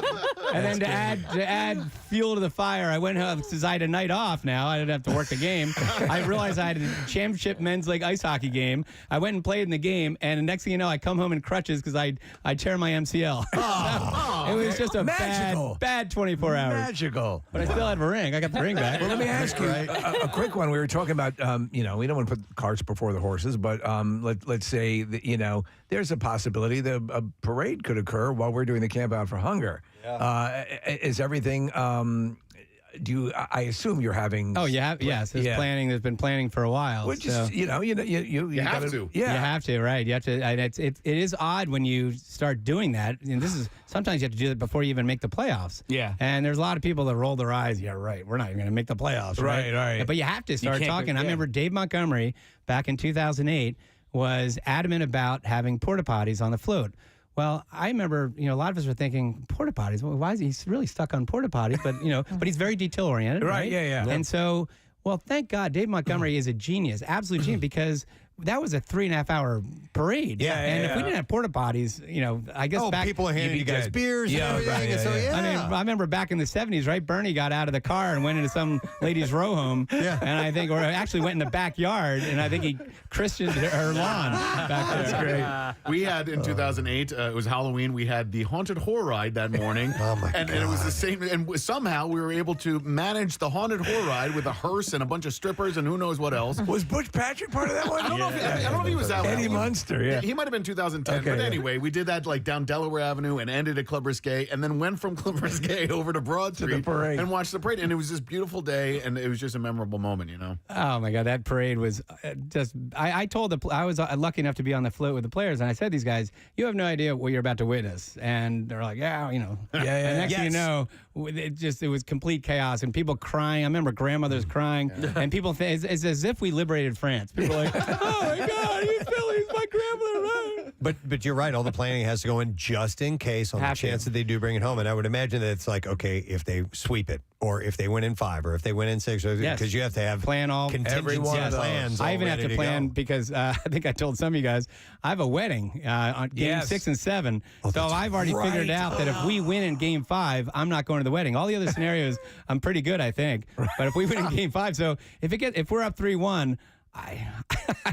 No, I'm kidding. I'm obviously rooting for the Phillies, but I'll be a little bummed that I'm missing that wedding. But they understand, right? Of course they understand. Okay, In fact, the guy's already told me. It's a good buddy of mine growing up, and he told me, he said, I hope you do miss the wedding because that means we're, we have a parade. That's cool. Is it the first wedding or his second wedding? Second. So it's the second parade, second wedding.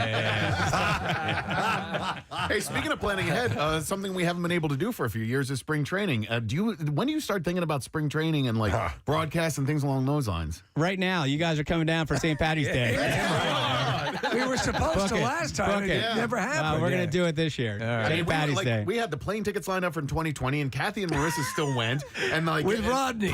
Preston was sick because we had. I was at home. Yeah, we had the Cardboard Classic the week before, so just all hell broke loose, and then the league shut down and whatever, and then the last year timing didn't work out. So I'm excited to be able to go to spring training again. St. Patty's Day, book it. All right, done. You heard it here. All right. So for game 3 and so on, what are some of the things we need to know as people who either have tickets or maybe just want to be down there for that atmosphere? I'm sure we're going to be we're planning it right now, but I'm sure we're going to have the block party that'll be 3 hours before the game starts. 8:03 start every night. Costume block party. So we'll say, Halloween. Halloween. So that's going to be.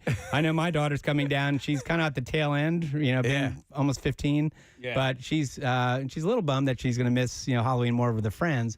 But yes, we're going to have Halloween. So it's going to be scary already for Houston. But now all of a sudden you throw Halloween in there and adds to the element. Yeah. But we're actually we might even for the employees who have a lot of small kids, and we also have some celebrities coming in who are bringing kids. We might have a little Halloween trick-or-treating down the employee hallway. I like that. Of trunk or treat? I mean, you could just do a giant tailgate trunk or treat. That's what you should do. It's going to be fun. So we are in Houston. I'm heading out. I'm on that same flight with Charlie with all the employees tomorrow. So Houston, Friday, Saturday, day off Sunday, home Monday, Tuesday, Wednesday. Again, all 8:03 starts on Fox. You have a day off on Thursday if we have to go to 6 and 7, and then Friday, Saturday would be game 6 and 7. John, I wanted to ask, have you been in the locker room for any of the champagne celebrations before? Oh, I have. Well, 2008. I didn't go this year. Okay. I was kind of all doing a lot of other, but yes, 2008, I was down there. When we won the World Series, we had, our duties. I was in PR, and our duties were basically to, make sure that we keep out the national media gets out there first, and the local media, and we have to hand out hats and do all that. And so I was up in a suite when the final out, I realized, I got a job to do because I'm carried away being a fan. I run into my office. I brought a raincoat. Someone said, bring a raincoat. I didn't have goggles, but I brought a raincoat because I had a suit on. and put the raincoat on, flew down to the clubhouse, went down to the dugout, and at that point, it was already chaos. Everybody's just, you're supposed to have all these rules that you have for the media, but it was just bedlam. It's like the gates open and everyone poured out. There's no way to control that. No, you can't. So, but I loved watching. I mean, I'm sure every fan did too. All the celebration. You can really see that the team loves each other. You can really see that the team loves Rob Thompson. And when they're all just doing, and whether it's on the field when they had their home run celebrations and hugging, and they create that tunnel to the clubhouse where when I can't get enough of when they clinched against Houston and then in Houston in the regular season when beat the Cardinals and the celebration there and then the celebration of the Braves, celebration of the Padres. It's fun. I mean, it's really, and you can tell it's a really fun clubhouse with Schwarber and Hoskins and everybody. Still more to come. Yep, most definitely. All right, Friday is when it gets started. So awesome. Well, we had to have you in. Yeah. Sure. Most definitely. So insurance. We're excited about it's just insane. Like a couple weeks ago. Who would have known? Who would have known that we would be where we are? And by the way, last point too is merchandise. I was reading somewhere that we basically set, according to Major League Baseball and Fanatics, MLB's official e-commerce partner, the Phillies set a 24-hour record for LCS winter merchandise sales following their clinched Sunday night to advance to the World Series. They basically, the previous record was the Cubs, when the Cubs got to the World Series, 2016. So that's pretty awesome. That shows you that the fans are the best. And I was down in the clubhouse store yesterday, New Era store yesterday, and I got to tell you, I couldn't find a size for my. The jerseys were out, the shirts were out. They're getting new stuff in. Yeah. Have they made any underwear yet? Because the Phillies have the best underwear ever. Yes. They're so comfortable. I still have the underwear that John gave us, 8 years ago? It's super And you're still wearing it? Yes. That's great. No holes, nothing. No, it's They're awesome. made. All right. Yeah. Hey, World Series underwear, I'm telling you. They know how to some. treat balls. Yeah. I know that we're wrapping this up, but we didn't get the Pelican story. Oh, yeah, we have time. All right. I'll we tell got it real time. quick. John had told us off air there was some kind of Charlie Manuel Pelican story. I'm like, I haven't heard this before. Charlie, if you're listening, I hope you don't mind if I tell this. It's just a great story. So Charlie was hired in, I believe, 2003, right? And he was not hired as a manager at that point. He was a special advisor, kind of a super scout. Obviously, Charlie's one of the biggest hitting gurus, knows baseball inside out. So he was a long day of scouting down in Florida, right? And he goes out to dinner, and then he comes home late after a long day of working in the hot sun and all that. So he comes home about 10 o'clock at night, opens up the door to his condo. It's pitch black dark. And all of a sudden he hears something moving around. He hears like a lamp crashing and this and that. He's like, someone's in my condo right here. So I'm basically walking in on an intruder. So he grabs a weapon, which is an umbrella, which is right next to the door, grabs the umbrella, flicks on the light, and notices that he had kept his sliding glass door open, and a giant pelican came in and was flying all out around this condo, knocking everything over. And Charlie was basically fighting the pelican with his umbrella, and basically, and the way I'll give a little plug. We had Charlie on our podcast. We had Charlie on a couple other things, and he tells. The way he tells the story is best. He goes, I tell you what. He goes, that pelican's coming at me, and I punched it, and I'm fighting with that umbrella. And I'm telling you, it was. Charlie is, I love the man, and if there was video of Charlie taking on that pelican, it would be the all-time most viewed video in Philadelphia. I'd love to see that. Yes. I don't have enough words to show how much I love that man. He's just a beautiful man. I punched that pelican. I'll tell you what. God, I love it. Come on. All right, John, we'll talk to you soon. Thank you very much. John Brazier, Director of Fun and Games, and it certainly is a lot of fun at these games, man, no question. We're going to have to take a break. We'll come back in just a moment. We have the B file. We have another shot at you, Hulu. We had a $1,000 winner just a few minutes ago. Let's add you to that list. And you know what? I'm going to give away another $25 gift card for our friends at Hilltown Tavern. We'll take the 11th caller, 215-263, WMMR. Marissa's going to be there tomorrow night. It is the Bud Light Thursday night kickoff. She'll be there from 7 to 9. And, of course, you can get a modern Irish-American gastropub. Features great food, artfully crafted drinks, lively bar staff, a lot of fun, great place. Let's get you on board. We'll be back in just a moment. Stay there. Preston and Steve. On 93.3 WMMR. Over his dog food jingle. Here we go. All right, here we go. Rain or shine, kind of love like nothing you've seen before. No. Good This is for dog food? It's for dog food. Okay. And the dog is waiting. The dog's what? The dog's waiting for the master to come home. Okay. And it's a high quality dog food. Okay. Is the dog wearing something sexy? Sexy, or- lingerie, yeah. And has a dildo in one paw. Okay. The dog really does deserve the best. So go pick him up some better balls. You know, and the thing, it's metaphor. Okay, so here's the deal. And his reason for doing the commercial is real because this is the food that he's been eating at home himself because the career's not going well. Man, I love this stuff. You put it on some bread, it's delicious. And then the last birthday today, our favorite butthole, Hope Solo. Hope Solo's butthole. Hope Solo, the goaltender for the women's U.S. Soccer team.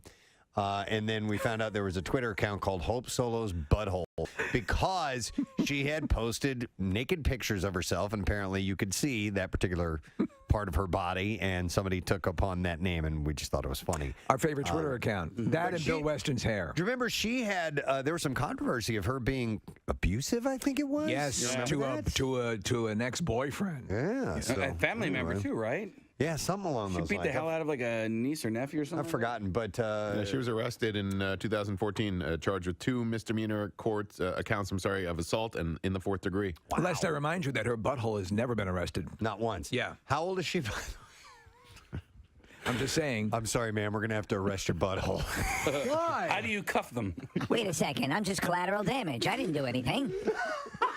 We're taking this butthole downtown.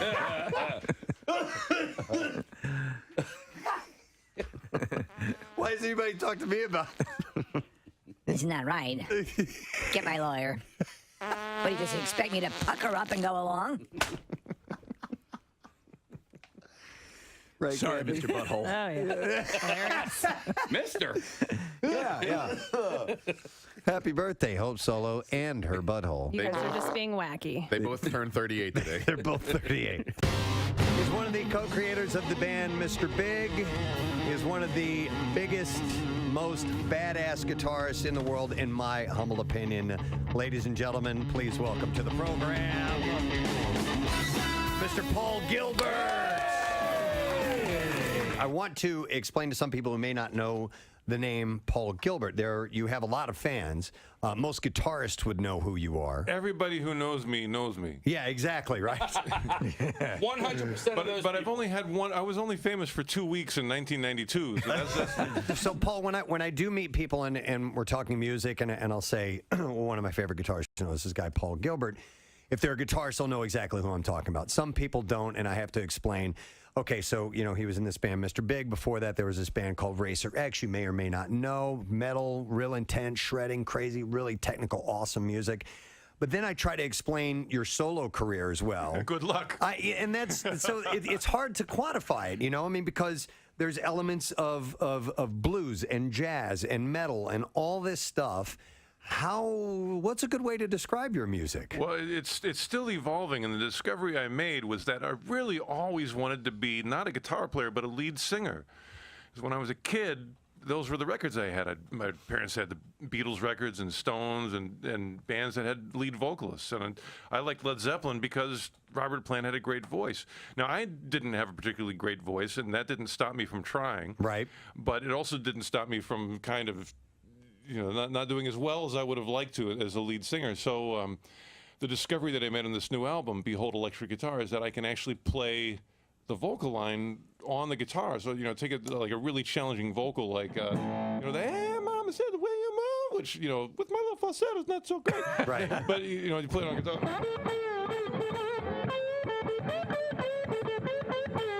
And suddenly, those notes are there.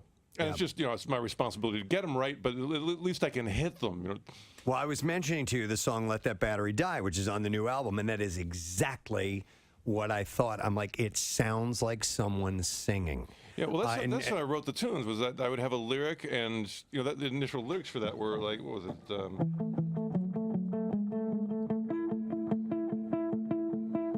My battery is low, but my mind is high. And again, I'm squeaking it out. Yeah. But with the guitar, I can get a lot of control and a nice tone. And so for the first time in my life, I'm actually able to connect my inner melodic generator with an instrument that functions.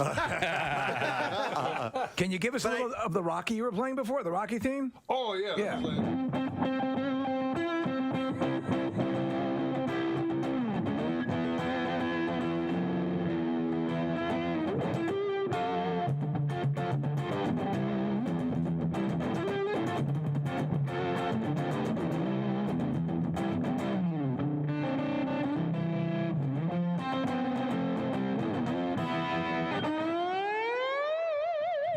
There you go.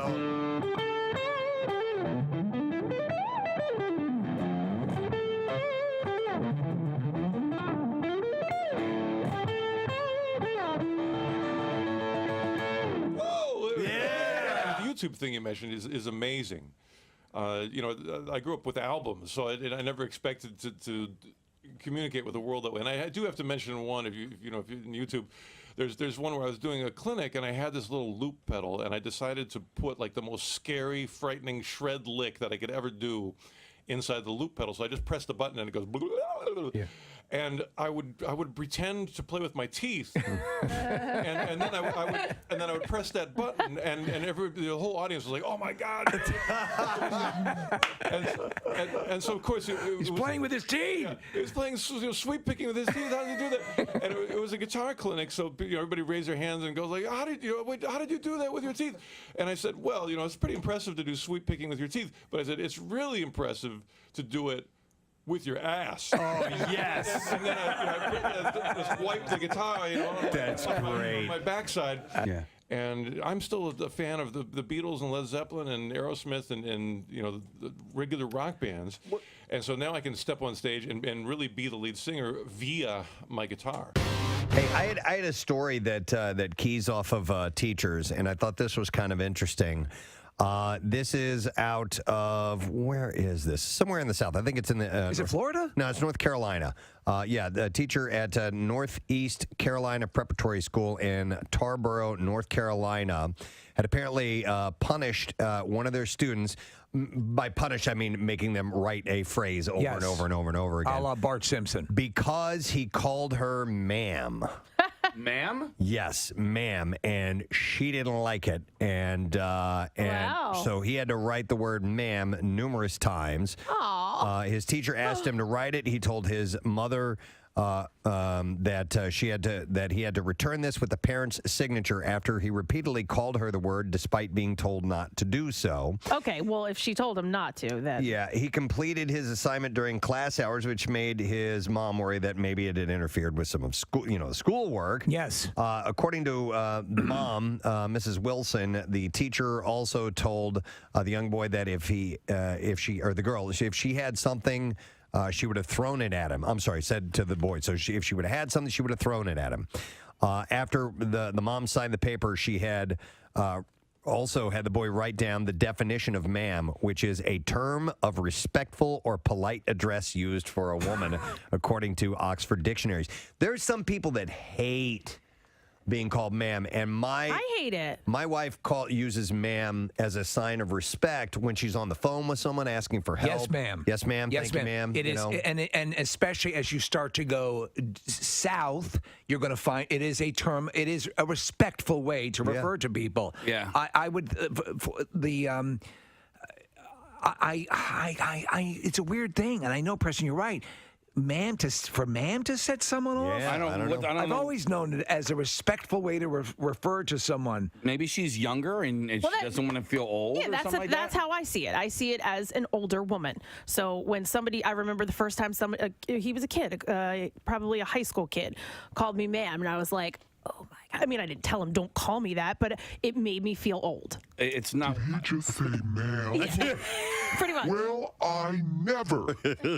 Was it the word that set the teacher off, or was it the fact that the kid was repeating it over and over? I don't know. Well, it had to be the initial thing graded on her because she asked him to stop saying it. Yeah. But if he's used to saying it as a sign of respect to, like somebody in an authoritative manner, like then you just got to get that flag out of your butt and get over it, right, Press?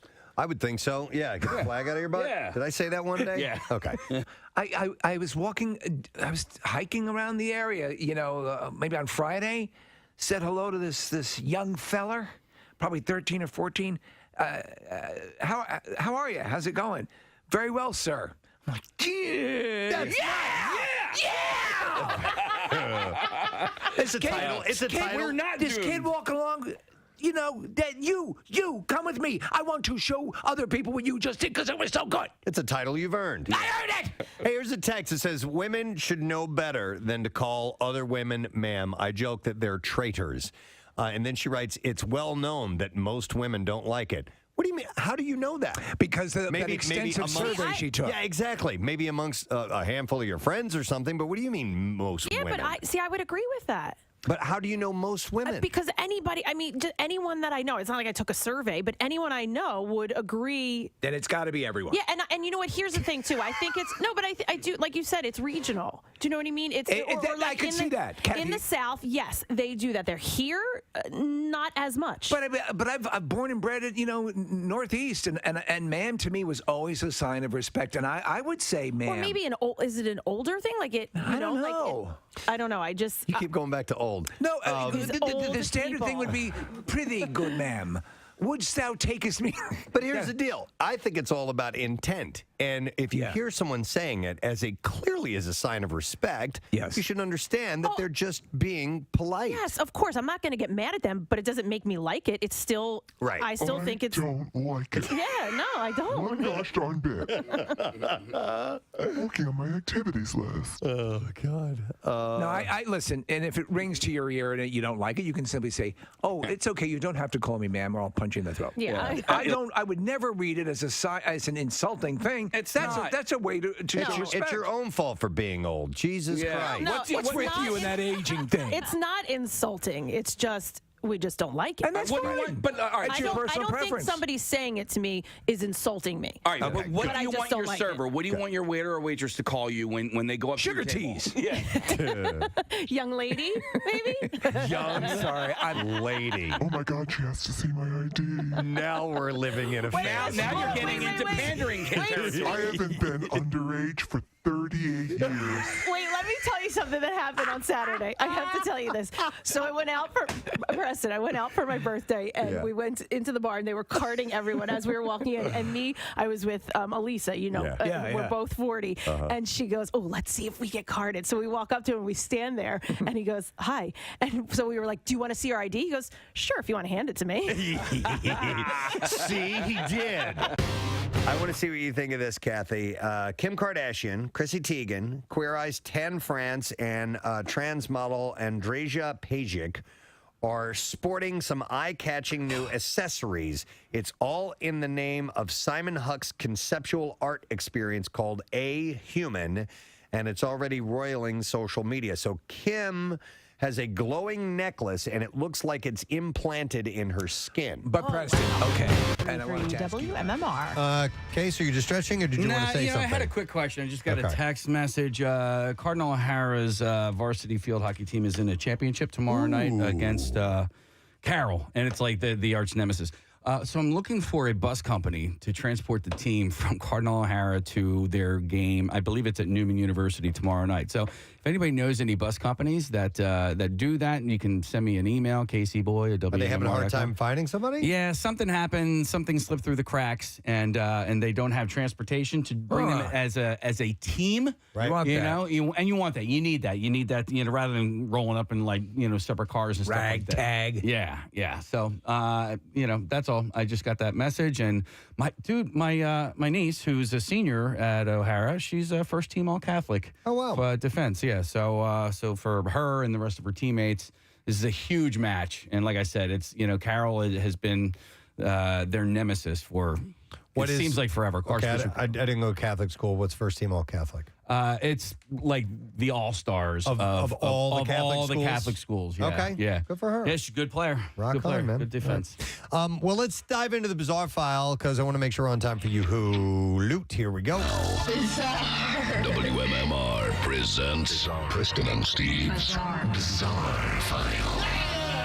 Brought this morning by Lorenzo & Sons. The iconic Lorenzo & Sons pizza is a Philadelphia staple with locations in Westchester, in Xfinity Live, and Live Casino and Hotel Philadelphia. Visit lorenzoswestchester.com. A man baffled doctors after presenting with a 5-centimeter horn that has grown from the tip of his penis. All right. I've heard of stuff like this. What? The unidentified 43-year-old male sought medical advice. I'm horny. After the hard and yellowish brown growth sprouted from his genitalia. Incredibly, the Chinese man had already been to the doctor 3 years earlier with a similar condition. And Go horn deep. the mass had previously been surgically removed when it was the size of a grain of rice. And came back? But astoundingly, it has since grown back to become 5.5 centimeters by 3 centimeters in size. It's an actual horn. Horn. You squeeze it, and it makes that noise. The nutsack. You know you should probably look into being a clown. Surgeon successfully removed Isn't that fun? the cancerous horn, and the patient had since fully recovered, according to a recent entry in the Asian Journey of Surgery. Medical professionals do not know what causes the condition, which has only been reported 6 times in the last 30 years. Urologists diagnosed the man with a cutaneous horn, a hard cone-shaped lump that protrudes from the skin. This buildup is made from keratin, which is the same protein that forms hair, nails, and other outer layers of skin. We found a xylophone in your butthole. The bizarre condition is often likened to that of an animal horn that is usually spotted on the head and face. Crazy. However, there have been incidents of horns appearing on the chest, neck, shoulders, and penis. Penile horns often develop within a year of undergoing circumcision, leading urologists to believe that the procedure may actually trigger the growth, believe it or not. Dad, can I talk to you for a minute? Yeah, I have a strange horn on my penis. And the Hey, you're just like your old man. Yeah. The xylophone in his butthole. Yeah.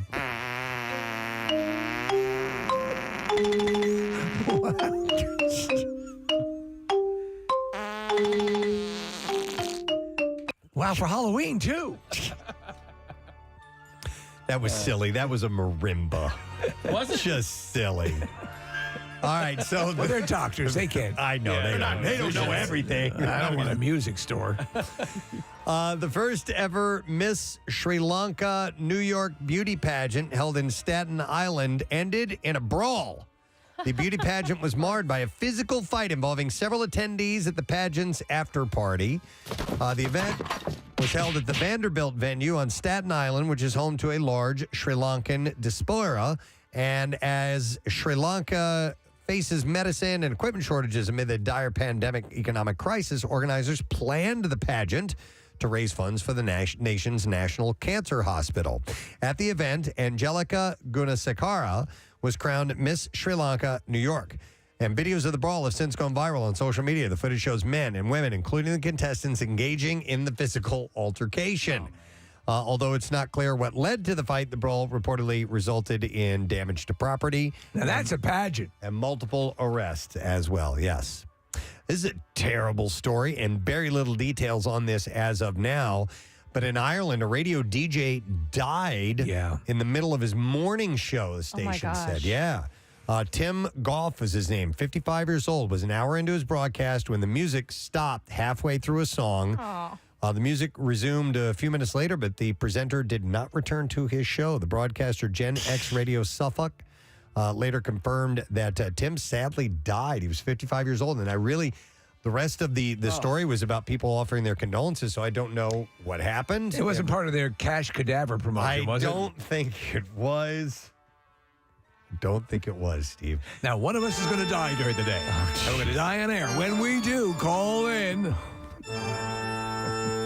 Steve. You've won cash cadaver. Dude. That's not funny. Although he probably would get a kick out of this. No, that's just it was his time, and it's horrific. Remember, I passed out. Are you saying he would have enjoyed that bit? I don't know. Would any of us have enjoyed it? Probably. So. Probably. I mean, if I ever die on air while I'm here with you guys and you want to do a cash contest surrounding that, okay. Will you be our cash cadaver? Totally. All right. We're allowed? Okay. Yeah. I want you guys sobbing. I'm gone. Steve, I love the voice. So Dracula comes Be the on. 11th call, and you'll be cash cadaver. my God. He didn't sound strong when he cracked the mic today. I just knew it was going to happen. Oh, that's the actuarial. Yeah. That's the actuality from the I was winner. waiting by my phone, and when he started coughing, I knew it was time. This is horrible. This is terrible. That poor guy. He just sounded weak. That's what I knew to call. I knew. I stayed right by the phone. Dude. Oh, my God. To our own kind. I know. We're horrible. Our own kind. Well, they shouldn't have set up the contest. Yeah, you're right. It is a stupid contest. Be the 14th caller. You're the 11th caller for Cash Cadaver. Oh, man. Poor, rest in peace. Totally, Oh, man. my God.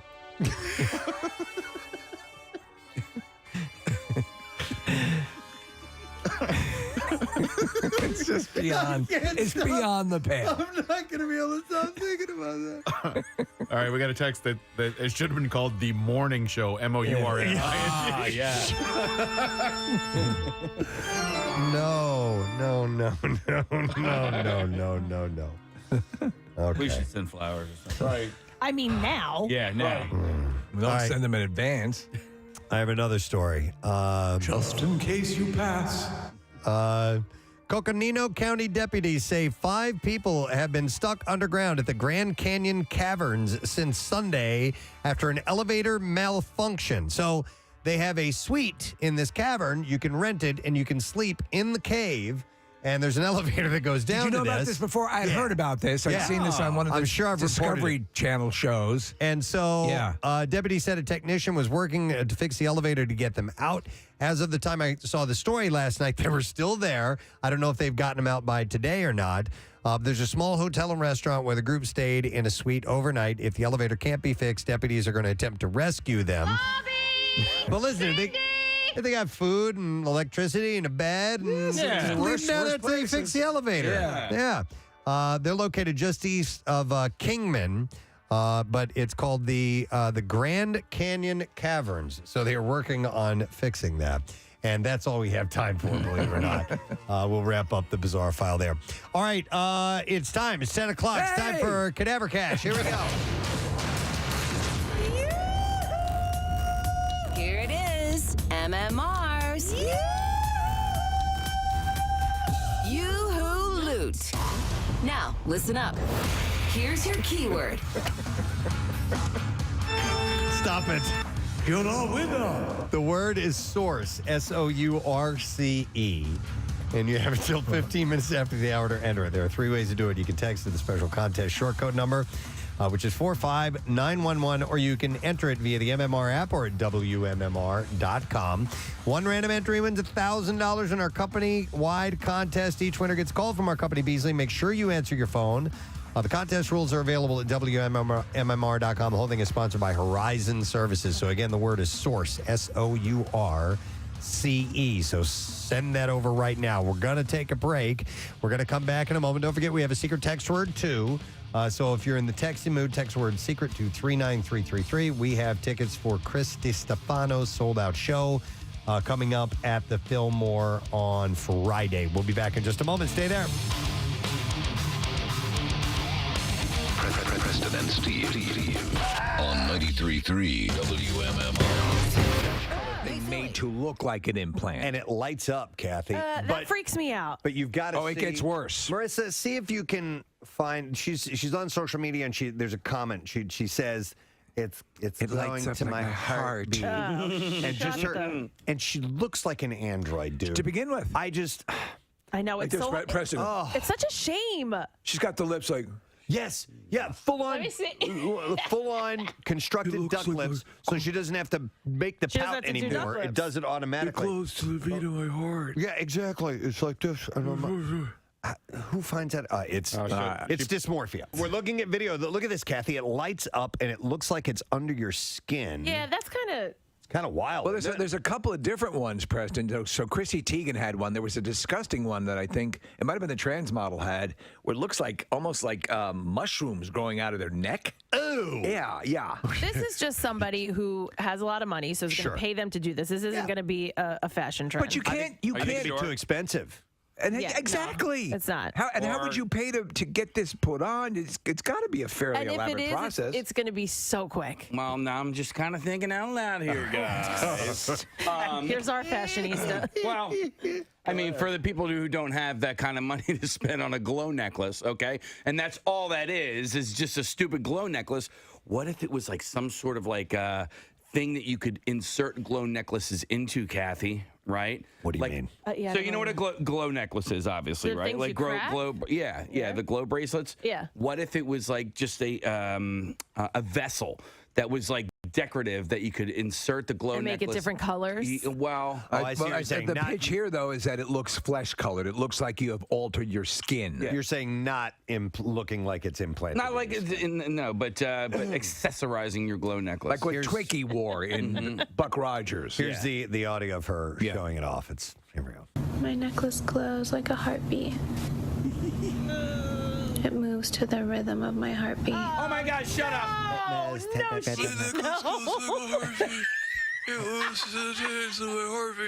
My necklace glows like a heartbeat. Wait. It moves to the rhythm of my heartbeat. Oh my God. My heartbeat. Wait, Steve, what are you putting in your mouth? Something to puff. Give me something to puff out my lips.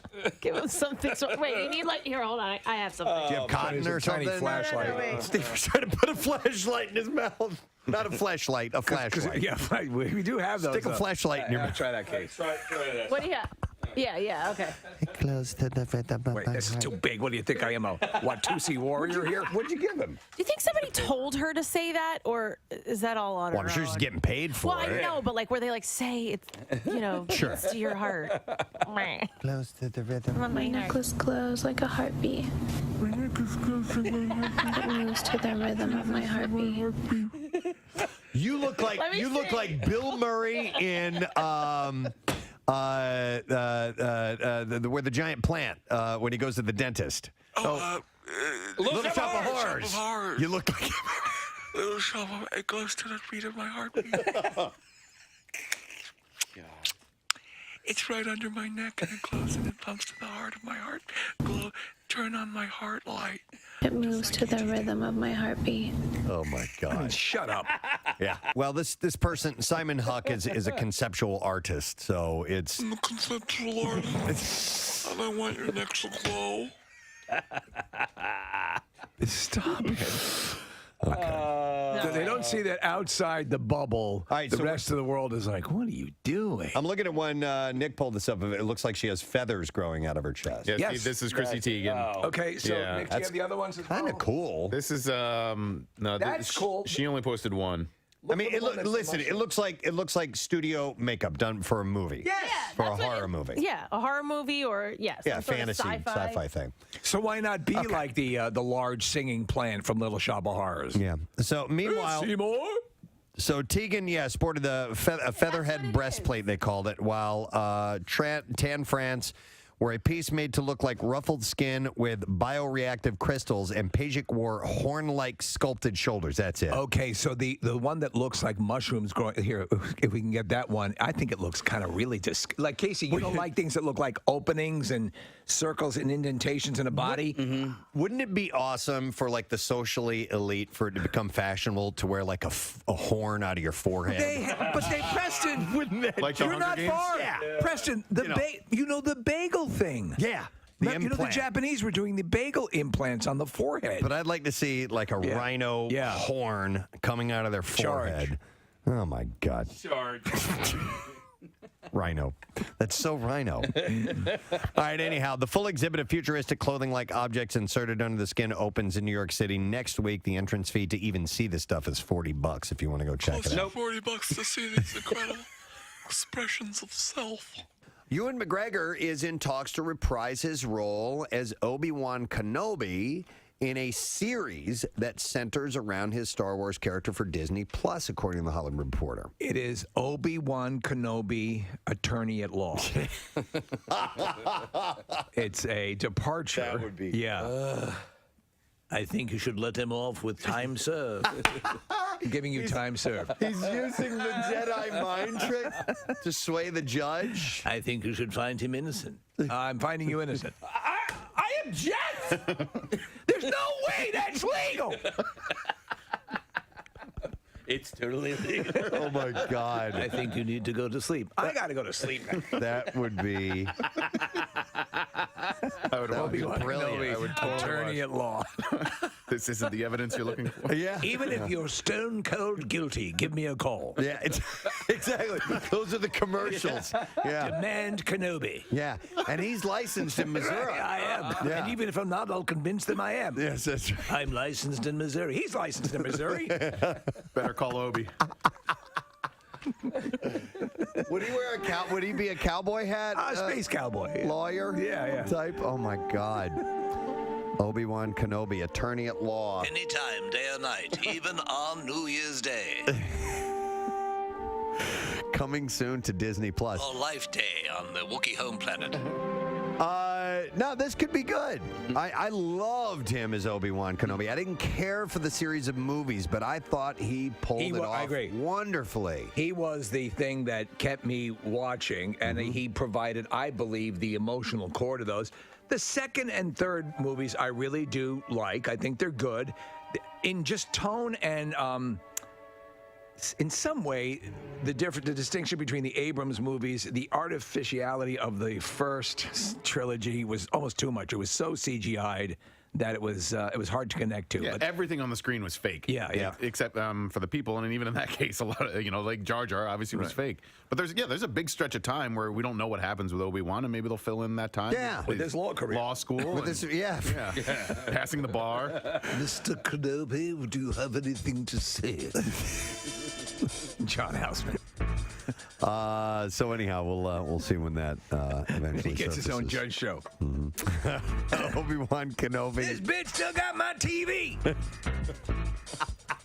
Give the TV back. He's settling these small claims cases. It's like Sam This people. bitch still got my TV.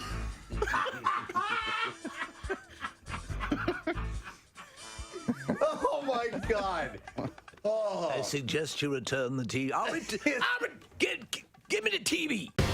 Miley Cyrus, you know about all that went on. Yeah, she is officially living her best life after splitting with husband Liam Hemsworth.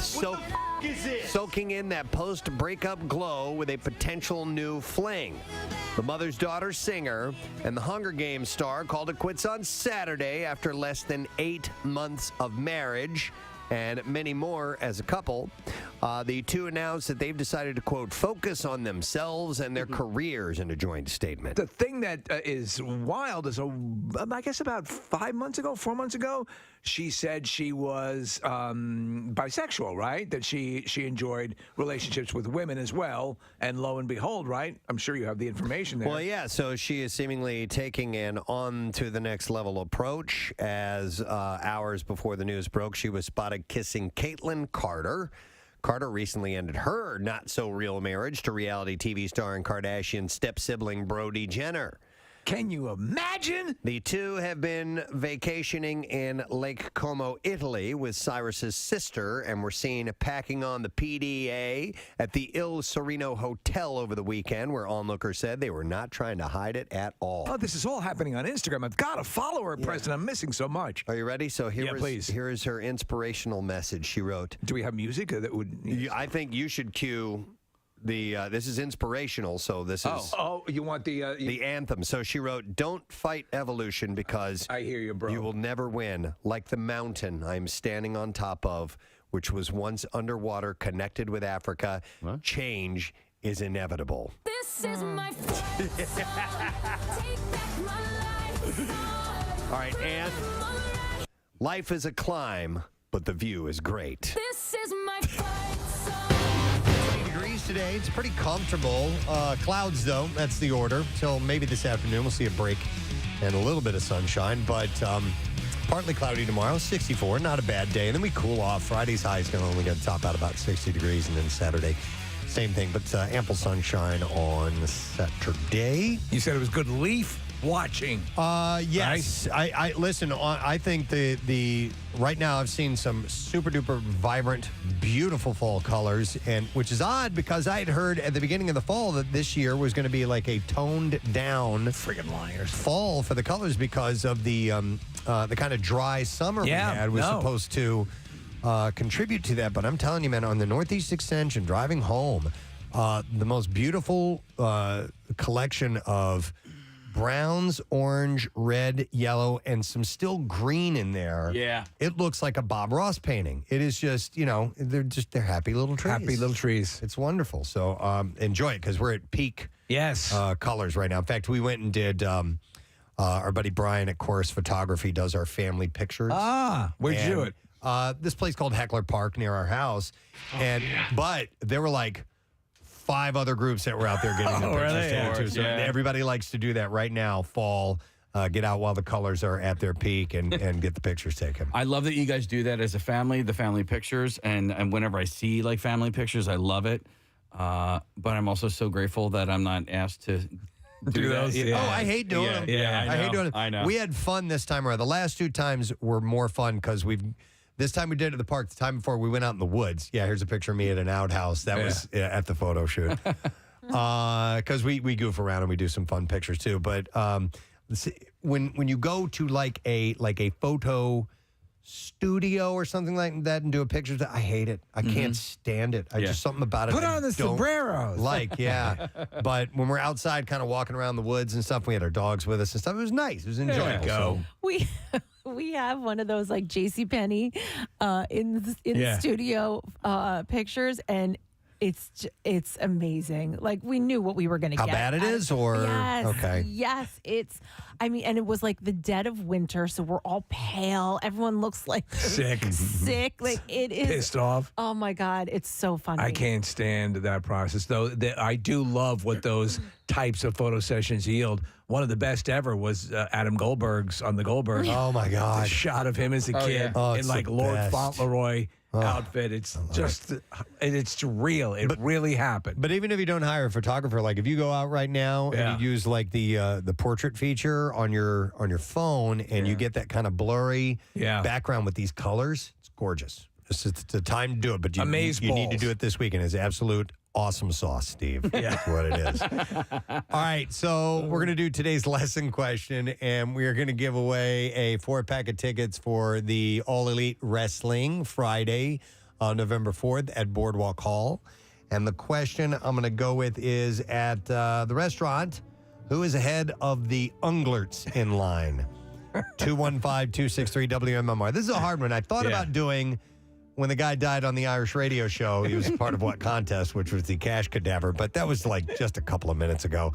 So let's go with this. At a restaurant, who is ahead of the Unglerts in line? That was from like the Entertainment Report earlier this morning, 7 o'clock hour, 215-263-WMMR. Let's see if you know the answer. The trash business is a gold mine. 93.3 WMMR with Preston and Steve's Hollywood Trash. All right, let's see what we have today in the trash. Steve, what's going on? Well, now, 2 sisters of the late activist Sasheen Littlefeather are speaking out to dismantle her life story, calling her an ethnic fraud and claiming the family is Mexican-American. Not only that, the sisters are claiming that Littlefeather was on the varsity sailing team at Yale. What? Just doesn't seem likely. Ellen DeGeneres supposedly was going to retire, but she is, comes word, she's working on a YouTube series called All About Time for You. On the new series, the 64-year-old star will be seen playing Minecraft and calling other players pussies. Oh, my God. And on Friday, Chrisley Knows Best star Chase Chrisley announced on Instagram that he's engaged to his girlfriend of 2 years, Emmy Metters. Father Todd Chrisley says he advised Chase to find a girl just like his mother, one who won't be upset when you tell her you're gay. That's your Hollywood Trash. All right, we'll see if anyone knows the answer to this. We need to know at the restaurant who's ahead of the Unglerts in line. And Adam was our first caller in, so we're going to go to him. Hey, Adam, good morning. Hey, now. Hey, now. All right, do me a favor. Tell me who was ahead of the Unglerts in line. The Pud Puller. The Pud Puller. I forgot. Precisely, Adam. Hang on. We're going to give you a 4-pack of tickets for the All Elite Wrestling Friday, November 4th at Boardwalk Hall. AEW Rampage returns to Atlantic City. Tickets are available at Ticketmaster.com and at AEWTix.com. Now, Preston and Steve's Music News on 93.3 WMMR. All right, this morning it is brought to you by Liberty Safes of New Jersey. Hurry now to Liberty Safes New Jersey for big fall savings. You can visit Liberty Safes of New Jersey in Mount Laurel or Bordentown, and you can find them on Facebook or go to libertysafesnj.com. Papa Roach's Jacoby Shaddix has opened up about being sober for a decade now. According to Spin, he said, when I first quit drinking, I was kind of ashamed of myself in a weird way because I was like, not the real deal. But he said, I had a real rough time of it for some years, trying to stay sober and going on the road and touring. And I was trying to hide it, and that wasn't working out for me. So finally in 2012, that's when I had my last sip of alcohol. I'm super grateful. That's something that I can honestly say I don't ever want to F with booze again. That's awesome. Red Hot Chili Peppers have scored a pair of back-to-back chart toppers on Billboard's top album sales chart. The placings mark the first time that a band has enjoyed 2 chart toppers in a row since 2005 did with System of a Down, or since in 2005 System of a Down hit the top spot with both Mesmerize and then Hypnotize. The band's new set, Return to the Dream Canteen, returns the band to number 1 after Unlimited Love held down the spot earlier this year. So they're killing it with these releases. That's pretty amazing. Yeah.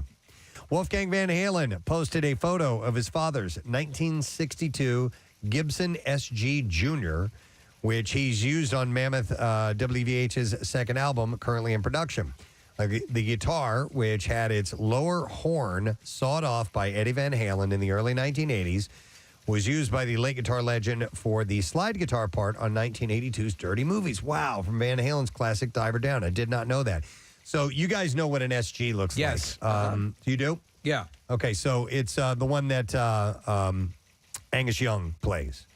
So it's got these 2 horns that come up towards the end, and apparently he shaved off, he cut off one of them to give it kind of a signature look. But I had no idea that was the song, that was what he played on Dirty Movies. I always love dug that song. look, the horns that wrap around. That's Yeah. cool. Yeah. Ozzy Osbourne is set to perform virtually for the Ozfest portion of the second annual Metaverse Music Festival. Consequence reports that the event will be hosted in, what is it, Decentraland? Is it? So it's a VR show, basically? Yes, so. Yeah. From November 10th through the 13th. The free festival will feature more than 100 artists virtually performing against community genre stages.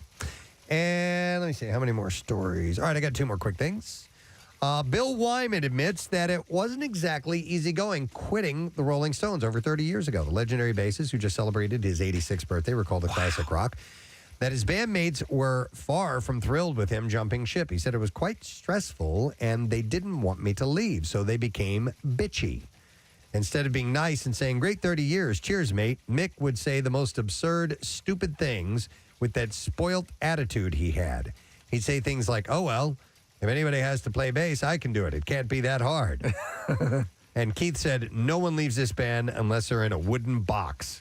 Wyman went on. That doesn't sound supportive. He went on to say, anyway, they left the door open for me for 2 years. Charlie and Mick would phone me up and say, you're not really leaving, are you? Have you rethought it? And then when it came time for them to do the 94-95 Voodoo Lounge tour, they had to make a final decision. Mick and Charlie came over and spent the evening with me trying to talk me into staying. Have I had any regrets about not going back? None whatsoever, he says. He shed light on his relationship with the Stones today. He said, Keith still sends me scented candles at Christmas. We all send each other birthday and Christmas presents. It's still a family thing, social, not business, and it works really well. It's like distant relatives.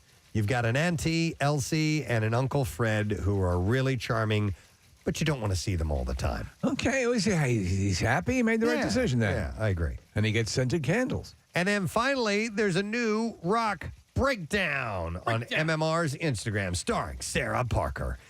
She does such a great job. She on does that an show. awesome job, yeah. Sarah covers the return of Blink-182, Tom Petty's epic run at the Fillmore, and Queen's recently unearthed track with Freddie.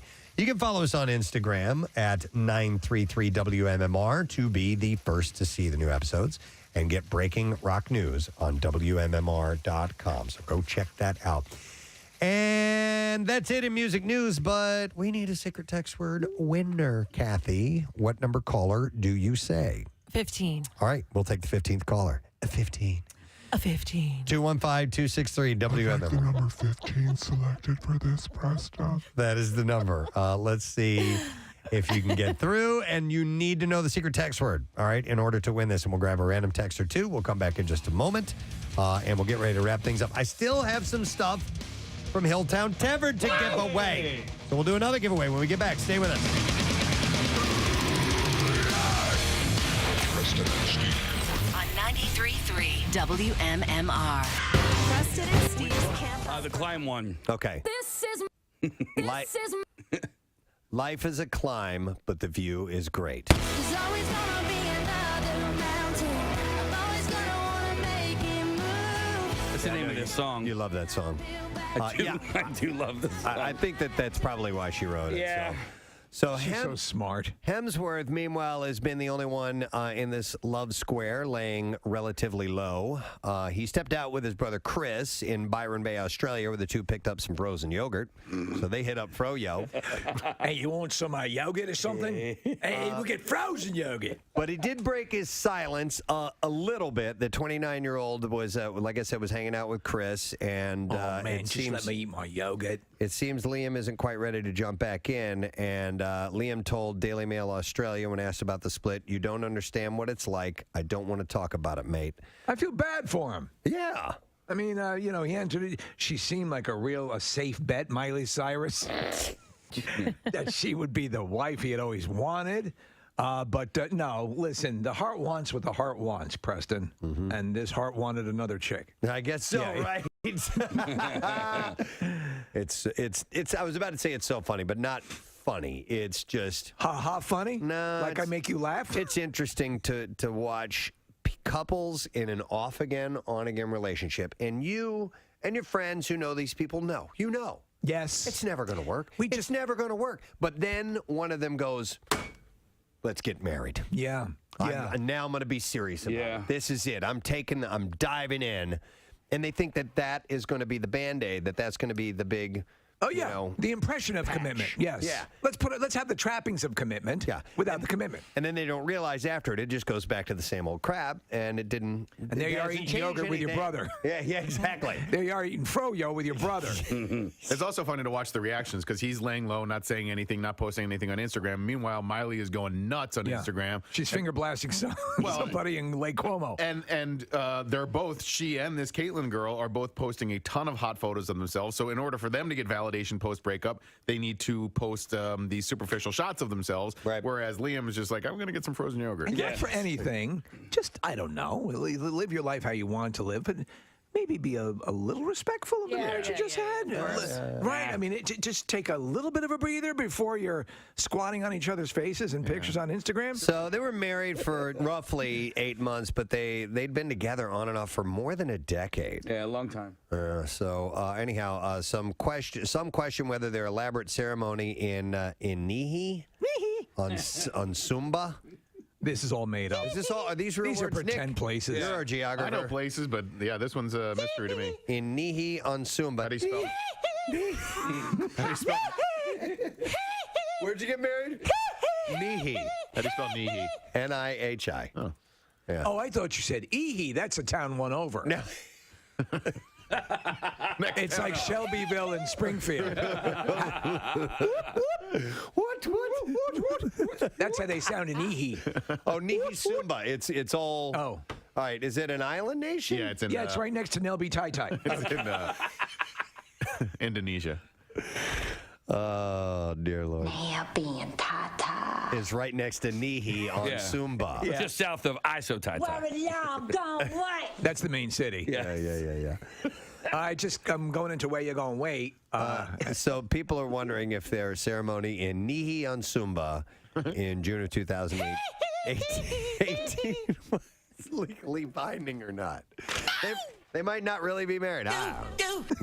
Okay. So that was a big story. It sort of rocked my world. Let me ask you this: then you all worked in besides? Did you all work in regular restaurants? And fast food, yeah. For servers, how commonplace is it to on the way from the? No, not the way. But we talked about this. Maybe on the way back. Maybe up on the counter. No, on the way out. Yeah, because the way the kitchen that I worked in, you'd put up, order up, you put it up on a counter. Like there's a whole plate of fries. And it was still in the kitchen, so it wasn't in line of sight for the customers. So they could probably grab a fry and eat one on the way out, It was never that for me. You never did that? No, but I never. But I sucked all the nitrous out of the whipped cream. Really? I watched. Dude, my waiter just took a dump on our table. I watched one waitress. She had like 3 or 4 different whipped cream things that just was like cream juice because it had no nitrogen. What's going on here? These are all broken. Do you remember? Dripping. I don't know. I have no idea. I have no idea. Casey. That's messed up, man. Casey, at a place called the Coffee. You remember the Coffee Beanery? Yeah. All right, so the same thing happened. I wanted whipped cream on hot chocolate. Oh my God. The guy's like, he's going through the cans.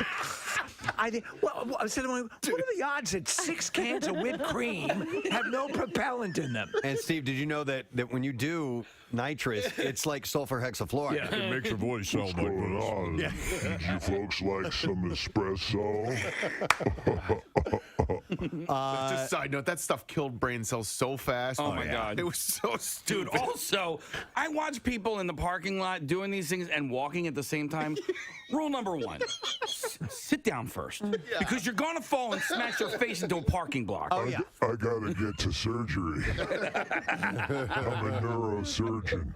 Preston, you know that thing that you got me where you can stick your phone in the vents of your air conditioner? Yes. I saw somebody that has. That's how you heat up your chicken? No, Steve, it's even more ridiculous than that. And he listens to the show. I'm not going to out you, but he has one of these things that goes into the vent that you put in air freshener. No barbecue sauce or honey and mustard or something like a chicken nugget. He has like a caddy. Get out of here! I swear to God. I like that. I like that. Because that's great. It's exactly what it looked like. It's like having a Fixins bar on your dashboard. And I made a joke about it, like, "Hey, I can't believe you have a barbecue sauce holder here." He goes, "Yeah, I found it on. It was like ad on Instagram." I was like, "That's actually what this is." Steve, that's like getting a limited edition, like Jeep or something. This is a Roy Rogers. Right, Roy Rogers. Look at this. This Signal squirts horsey sauce. Yeah, the rear view, Preston. It's like you're milking a cow. All right, TMZ reports that Davy Chase. Now, I looked her up, and it says she started the ring. She was Samara. She's the psycho. Yes. The scary girl. The girl in the well. And by the way, turns out she's gorgeous. Yes, she is. She was arrested, and she was arrested on a drug possession charge and spent some time behind bars. Yeah. But she escaped through the television, didn't she? She did. She managed to get out of I it knew we were through the going that TV. way. But she's had some run-ins. Last year, she was locked up after cops pulled her over for joyriding in an allegedly stolen car. She was locked up for 7 days. Is the phone rings after 7 days or something like that? In 7 days. Yeah, that's when you die. You have 7 days to get your affairs in order before you're... 7 days. It's been a while since I've seen that movie. 6.5. 7 business days. Business days? So that means I get the weekend too? Well, it's Monday's Labor Day, so about 8 days. All right, just stay there. I'm going to come over and kill you now. Yeah, if you could be more specific, it might help in planning. So, what if I go across the international date line? Let me get back to you. Coming up soon, we'll be addressing Halloween. But Yes. it's a favorite costume for Halloween parties and haunted houses. Which is the one where you go to where they have a girl who really does the full, clicking and the whole body gesticulation. Is that Penhurst? No, it's there's probably one there, but there's one. Maybe it's there's one it's the one way out where we always get lost going to. It's in Bucks County. Yeah. I know exactly the one you're talking but the girl who Fear? Nah, might be Valley of Fear. It's out kind of in a woodsy area. It's Grotto of Consternation is the name of it. Hang on. Chrissy is on the line to tell us about that haunted attraction. And it is Valley of Fear, isn't it? So it's Valley of Fear? It is Valley of Fear, and the girl who does play the one from The Ring, who was there for a long time, Liz, is just a phenomenal singer, too. I just wanted to let you guys know. Really? Okay. Oh, yeah, she's incredibly talented. And she was good. It says you were moving along, she'd move along, and she never sang really, but she 93.3 WMMR trying to coax that sun out from behind the clouds. Island in the sun, 10:32 on a Wednesday morning with the Preston and Steve show. Coming to an end of all things. We do have some business to take care of, though. One of them is getting a winner for our secret text word. We've had people texting in the word secret all morning long. Try and grab some tickets, and we were looking for caller number 15. That happens to be Brian. Yo, Bri. Hi. Hi. And a hello to you. All right, Brian, secret text word. We got a prize if you know it. What is it? Hey, that's stage. Stage. You got it, my man. I want you to hang on the line, Brian. Got yourself some tickets. And you are going to go see Chris DiStefano and his sold-out show. It's called the Right Intention Wrong Movie Tour. And it's this Friday at 8 p.m. at the Fillmore. And on top of that, we grabbed a random texter, and it's Jason Fisher, who is from Hatboro, Pennsylvania. Same thing. Take a seat. Chris DiStefano, sold-out show at the Fillmore Friday night at 8 o'clock. So congratulations to you guys. I'd like to go through a list of thank yous for today. We had a few people stop in this morning, and it was lovely. We first of all want to thank the amazing Mr. Charlie Manuel for being here today to talk about the Phils and just how much fun this has been so far. And he's been at the games, and just his insight and take from somebody who's been there when it's all happened, when everything has come together. Yeah. And he's the man that drove the ship. So he was great to talk to this morning. We also had our friend Jeff Walton, who is from the 4th annual Fill a Trunk Camp Out Car Show, which is coming up November 6th, and bigger and better than ever. And it's gonna be converging with a burger brawl. It's going to happen in that same area as well. So 2 really cool events that are going on. This is going to benefit the Camp Out for Hunger, and all these car clubs come together. They bring their donations down and gather them, put them in one spot. They get them ready to bring to us while we're actually at the Camp Out for Hunger. And you can come by and check out all these cars. It's essentially a car show.